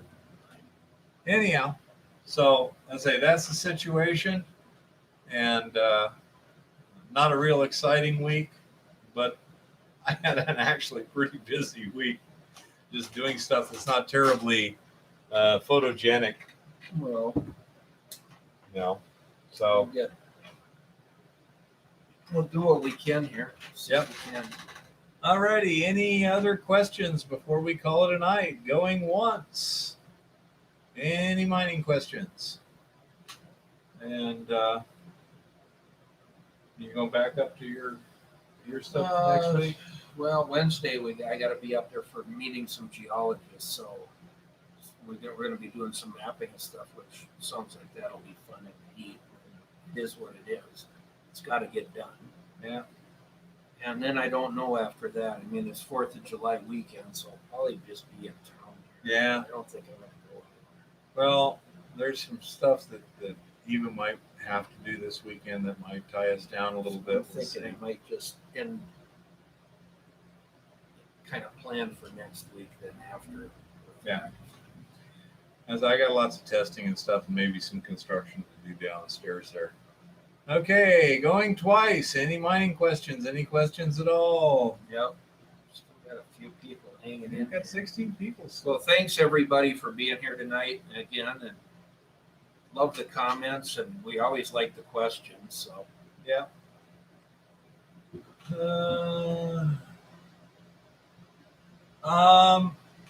Say the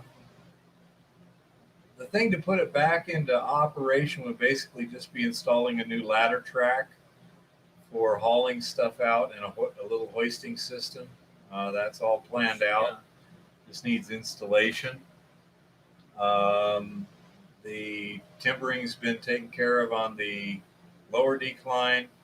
The timbering on the upper decline is adequate for the moment. We'll be doing more sampling on both of those to get better idea of where we may find some quantities of ore, and from there we'll make a plan. But it's in pretty good shape rehabilitation wise. There's not a lot to do except say install new ladder track and hoisting system. But I've got a modular plan figured out. If all the parts are available in Missoula, or it can be ordered in on Amazon. Yeah. Okay. Third time's a charm. You're welcome, Wolfman. yeah, thanks guys. And we'll go from Hopefully there. see you next week. All righty. Well, we're calling it a night. Happy prospecting. Keep it safe out there. And don't forget, if you have any questions, you can also just comment on any of my videos during the week. And